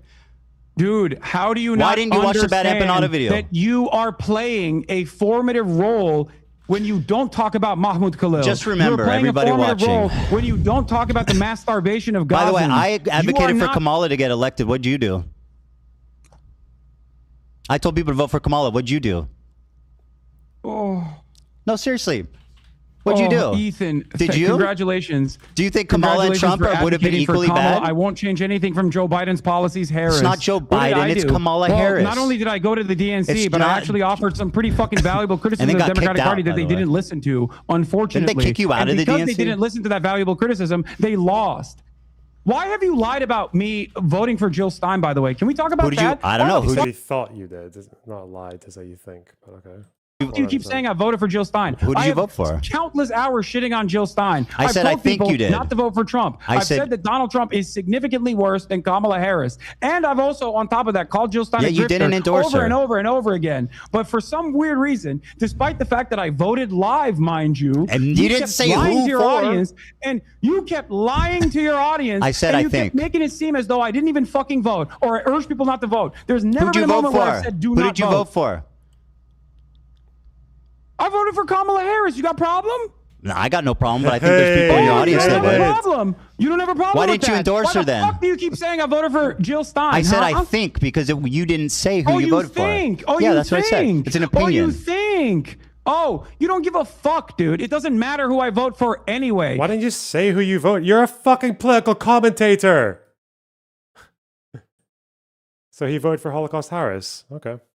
You're out of your fucking mind. I did not endorse Kamala Harris, and I will never endorse Kamala Harris. And I did not endorse Joe Biden. And now Trump's president. You want to know why? Yeah, and now people are getting blackbagged, Hasan. Well done. Good for you, buddy. You have more influence than like 99.999% of Americans, and you care about politics, and you squandered it. I don't care. Even if Trump won by like 10% of the vote, even if he won by a fucking massive majority, still, you don't know he's going to win by how much before the election. You do what you can if you care. Hasan doesn't care. Thank you. You don't care. You don't care. God, this is the face of a man who does not care. He only cares about people getting blackbagged insofar as he can use them to deflect criticism. You want to Trump's know why? building the Riviera in Gaza Strip, and guess what? You fucking love that shit because you get to keep making content about it, and you get to keep making videos, and you guarantee there will never be peace there because you won't acknowledge the trauma of both sides. Two things must always be true, How much Hasan. content have you made about Donald Trump? How much content have you made about fucking Donald Trump? You literally defended his terrorist regime. What the fuck are you talking about? And then you have to apologize because you're an embarrassing figure. You can't fathom. Listen to me. Listen to me. You can't fathom that somebody says something. It's not that different from Trump. Yep, you should tell that to Mahmoud Khalil, buddy. Just thanks for admitting you don't care about them. To make a foray into politics, and all of the producers or all the people that are giving you fucking talking points is not going to make you come across as smart in this process. Please, for your own mental sanity, stop trying to do this. You are basically brain breaking a shit ton of people into idiotic positions. You clearly don't care about people who have actually voted for Donald Trump, considering your allegiance with people who have literally directly voted for Donald Trump. Who's my allegiance? Okay? Who's my allegiance to? What do you mean? You have fucking Trump supporters that you're friends with. Like Steiny in general. When I have a conversation with him, I'm actually directly fucking addressing some of the Did you watch my interview with him, you like fucking dipshit? That our entire conversation was me arguing with him and telling him why Trump's bad and why transphobia is bad. You are insanely incompetent. You're playing poker with people who fucking voted for Donald Trump. You're defending Asmongold. Steiny's podcast, you hypocrite. Is not actually Trump coded. I spent hours shitting on Steiny. You're just a liar. Asmongold has been a valuable figure shitting on me this entire time. And that's the only reason why you act like he's not that significant of a force. That's it. When did I say that? You will take help from anyone and everyone. And it's all written by Destiny, right? You claim to care. You claim to care about rape, and you're hyping up a dude who has a segment on a show called Ultimate Rape Review. The reason why you're hyping up that dude is because you don't give a fuck. All you care about is petty drama. This is your only content. Stop doing petty drama content. Who's he? Okay, first of all, Hasan, you love petty drama content, but also who does a Chud Logic? Who's he talking about? Oh, Diorio. Ah, okay. Then shut the fuck up about politics and get back to goofs and gas. How many people are doing rape reviews? It will be fine. People will forget that you have behaved in this way, but you don't want to do that. It's become a fucking personal agenda for you. Thank you, Toby Smith, for admitting that you think black bagging and green card holders is not that different. It's not much of a difference. Thank you, you Islamophobic cunt. Okay, that people don't like you. It must be anti-Semitism. No, they don't like you because you don't know what the fuck you're talking about. And you have to be babied by goddamn producers as a 40-year-old adult. That's the reason why people don't like it. Very good. Very good. Now, why don't you watch Bad Empanadas videos about you? Because he's pro-Palestine. And I don't give a fuck about... He was criticizing you. Palestine, oh, you're such a coward. To be clear, if Badam Banada, he would probably murder thousands of Palestinians for being collaborating. If he had his way, the protesters right now against Hamas would just all be fucking black bagged and shot. Pro-Palestine. Okay. Methods that we have.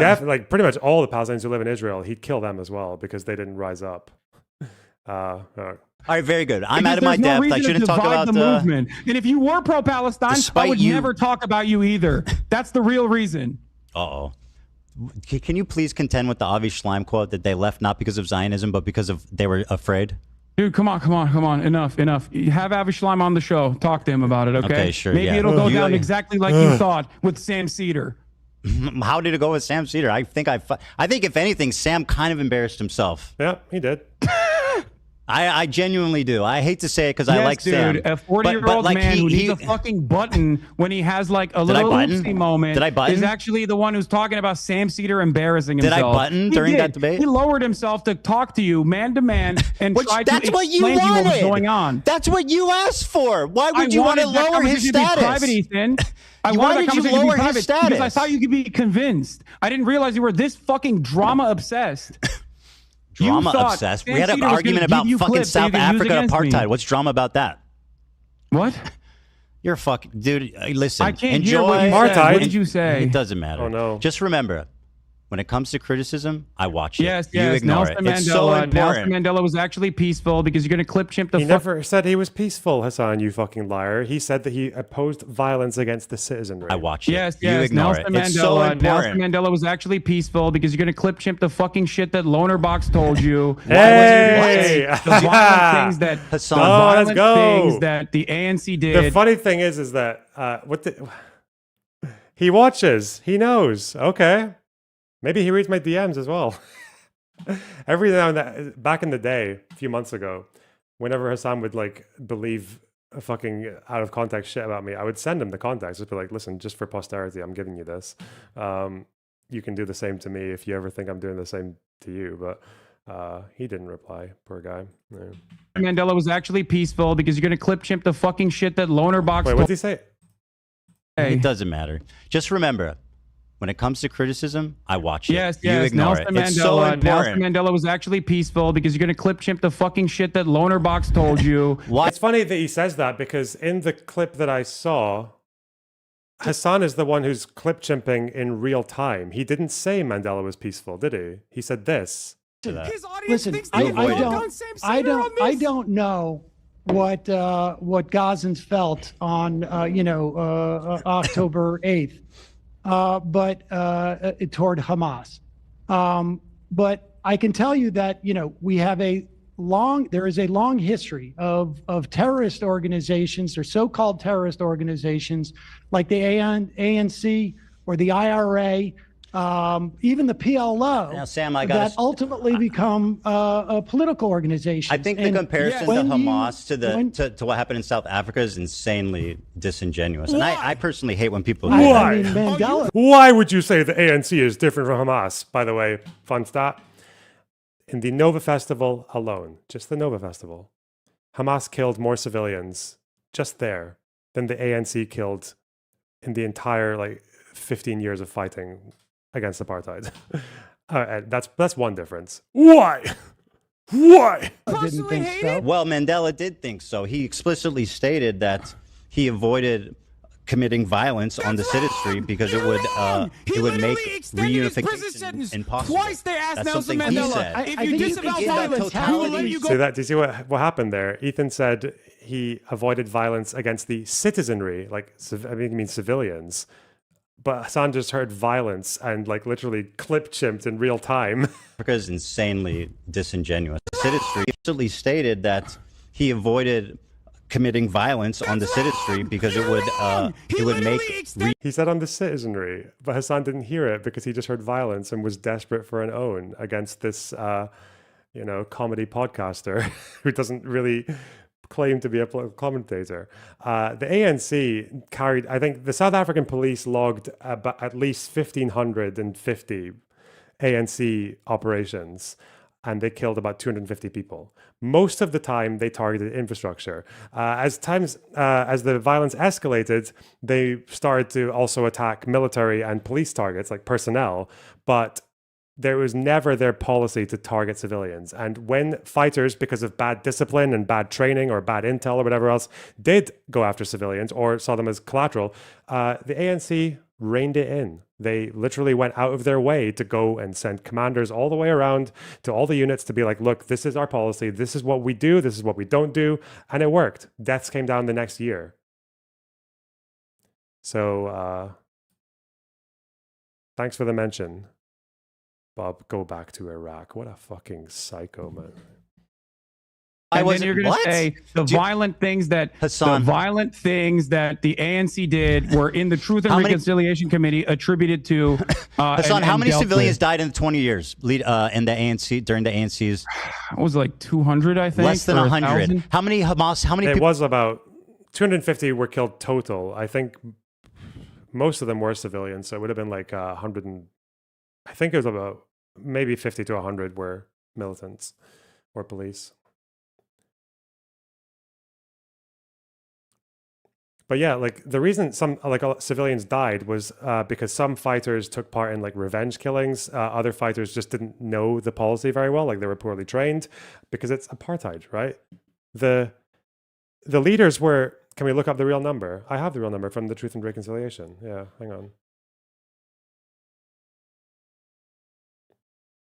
It's here. I took some screenshots. This is from the Truth and Reconciliation Commission. This is from 1976 up until 1990, so just under 15 years. Before then, they were killing like barely anyone because that was when they were just completely focused on infrastructure. Yeah, 250 plus, just over 250. And if you look at where is it? If you look at the period where they actually did the reining in of the worst excesses, do I have that? Let me see. I don't think I can see it anymore. Maybe this one? 276?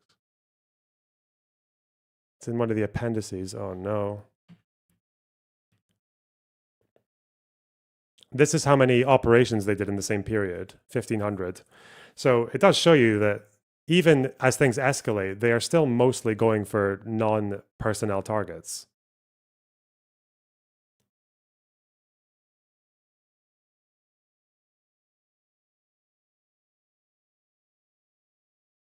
I don't think I have the stats here, though.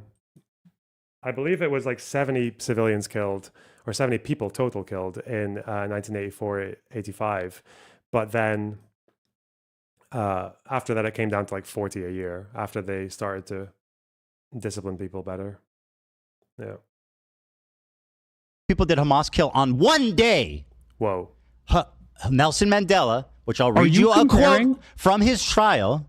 I'll read you a quote. Are you comparing the apartheid structure in South Africa to 76 years of colonial occupation? Don't you do that all 76 years? How long do you think South Africa was colonized for, Hasan? How long do you think there was colonial presence in South Africa? Wasn't it like this fucking 1600s? Hang on. You know what? Let's just be quick. I think it was like 1600s. 1652. Apartheid South Africa was 50 years. That's how long that regime lasted. Is he saying it was like, what? Is he like downplaying apartheid now because that's the only way he can excuse the, what? Like the black population, what did they go through? The fucking Boer War where the black population were fucking rammed into concentration camps where the conditions were so fucking foul that a third of them died in a year in the camps? He meant Israel. No, he said, are you comparing apartheid to Israel? Apartheid lasted about 50 years. You had the fucking Zulu wars. You had like, even in apartheid South Africa after the 40s. In apartheid South Africa, this South African government deported like 3 million something people out of the cities because they wanted to preserve the demographics and shove them into the Bantustans. It was so violent. Weren't the camps in the Boer Wars for the Boers? No, they were partially for the Boers. They were also for black people. Yeah. Yeah, black South Africans were also put into camps as well. And the death rate in the black camps was actually worse than the ones for the Boers. Yeah. The time? Are you comparing the apartheid structure in South Africa to 76 years of colonial occupation? Don't you do that all the time? If we're talking about colonial occupation, though, like Israel wasn't occupying Gaza and the West Bank until 67. So actually, if you're talking about the apartheid by specifically that line, you'd be going from 67 to today, which is like, like 50 something years. Yes, apartheid South Africa lasted that time as well, 50 years-ish. No, the number is far larger, and the militancy has gotten far more radical as a direct consequence of Israel becoming far more radical. Because, as I told you, again, this is, oh god, this point is so Orientalist. It's so stupid. This is when people say the violence, like the level of violence, is dictated by the colonizer. That's what it says. The more violent the occupier gets, the more violent Israel gets, then that's the more violent Hamas gets. That's what Hasan is, how his head works. Like the people who are colonized are just cause and effect. They are just bumbling dipshits who only are capable of acting as a direct response to whatever's being done to them. But that's not true either. Like, Jewish partisans went through the fucking Holocaust, the Warsaw Ghetto Uprising, but they didn't target civilians. Jewish partisans generally didn't target civilians. They targeted, like, Nazi fucking weapon shipments and train lines and stuff like that. Like, so people can go through quite a lot of violence and still do less than what groups like Hamas did. Again, he's just depriving completely, he's just depriving people of their agency. That's all he's doing.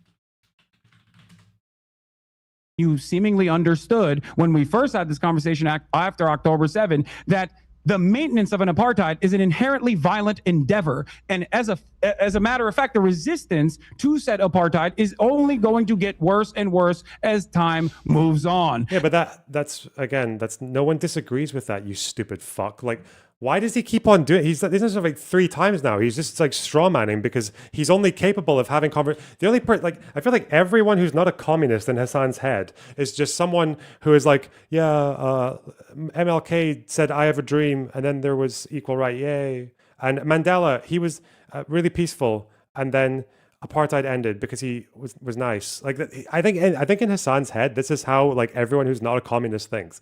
No one disagrees that violence escalated in South Africa. We know that it started with infrastructure. Then it started with military action against military personnel. We know that they did actually kill quite a few of suspected collaborators within the black community in South Africa. They did do that. The ANC also condemned necklacing and distanced themselves from that practice. Most of the people who did necklacing were loosely affiliated. They weren't actually like ANC soldiers or MK soldiers. But that's not what the disagreement is over whether or not Mandela and the ANC can be compared to Hamas. And no, they cannot be compared. No. They have different goals. ANC's goals are much more just. They're much more secular, for one. They're much more pragmatic. And the means that they use to achieve those goals are different as well. So they're different on like all fronts. This is precisely the reason You're why the first Intifada was fought with stones, You're just bringing random shit up, bro. And the second Intifada, in the aftermath of horrific acts of terror against Palestinians who were at a mosque praying. I actually have facts. I have a historical quote. I'm not just grandstanding. So the second Intifada was fought with bombs because Israel was more violent. How does that make sense? Why wouldn't the Fedayeen be the most violent? Because they came just out of the Nakba. The Nakba was worse than anything Israel was doing in the 90s. The reason the first Intifada wasn't as crazy as the second is because in the second Intifada, the Oslo Accords had happened. The IDF had withdrawn from areas that were under full Palestinian control, or at least much more so than before. So with that Israeli withdrawal from Area A especially, gave people, militant groups like Hamas, like Islamic Jihad, much more space, even the Al-Aqsa Martyrs, to have houses where they were building suicide bombs. It was easier for them to smuggle weapons. That's why the second Intifada was more insane than the first one. And also because in the first Intifada, the PLO leadership were in exile. They were in fucking Tunisia. Whereas afterwards, they had like a government structure. They had a police force and everything. And then they had more funding. They had more institutional capabilities. So within that framework, it was easier for groups like Hamas and Islamic Jihad and the Al-Aqsa Martyrs to gather more sophisticated weapons and go into Israel with them. It's not just like, how does that even make sense? Israel voted left just before the second Intifada. Israel voted left.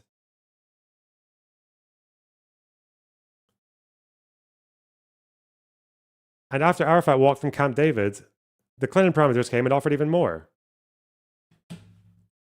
Mandela, from his trial in 1960, said, and I quote, "There were 4 forms of violence that were possible. One was sabotage, one was guerrilla warfare, one was terrorism, and then there was open revolution.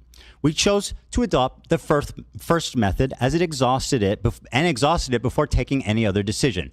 In light of our political background, the choice was a logical one. Sabotage did not involve loss of life, and it offered the best hope for future race relations. Bitterness would be kept minimum, and if a policy bore fruit, democratic government could become a reality." Hasan's going to probably pretend he's got a gotcha now because ANC actions escalated after this trial in the 70s and 80s. Even though, again, they still mostly targeted infrastructure. The escalation was that they started attacking more like police and security and military people. But okay. And also lots of fighters just kind of like lost control. reality. This is what we felt at the time, and this is what we said in our manifesto. We have always sought to achieve liberation without bloodshed and civil clash. We hope, even at this late hour, that our first actions will awaken everyone to the realization that the disastrous situation which the nationalist policy is leading. We hope that we will bring the government and its supporters to their senses before it's too late, so that both the government and its policies can be changed before matters reach the desperate state of war. Notice how the end part of that is getting ready for rebellion. Did they? I feel like because the apartheid structure dissolved as a direct consequence of pressure campaigns and also militancy, which Nelson Mandela not once but twice what's Hamas doing with for the option liberation? of having his sentence commuted, which he refused to do. They said, on principle, Nelson Mandela, bro. if you disavow on violence, principle, he said, "I will not remain in jail because a prisoner can't negotiate. A prisoner can't decide." Yes, that was the first said time. no. And in both times he refused on principle. Less than 100 people died during the 20-year period. They never, anyone that attacked civilians, they were disavowed. The ANC repeatedly apologized and disavowed violence against civilians. When did they do that? Less than 100. They did that in the late 80s. What do you mean, when did they do that? Oh, does Hasan not think they did? What, is he fucked? Oh, please, Ethan, please. I hope he knows this. 100 civilians died. When did Hamas they do that? killed 1,000 civilians on one fucking day.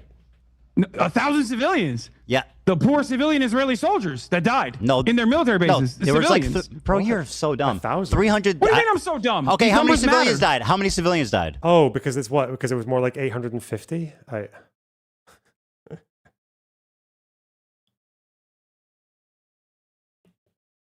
This was to answer Hasan's question. When? 1988.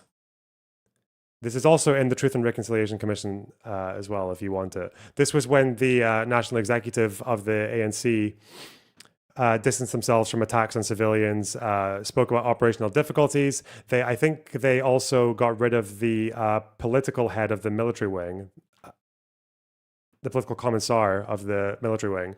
And yeah, they disavowed the attacks. They described it as like, they said that they wanted to pursue something that was even like more humane. Yeah. The Congress underscores that it is contrary to our policy to select target whose sole objectives is to strike at civilians. Our morality as revolutionaries dictates that we respect the values underpinning the humane conduct of war. Very much not like Hamas. Sorry. Whoops. I believe the total number of casualties in October 7 was 1,200, with 800 being civilians, which is completely unacceptable. I'm off by 100. I was off by 100. Oh my God, dude! I can't believe the historical inaccuracies. Well, you just made a big. You're the one who's bringing up numbers here, Ethan. And yes, I do think it's virtually important to recognize something here that you are seemingly failing to recognize. Nelson Mandela was thrown in prison because he went and trained with the FLN in Algeria. The reason why he stayed in fucking prison was because Ethan won't know. Did Mandela employ the same strategy as the FLN? The answer is no. The FLN actually did bomb the shit out of civilians. So yeah. And the French response was far more fucking mental than the apartheid South African response. So yeah, the FLN was kind of like on a different level in terms of how they what they thought was okay and what wasn't. But okay. Because he refused to disavow violence, because he understood that as long as peaceful revolution I didn't say is he's a pacifist. impossible, I never said he's a violent pacifist. revolution is inevitable. Yeah, and I never said he's a revolution pacifist. They did do. He only knows how to debate someone who thinks that like there was either violence or non-violence. He only knows how to debate the imaginary fucking high school liberal in his head who thinks Nelson Mandela was a fucking like Gandhi just marching around with robes begging for peace. Like, you know what's funny? In terms of the death and destruction on the apartheid structure, by the way, it is incomprehensible to compare that to Israel's violence against the Palestinians. Was Nelson what Israel has done to the Palestinians is far worse. And by the way, that's not my assessment. What Israel has done to the Palestinians for the past 76 years is infinitely worse. Well, let's ask someone that lived through apartheid. Before October set, like again. Man, black people in South Africa went through hundreds of years of colonization and getting caught up in wars and concentration camps and fucking blood, like people with fucking sticks and shields and swords, like spears, trying to fight with people with guns. Like, fuck. Disease brought over by fucking colonizers. Jesus. Deportations of like millions of people by the apartheid regime to preserve demographics. It's not even... I don't know, like infinitely worse? I mean, if we're talking before October 7th, I wouldn't say it was infinitely worse, but okay, good job, yeah. So he will actually downplay everything to make the Palestinian situation seem worse. He will downplay the Holocaust, he'll downplay Jewish history in the Middle East and North Africa, and he'll downplay apartheid South Africa just to make his Palestine advocacy sound better. Like, fuck me. The way that is the assessment of Mandela, and for all the for all of the moments that he was able to fucking see. You think Mandela said see. What's happening is worse than what we went through? That's bullshit. Why would he say that? It's on your liar. Why would he say that? Because it's true, Ethan. Okay. That's why. Is Nelson Mandela a Zionist? Yes, Nelson Mandela. Are you going to say in 1999 he said Israel has a legal right to exist? More than that. He said that the ANC has never doubted that right and they support it virulently. Not only that, vigorously. That's what they mean. They supported it vigorously. He also just said, like, this is from a speech in 1993.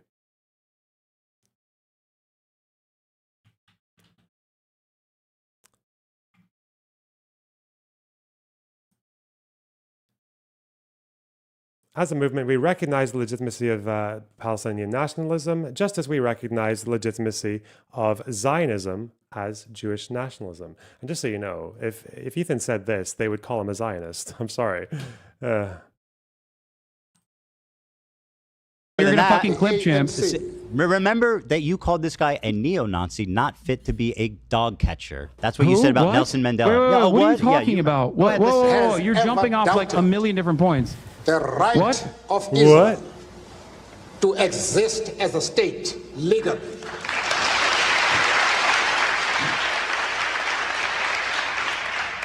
We have stood quite openly and firmly for the right. I don't know if Hasan's smart enough to do it, but the thing with Mandela is that because he was a very competent statesman, he also was very ambiguous on what exactly he thought was permissible in Palestine and what wasn't, because we know what he thought was like good strategy in South Africa, but on Palestine he was quite friendly with pretty much everyone. Like he was very friendly with the PLO and a bunch of other militant groups. He was quite pally with people who were just full-on terrorists, even though he denounced those activities when they were committed by his own guys.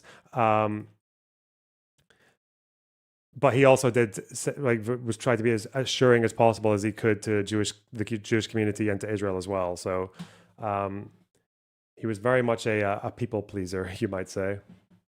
Of that state, but I don't know if Hasan even knows that. Exist within secured borders. You disagree with that statement? Does Israel has a right to exist? Not in the way that it currently does. Within secure borders. Ethan, hold on. Coward. Do you know what he says after that clip?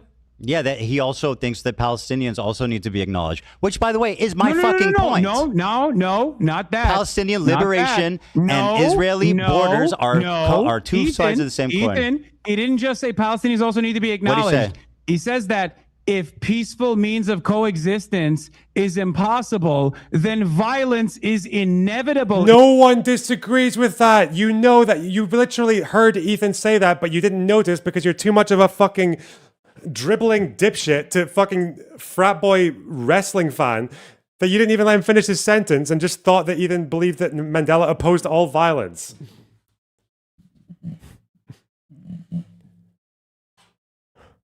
Ethan, why did you clip that out of the fucking clip, Chimp? That you This is the guy. This is the guy that comes up to you. You're in your early 20s, okay? And he comes up to you. He's like, listen. Listen. I know they told you in high school that Mandela was all kumbaya and a peace dove, but did you know that he participated in acts of militancy? And they're like, yeah, he did. Yeah, wow, it's crazy, chat. Yeah, I thought he just sat under a tree and meditated until until apartheid ended. Thank you for informing me, Hasan. Inevitable, Ethan. Why did you clip that out of the fucking clip chimp because that it's you irrelevant. posted, Ethan? Dude, you saying I clip chimp Nelson Mandela? Yes, you literally did. You cut him out of context. No, because I it doesn't did. He's suit a your fucking Zionist. What do you purpose. mean? He's talking philosophically. Yes, you just did. He's talking philosophically. You just did. You think it's irrelevant? We're having a conversation about Nelson Mandela and whether or not he actually believes in violence. Sabotage. Whether or not he actually believes in violence. You have said time and time again that he was a peaceful dove. He's never actually done any violence whatsoever. There are numerous not yesterday, not with or whatever it was, not with Sam Cedar. He didn't.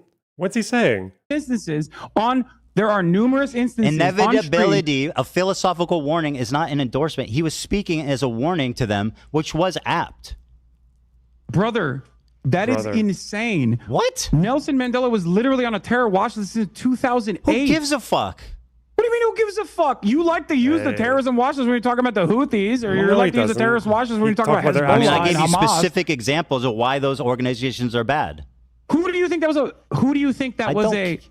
Who do you think the philosophical point that he was making? The guy who was in prison for violent resistance, by the way, who trained violent resistance? You mean sabotage? Ready for rebellion, sabotage. by the way. Sabotage and giving government that was a warning infrastructure. to? Do you think that was a warning to Palestinians, or do you think that was a warning to the fact Israel? That you are because so that willing. same Nelson Mandela has time and time again also repeated that no one is free until Palestine is free. That same Nelson Mandela that you're trying to fucking use in this situation has said that this is a united struggle, that Israel's actions against the Palestinians are abhorrent, that it is akin to what they have experienced in apartheid South Africa, if not worse. So the idea that you can make this comparison because you Palestine to think be it suits your free, my fucking friend. argument is so stupid. And the only way you can do that is by cutting it out of context. No, I just explained why. He's not listening. Dude, I want Palestine to be free. He needs Ethan to think that Mandela was a fucking kumbaya dove.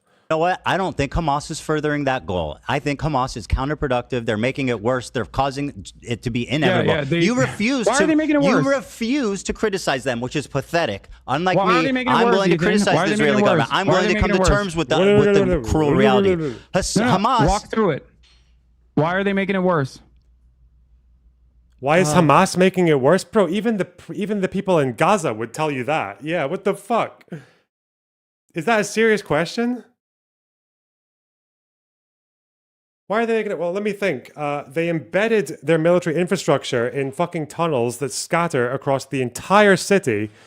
They convert every other fucking civilian institution you can think about into military bases, or like embedded them together. They refuse to they convince their people to stay put when Israel puts evacuation warnings. And then they launched an attack. They booby trap almost every other building. And then they went into Israel and fucking killed 1,200 people. And then went back into Gaza and said, yep, come gas. Fuck you. Abbas called them dogs. He called them sons of dogs, I believe. Well, what was the fucking objective there on October 7th, genius? Kidnapping, which by the way I don't even agree with, which is an international human rights violation. But kidnapping Israeli soldiers, Israeli civilians to make I thought it was a deterrent. Okay. And what part about that was slaughtering fucking families in their homes? Ethan, I don't agree with the tactics. You know this already. We're not relitigating this over and over again. I'm just saying, Hamas is a bunch of fucking 17 months of fucking genocide. Okay. What do you think? What do you think? One day you're going to watch a video response I make. One day. Probably not. When you apologize for all the fucking harm that you've done. Apologize? Okay. All right. Yeah. Listen. I have the rest of the clip that you clipped, Chip, by the way, if you want to hear his actual fucking full-fleshed opinion. I'm not hiding from it. I literally acknowledge what he said. I don't care. But so why did you say that he was actually why did you say that he was actually a peaceful? He didn't say that, you fucking you lying cunt. He's not listening. Whatever, he's not listening. Resistance type of guy. When did I say that? When the fuck did I say that, you liar? You've said it on numerous occasions, as opposed to you said that on numerous occasions before someone told you, no, actually, here's a better way to massage that narrative. I said he uses violent means such as sabotage. He didn't kill civilians. Ethan? That's what I said. Will you stop talking if I show you numerous instances where you have said Nelson Mandela was peaceful? I'm not. Are these going to be like a year old or something? In his talk with Sam Cedar, he said he avoided violence against the citizens. You get those together, okay? I mean, there's... You're good. Well, they exist now, don't they? Are they on Snark? Do they have them? Did he say it like a year ago? You're gonna do great. You're gonna do great. Yeah, go ahead. Ethan, and grab you literally those. said he was a pacifist. I Sam Cedar. never said Nelson Mandela was a pacifist. Ethan, that you is an said it to insane lie. You said it to Sam Cedar 2 days ago. Oh no, he definitely didn't. This is why he didn't say he was a pacifist. Hasan's being. Wait, so he knows that I clipped him on this. He knows I clipped him on this, but let's look at it again. This is what he said to Sam Cedar, by the way. I have a terrorist order. That Hamas to Mandela did think so. He explicitly stated that he avoided committing violence on the citizenry because it would make. Yeah, you just let him finish the sentence. He said he avoided committing violence on the citizenry. Like, he means civilians. Yeah, that's true. They did avoid violence against civilians. Fuck me. It doesn't mean no civilians died, but come on. So you got to watch that back because you're once again a liar. You have no problem lying. You have no problem saying that I work with the ADL without any evidence. You fucking have no problem discrediting the suffering of Jewish refugees. Nelson Mandela is a pacifist. Okay, well, prove it. And the full quote, by the way, of Nelson Mandela is from when he visited Gaza When did I in call him a 1990. And he said that use peace first and then go for violence, even though because he thinks the Great March of Return was them trying peace, obviously. This is horribly blurry. Thank you. ANC leaders like Mandela credit the Irgun for their restraint and executed it even better. Oh, you can't. Oh. What?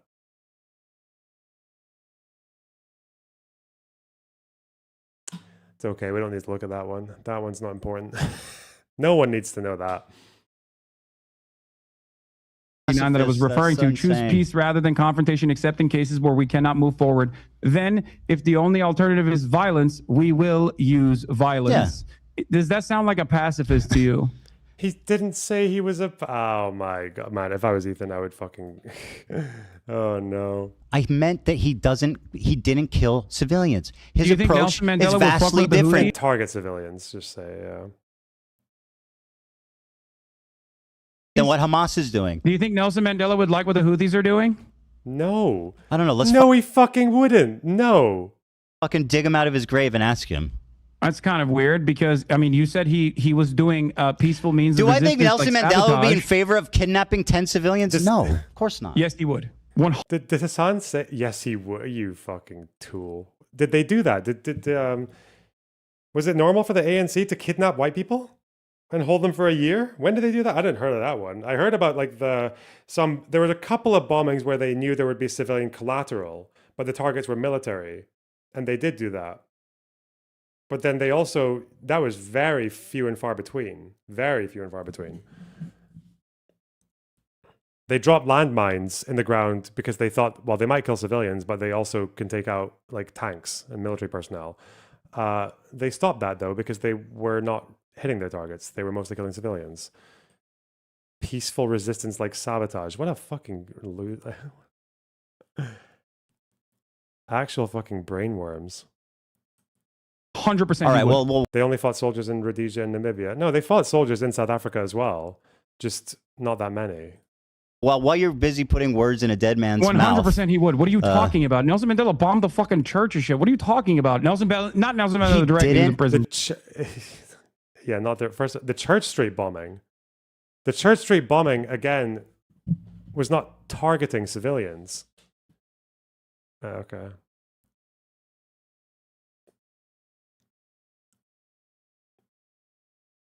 If he's talking about Church Street bombing, or is there like a church? Because the Church Street bombing was I don't know. I think it's here. Truth and Reconciliation, Volume 6. Is that what he's talking about?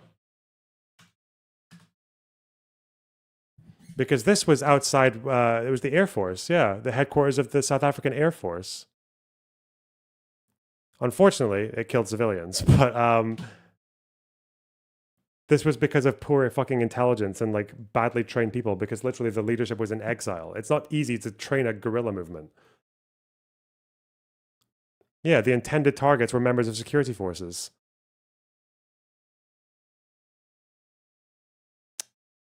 But fuck with civilians, bro. This was the deadliest MK attack. It killed 19 people, including the 2 operatives. So really, the attackers killed 17 people. This was the deadliest ever.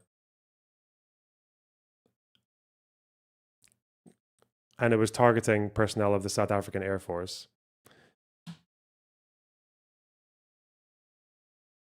His thing. He wanted to be as peaceful as possible because he knew that if he killed and targeted civilians, it would make reunification impossible. You're right. That's Israel's doing a genocide because Palestinians are not resisting Less than in the 100 appropriate ways. civilians died in 20-year period. I mean, what do you want more than that?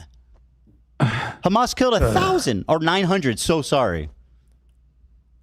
800. But also, I am so 800. You're right. You know what? Well, That's better. It's seemingly important. You're the one who's bringing up numbers. Now, what you again fail to recognize is, of course, the length, and not only that, but also the resistance against apartheid South Africa included military resistance on top of that. But that's not even my point here. Okay? Huh?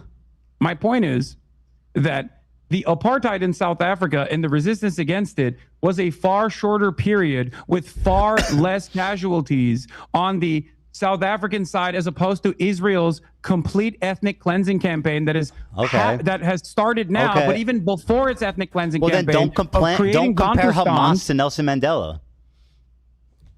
Because the situation is far worse, Ethan. Does Hasan really think that if apartheid had gone on for a couple more decades, like Mandela would just resort to going to a fucking music festival and murdering 400 hippies? Like, is that really what? Not that, South Africa was colonized since the 1600s, But just give it 20 more years, Give it 20 more years. And then Mandela would be signing off on attacks against fucking kibbutzim and burning people alive in their houses. Let's go. And then Hasan would respect him more. Yeah. And why because Israel has killed every Nelson Mandela. Israel would have probably killed Nelson Mandela if they had the opportunity to do so. I'm sure. And they would have done everything bad that's ever happened in the world. Which Nelson Mandela? Barghouti is in jail. Mandela went to jail. Barghouti's in jail because he led attacks against civilians, but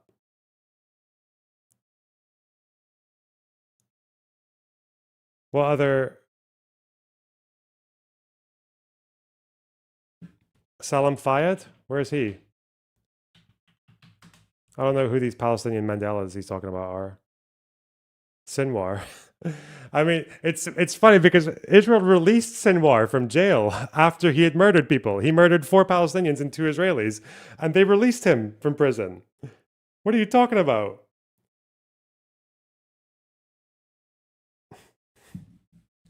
Wait, do you know why I said that? No, don't look at your laptop. Do you know why I said that? What was this? Because Israel has killed every Nelson Mandela. Israel would have probably killed Nelson Mandela if they had the opportunity to do so. I'm sure. And they would have done everything bad that's ever happened in the world. Wait, do you know why I said that? Why did you say that? Said what? No, don't look at your laptop. Do you know why I said that? Let me guess. You, I don't, tell me. No, go ahead. Just throw up a guess. All right, listen, it's 5 o'clock. Such a fucking debate, bro. Fuck, I'm not doing this, okay? You you can don't tell wanna me do or this. you cannot. Okay. You want to? I'll debate, stand bro. here if you want to tell me, but I'm not going to sit here and play rhetorical games. Israel was aligned with South Africa, the apartheid government. Yeah, I know. They made nuclear bombs with them. It's horrible. Yeah. What's that have to do with anything? Fuckhead. Yeah, what does that have to do with the ANC being the same as... Again, he's just a propagandist. It just sounds nice. Like, his first principle is, Israel bad. So he feels like he's winning because he just says Israel bad. Wow. Yeah, Israel supported apartheid. Yeah, fuck them for doing that. It was horrible. And Mandela condemned the Israeli government for that. Yeah. Rightfully so. When did I defend that? Well, they're both apartheids, so... Yeah. And when did I deny that? All right, how many Mandelas has Hamas killed? That's a really good question because Yeah, he would. Sinwar is the kind of person who would kill a Palestinian Mandela because they would consider them collaborators. And it's 5 o'clock. Like I said, I have a family to go to. I have 3 kids and a wife, and I know that you have a fucking cool ass race car bed to sleep in, and I hope you enjoy that. And okay, man. Thank you. Have a good one. I hope this was productive. Dan, he needs you more than you need him. Stop babying this man, please. He needs you more than you need him.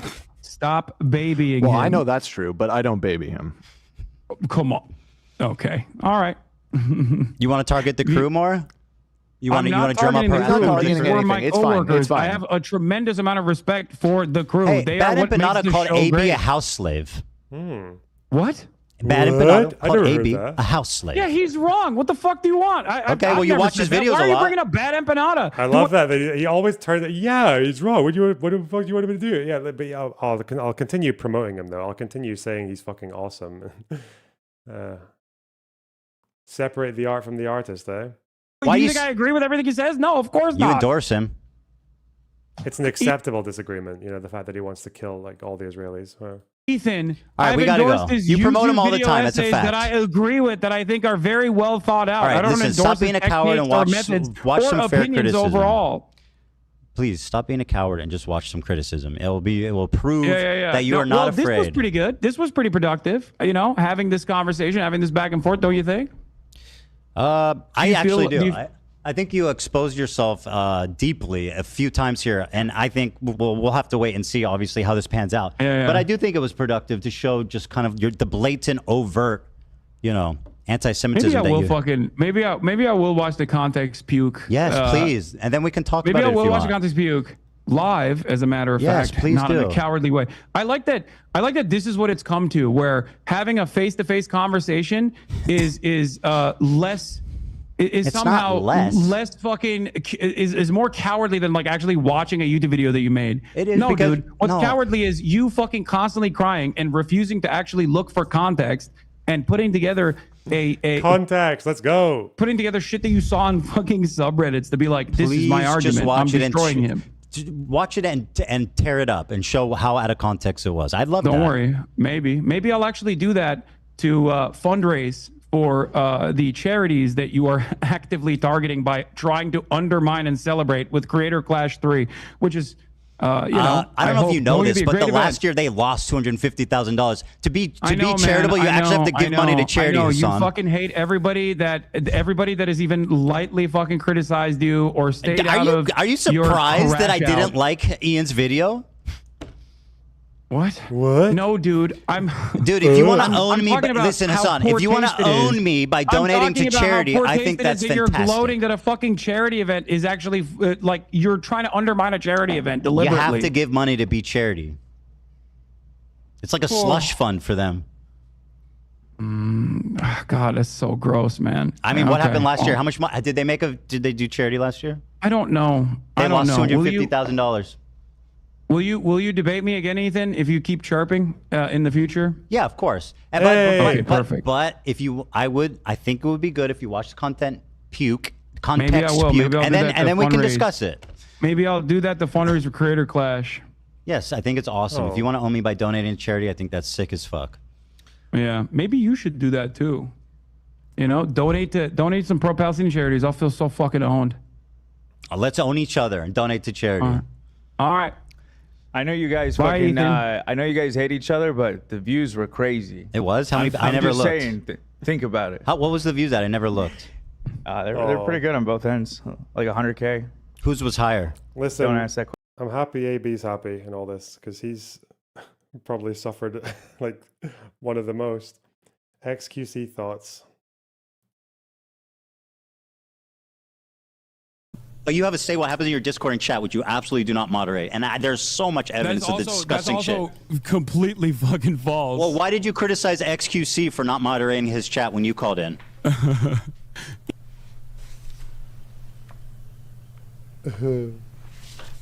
Ethan, I can't believe you would. Did you criticize XQC for not moderating his chat? Yes, XQC has actively used this community over the course of many years at this point, as he was, doing Gamba and wanted to fucking keep gambling. Hey! What? To attack me. Okay? What? There's a difference between someone that's doing different that than what you're. Bro, okay, bro, and I'm the Gamba schizo. How is it about Gamba? How? What? How is that different than your community attacking me? You want to know how it's different? I have an 8-minute clip compilation all the way from when our podcast ended, all the way. Yo, just wait till you see the amount of banned phrases and 10 phrases that we got for Hasan's for just to be nice and play good faith, brother. Almost every Hasan combo on chat is a timeout. To December of 2024, where I actively defend you. That is moderating my community. Bro, I do not give a fuck about your quote-unquote defending as your community went rabid with your approval. Please spare me. With my approval? Okay, chat, guys, you guys know for a fact, after all the Joma eras, chat, hold on. After all the Joma eras, chat, and the Among Us era, whatever, right? I've been one of the biggest advocates of guys, listen, I don't think you should hold the chat fully accountable, whatever, right? But I always give people some slack for not moderating and give people some praise for moderating, whatever. I'm gonna give it a buck. With everything I know and do, Hasan's chat is a fucking absolute one-sided war zone. The shit that people type in that mother sucker's box is awful.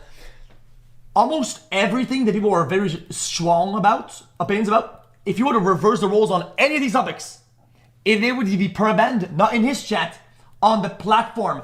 You reverse these takes, you replace let's say it's Jewish or whatever the fuck, with another component, any other component, they would get banned off the platform, legitimately, on almost every topic. It's actually insane. Shit people type. It's your community, bro. You literally say in this clip. Okay, that made sense. Question. Hasan's was higher? Hasan's was higher. Yeah. Not by much, but it was higher. That's not good. We got to do something. I mean, I had 120,000. I don't know what you guys had over there. I wasn't looking, but we got up to about 100. He was obviously looking, but okay. So well, we're gonna have to do some. These people are clearly have some kind of brain disease, and we need to do something about it. No, for sure, Ethan. Please keep up the energy as though you feel that there is a genocide going on, because your output is what matters here, and that is what I was trying to get across to you and get across to your audience. If you think that I acknowledge that why is he thinking he can take the fucking high road after he was just so fucking wrong on every single detail about the conflict that came up? The only parts of this debate that Hasan did well in was the fucking drama. Like, that's it. I acknowledge that I could talk about it more, and I should make more of an effort to talk about it. Okay, thank you. Instead of going after, and you should try not to be a fucking stay in your lane, bro. Meanwhile, I'm going to tell people that the Iraqi Jews can all just go back. that's legal. It's not, and also that would be safe. It wouldn't be. Meanwhile, I'm going to tell my guys that go back to Poland is actually a very good faith offering from the PLO. Fuck's sake. Being anti-Semite for a day. What? If you can try not to be a raging anti-Semite for a day, then we can shake hands. Ethan, I don't think you actually believe that I'm anti-Semitic. I think you're. No, you are. Like, he's proved it in like 20 different ways in this debate. He is. He's a fucking Jew hater. Yeah. I don't know if he means it. I don't think he does, but he is. He does it. He does Jew hatred. Sorry, go back to Iraq. Fucking shaheed yourself. Fucking hell.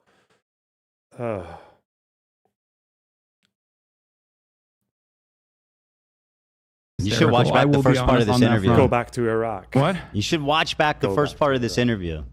That is. I don't think that makes you look good. Okay. Well, I guess we'll wait and see. Unfortunately, I think your people are going to think it makes you look good, and then everybody else is going to think that might look good. Like, who gives a fuck? At the end of the day, I'm sure. It's not a swastika.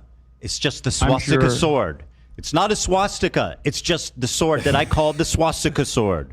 Got it. All right. Have a good night, Hasan. All right. Go back to Iraq. Go. Right, you too, buddy. You take care, bud. All right. Old friends, together at last. Bye, Hasan. Give Kaya our love. Give Kaya our love. Yeah, we all still love Kaya. Oh my God, what a fucking train wreck. I was hoping that I shouldn't have hoped that he would have been more open to listening, but I guess that's what it was meant to be. It is what it is. I'm so tired.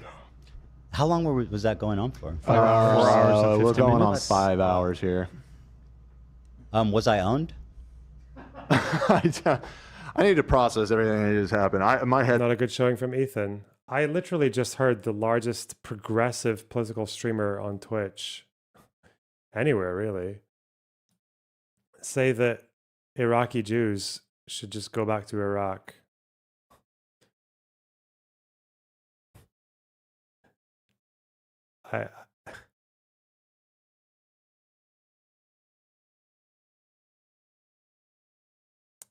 I can't believe I heard that. That's just. If anyone wants to go and clip that, I want to put that on Twitter. That's just, it's so baffling. Yeah, I feel you, Dan. I feel you. Head spinning. Another fucking fever dream. Yeah. I was starting to lose, like, at the end tail of that. It's like, dude, I can't do it. I could tell you were fading a little bit. I think I got him. Honestly, I think I got him pretty good. The way that he was, like, denying obvious, blatant shit and being like, no, that's not. No, you're insane. You're hallucinating it. It's like, bro, that's crazy talk. That's crazy, chap. I also liked how he, like, whatever. People will analyze this. Yeah, I'd say both sides got the clips they wanted. That's the end. That's kind of the thing, right? Is like anything. Both sides declare victory, and nothing really changes. So, what can you do? Just keep doing it because the views are great, right, Hasan? Hassan's got to eat. I'm just saying. He's got to pay. He's got to pay for that chicken and someone to make it for him too. Uh-oh. All right, everybody. Well, thanks for watching. Thank you to the awesome, loyal, genius, caring 100,000 that watched on our stream, not Hasan's. 100,000. So important. One day, and, you guys. appreciate, one day. I don't know if that was what y'all wanted, but it is what it is. People are saying I won. Dan won. Would you stop babying me, Dan?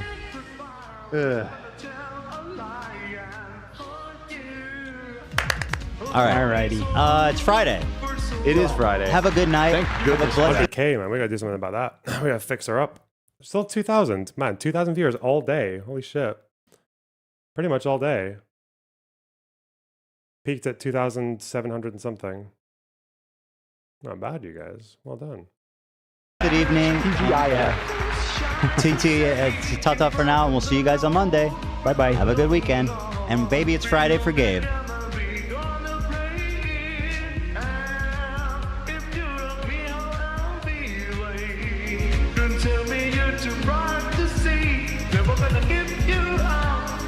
Let you down. Okay, well done. Hey. No, I haven't seen iDubbbz Deputy. Idolf. Asman hit 200k. Right, really? Lonerbox should put more of his energy back into the IP conflict in general. Yeah, I think that's probably where I want to focus. Like, Russ Cheney, thanks for the $200, man. My God. Holy hell. I'm so humbled. I'm dying here, man. You're making good work of me. Moving house is much easier now, eh? Well, shit. Hell yeah. Holy shit. Okay. I do have some receipts to read, I guess. Fan funding. Okay. First of all, Russ Cheney, thanks for the $200. I really appreciate that. Dave Gunner, thanks for the $4.99. Lonerbox, I watched the Content Deputy. It's almost worse than the Content Cop. He literally blames the CPS on Ethan and crashes out at the end. Yay! I love it when everyone's mentally ill. Let's go. 3 days max, thanks for the $2. Start another goal. No, I think we've got enough. We can't be too greedy. Jeez.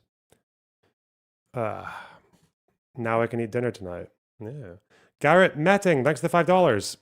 Tell all the LGBT people in red states that Harris is as bad as Trump. The US left would be way better off without Hasan being the top commentary face. Well, Vit, thanks for the 15 shekels. Hey, Loner, Israeli here. Met you on the Frishman Beach. Thank you for being a sane voice in the left. Bibi isn't the people as much as Trump isn't. Bro, that guy is your prime minister. What a treasonous statement. What should Palestinians in the West Bank do right now? Dismantle settlements. Bully them back into Israel. With peace and love. Or block their roads. And be clear about what you want.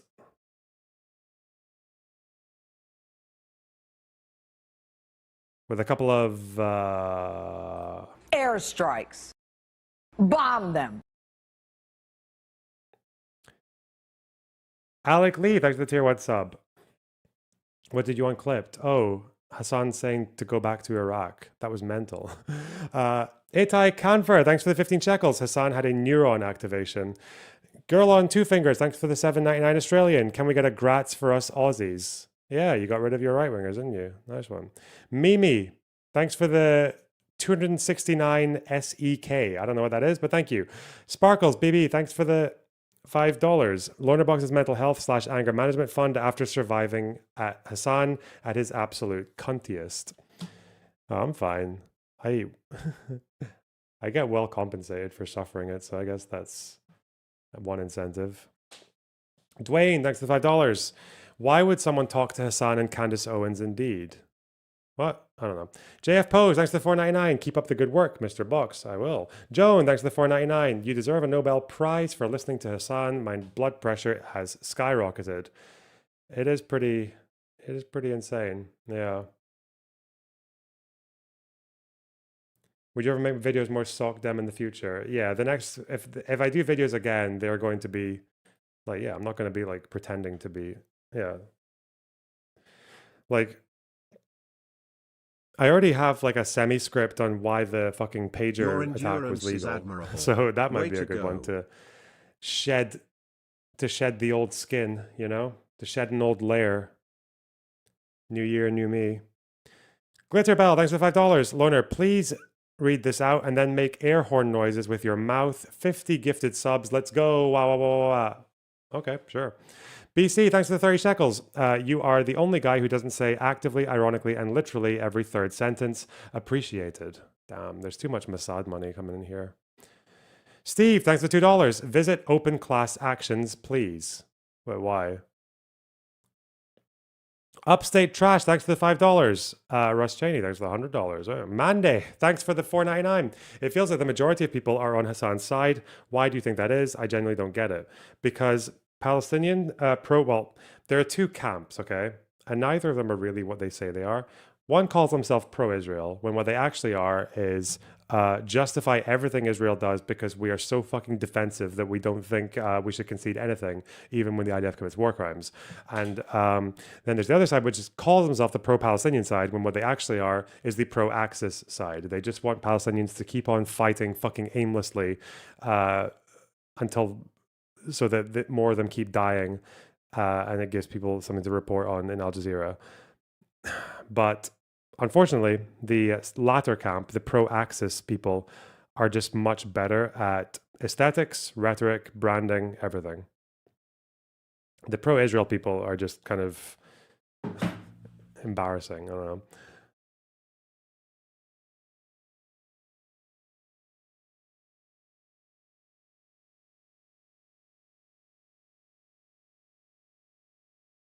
Bright Yellow Pants, thanks for the €10. What side are you on? I hate both sides. I hate both sides, and I love both sides for the citizenry. I think they're good. They're fine people on both sides, you know? And I feel like entrenched narratives kind of fucks them both pretty hard. Obviously, it fucks the Palestinians more, but yeah. Right, Yellow Pants, thanks for the $10. The €10, sorry. W. Ela's husband. But can we stop with the brofessor smears? Highly problematic. If anything, Hasan is turning the vile stereotype of the vapid Houthi who gets everything handed to them on its head. What? Okay. Rubra Formica, thanks for the tier 1 sub. Gabagool, thanks for the €5. Sorry, dollars. It's not hard to say the Israeli government is doing bad things, but Hamas and the Houthis are bad. It's not fence sitting. Faux Real, thanks for the 5 Australian. Hey man, is there a KFC in Huzza or the West Bank? Love the stream. Lonerbox. Is there a KFC? I don't know, but there is a Stars and Bucks cafe. Paddy P, thanks for the tier 1 sub. Kaiser Kenny, thanks for the tier 1 sub. Thank you for the great content.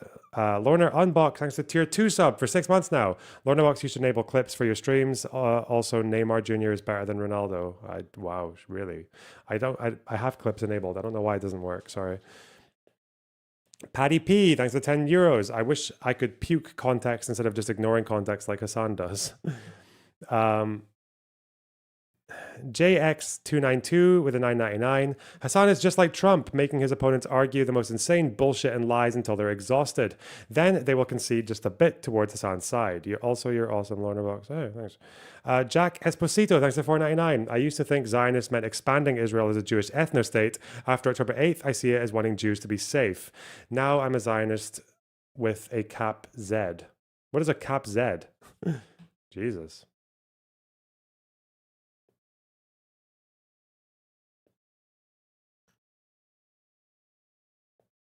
Moth Romance, thanks for the $4.99. Lonerbox is rising and the tankies are cowering in fear. I don't think they care.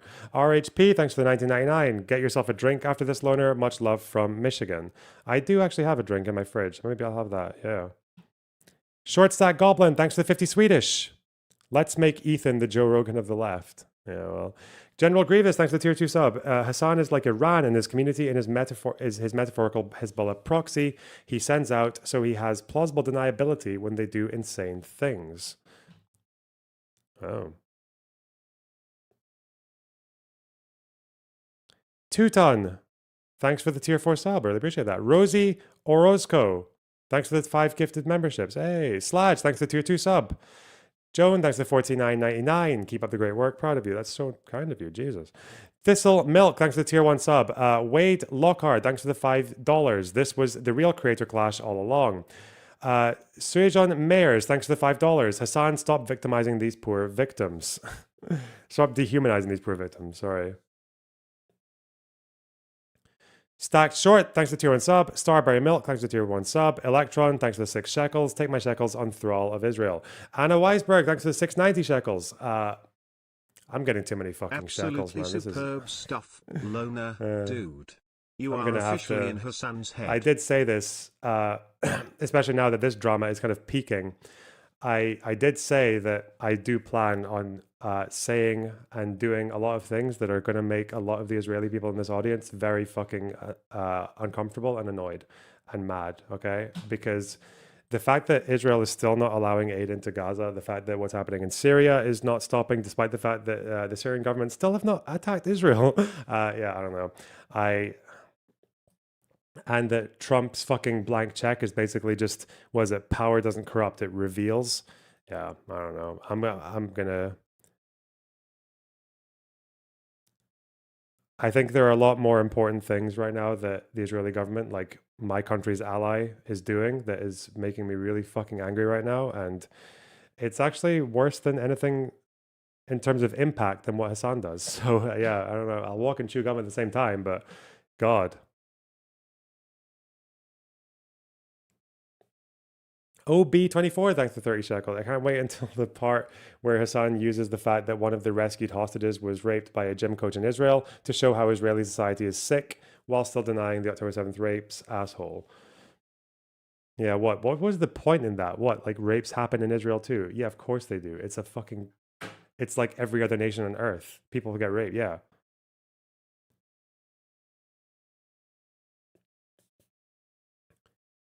OB24, thanks to tier 1 sub. Jack-O-Lantern, thanks to tier 2 sub. Hasan really needed a 4-star general in this debate. Yeah, it would have helped. Astronauta Del Void, thanks to $10. Ethan is proving that he is fit to be a dog walker. Dense Pixel, thanks for the $5. Raul D, thanks for the 15 shekels, I guess. Pure Cinema, thanks. LB, thanks for the $4.99. As a Jew, Hasan is so nuts. I showed my parents and they were beside themselves. Appreciate you, Loner. Started with...